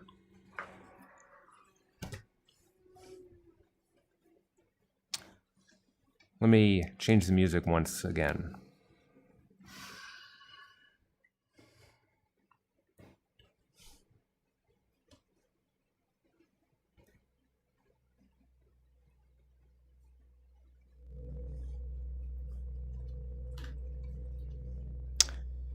Time, as it does in most cases, passes. Delphina, you climb over a rime-encrusted precipice in the depths of the First World. You step out on a massive cliff that plummets down into an endless black sea, bathed in eerie light from floating lantern-like protrusions of bioluminescent coral. Your hair is disheveled, your suit torn and patched. Your technology is worn. You activate your handheld searchlight. Slowly flickers on, and you're unsure how long it will stay powered.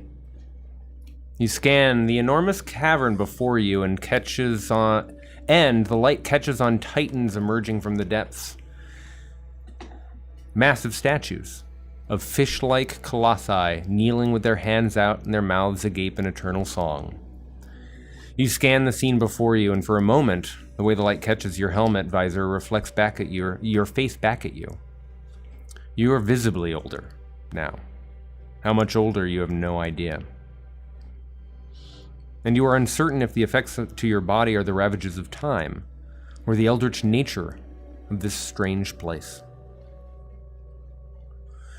You move the beam of light, and it illuminates a figure with you at the top of the precipice. You're not alone. A humanoid shape in an envirosuit leans up against a large rock, gazing out to the same vista that you are seeing, entirely motionless. The light catches the nameplate on the chest of the suit. It reads, O. Voss. I am trudging through this space, leaning against Yornir's staff. But it has changed a little. Dangling from it, you see the shell that Barnabas had given me, the coin that I stole from Scrim, and the flute. The flute that Taishen had given me. And as the wind whistles through this space, it flows into the flute, and I'm surrounded by music for a minute. As I look forward, I told you we would find him. 7 million well-spent friends. You're going to love him when you meet him, and he's going to love you too. All right, Yornir. Do you have anything to say about this space? Yes? Fate. Yes, I know. The pilgrim marches forward. Yes, Scrim, you may lead the way. I should have known that moment we met, Barnabas, that you would lead us to the end here. Watch my back again, will you, Taishen? I'm feeling weak this time, as I begin to trudge forward with my friends in tow. You reach the suit, and you find what you've been looking for. As you circle around, not looking anymore at the precipice, but to gaze within that visor, you see the face of your father. And underneath that transparent shield, there's no calcification or Decay. Whatever it is about this particular cavern, this particular part of the first world, you instead see the glasses, the face, the skin, every hair follicle of the face of the man you call Dad. Many called the brilliant Dr. Voss. He is looking out towards that sunken black sea, out towards the mystery that so many have spent their own lives looking for. And his eyes are open. There's a small grin as one side of his face grins, smirks up. The discovery of a lifetime. Scrim, he's happy to see me. And I'll rush straight towards him and kneel on the ground. Daddy, I want you to meet my friends. I've been looking for you for so long. Face doesn't move. The body is motionless. And when you get near enough, whatever balance has been holding it in this position for 18 years is disturbed. It shifts and crumbles onto its side, lifeless. Clearly dead. I will grab him. Oh, you're exhausted. Oh, you did spend so much time out here alone like that, of course. Let me lay you down, Daddy. I'll lay you down. Oh, I've missed you so much, Daddy. Time was stolen from us, but we will reclaim it. And I will slowly crawl into his arms. I'm tired too. Yawn, I'll lay the staff down next to us. You can meet Daddy tomorrow. We must all rest. You can meet them tomorrow, Daddy. It's okay. You don't need to say anything at all. Just put your head here in my arms. I'm so glad I found you. I've missed you. Oh, please, just... And I'll be, like, rubbing his lifeless head as I'm cradling him. Pull the helmet into you, something disturbs your side. You're trying to crawl into that same familiar position. You're trying to remember what it feels like to be hugged by your living father. And you realize that you're sitting on the side of... something's pressing into your back. And you pull out what is a simple digital recorder.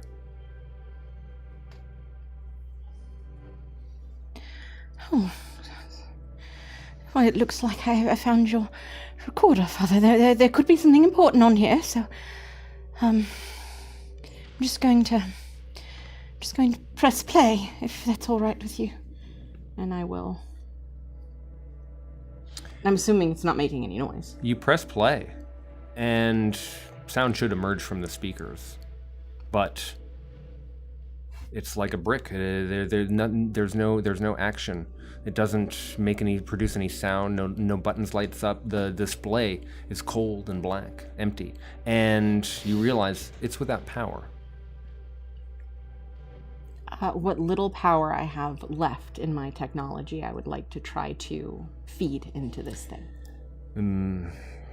I would say after all of your empowerment, after all the resources you've spent, after who knows how long you've survived on this impossible planet, you've left what little power you have in your occultech weapon at your side for survival. For every threat that remains around every corner. But with a quick twist, you're able to eject the power bank and you're able to pop it into the recorder. This time when you hit play, it springs into life. The display as it rewinds to the beginning of the recording.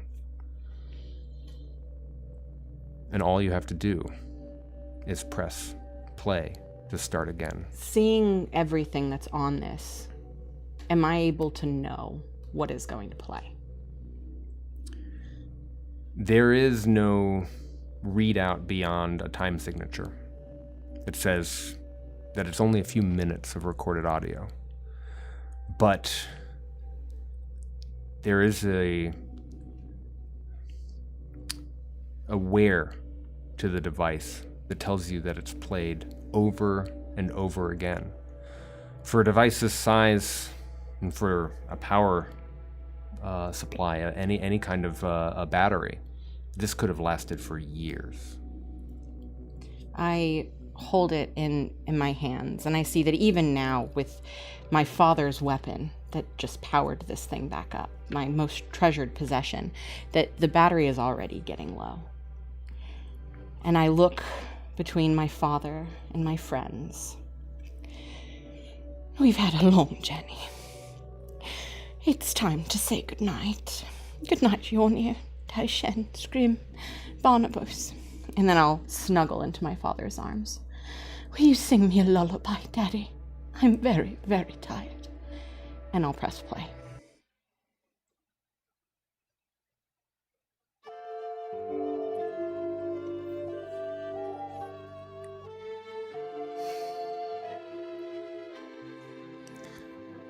You press the button to replay that familiar, cherished song. It's the only sound in this place of dark, cold, and the deep. It is your swan song. Here, alone at the heart of the universe. At the beginning. At the end. It may not be the song of creation, but in this moment it is your song.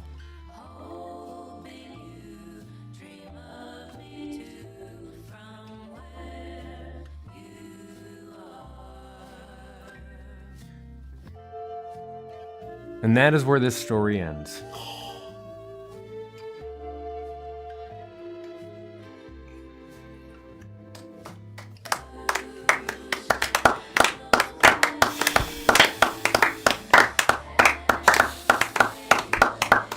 Hot damn. I'm so upset. I'm trying not to cry. I'm trying to hold it in here. Oh my god. Oh. Thank you for playing at my table. Thank you for GMing for us. Thank you for GMing. Absolute cinema. Absolute cinema. Absolute cinema. Holy Thank you shit. for Thank you, watching. Derek. Thanks for running this. What a campaign. What a campaign. Holy. I'm so upset. We're not done. I'm done. What's next? Adventures and chill. We're gonna do Adventures and chill. We're gonna Come talk hang about out our behind the favorite moments. scenes. We're gonna unpack what just happened and Are we? answer a couple questions, and then we're gonna see you tomorrow. If you can't stay, you gotta be a patron to join Adventures and Chill.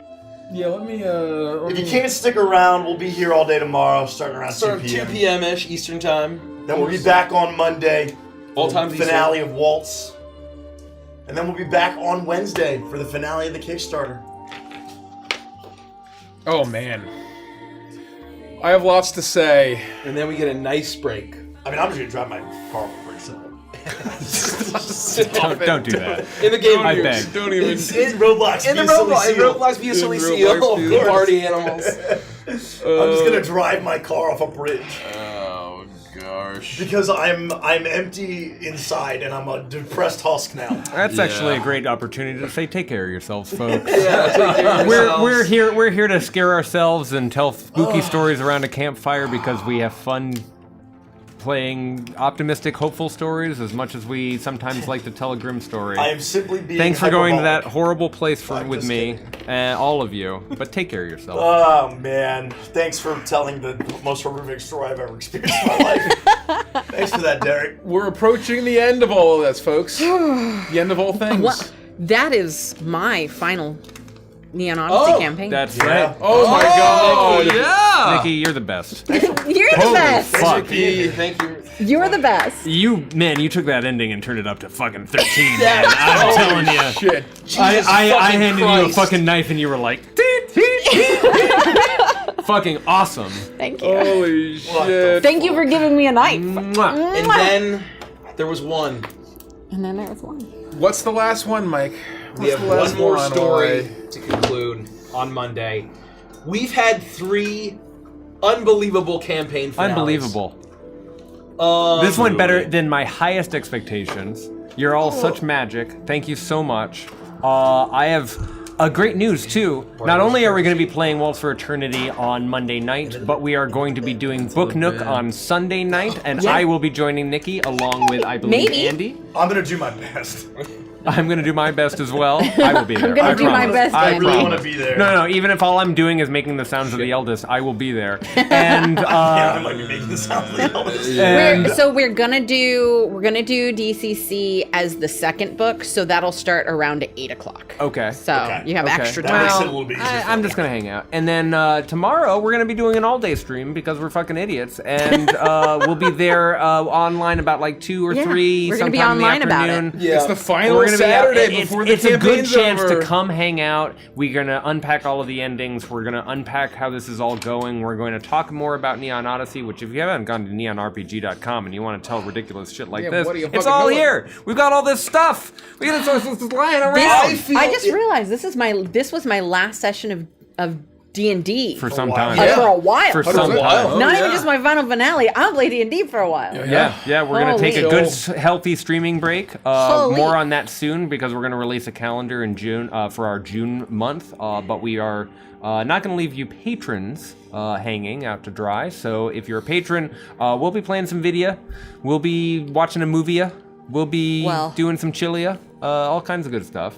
But we need to take a nice long battery. We're about as drained out as that cultic weapon was towards the end of the story. And so we'll need a minute to go to Valhalla to feed and slumber. And while I continue to vamp, Richie's going to look for a raid channel. And the rest of you who are patrons, stay tuned for the link so that we can hop over and we can talk about our favorite moments. We can talk about all kinds of good stuff. Gosh, what a fun time. Thank you, Derek. Thank you, Mike. I have a lot to say. I have a lot to say. Seriously. I have a lot This to is say. a rare tale. This is a rare opportunity to is do rare, something rare, really fun. everybody. This is rare, everybody. I feel like it was a great balance for Wednesdays. We needed to balance out the hope punk. I mean, it's the harmony. We had to balance out the It's hope. the harmony. You know, the Yeah, harmony has we had both. to balance out the hope. Life and death, my friend. Life We're and gonna death. raid Narrow again. I don't know if they're ending, but we're sending it over there anyway. Yeah, Go give them a spread follow. the They're doing a love. Voidbound finale bingo. I don't know if you had any of this on your bingo card. Oh my gosh, Someone's card is almost Very full. literally? Holy shit. What in the ass? Oh, we didn't my get gosh, a what the ass. Oh, we didn't get a quab quit. That's we didn't get too a quab bad. quit. That's too We bad. got Blackacre. We got Blackacre from my hand. That was Yeah, from from your your hand. hand. That's Icor, I would And I say. assumed the Black Pools were kind of a Blackacre. Go Oh, say hey. Quab didn't. Well, I guess It we didn't didn't really have crack. too Oh, many Quab rolls. quit. Yeah. You can talk about Yeah, the I did bound not- that is I did not voidy. roll 20 with I have Quab I have a today. vague feeling based on their gestures of excitement and surprise that they might be listening to me saying that we're about to raid them right now. Anything else before we cut over, or should Be a we just patron. No. Come hang out with us. See you go to the pin tomorrow. links? See you The in Book pin Nook. link See is you Monday night for Adventure Waltz for Eternity. If you're not a backer, hit And remember, neonrpg.com. come with your questions about all of the campaigns and the campaign finales prepared for tomorrow. Yeah. It's a great opportunity because obviously we're ending these campaigns late, so you have an opportunity to come with your finale questions to Saturday. Good night, everybody. Good night. We love you. We'll see Send you all soon. your love. Bye. Boop boop. Beep boop. Boop boop boop boop. Boop boop. Boop boop beep boop. Boop boop beep boop. Boop boop. Boop boop beep boop. Oh man. Great session. Thanks. Thank you.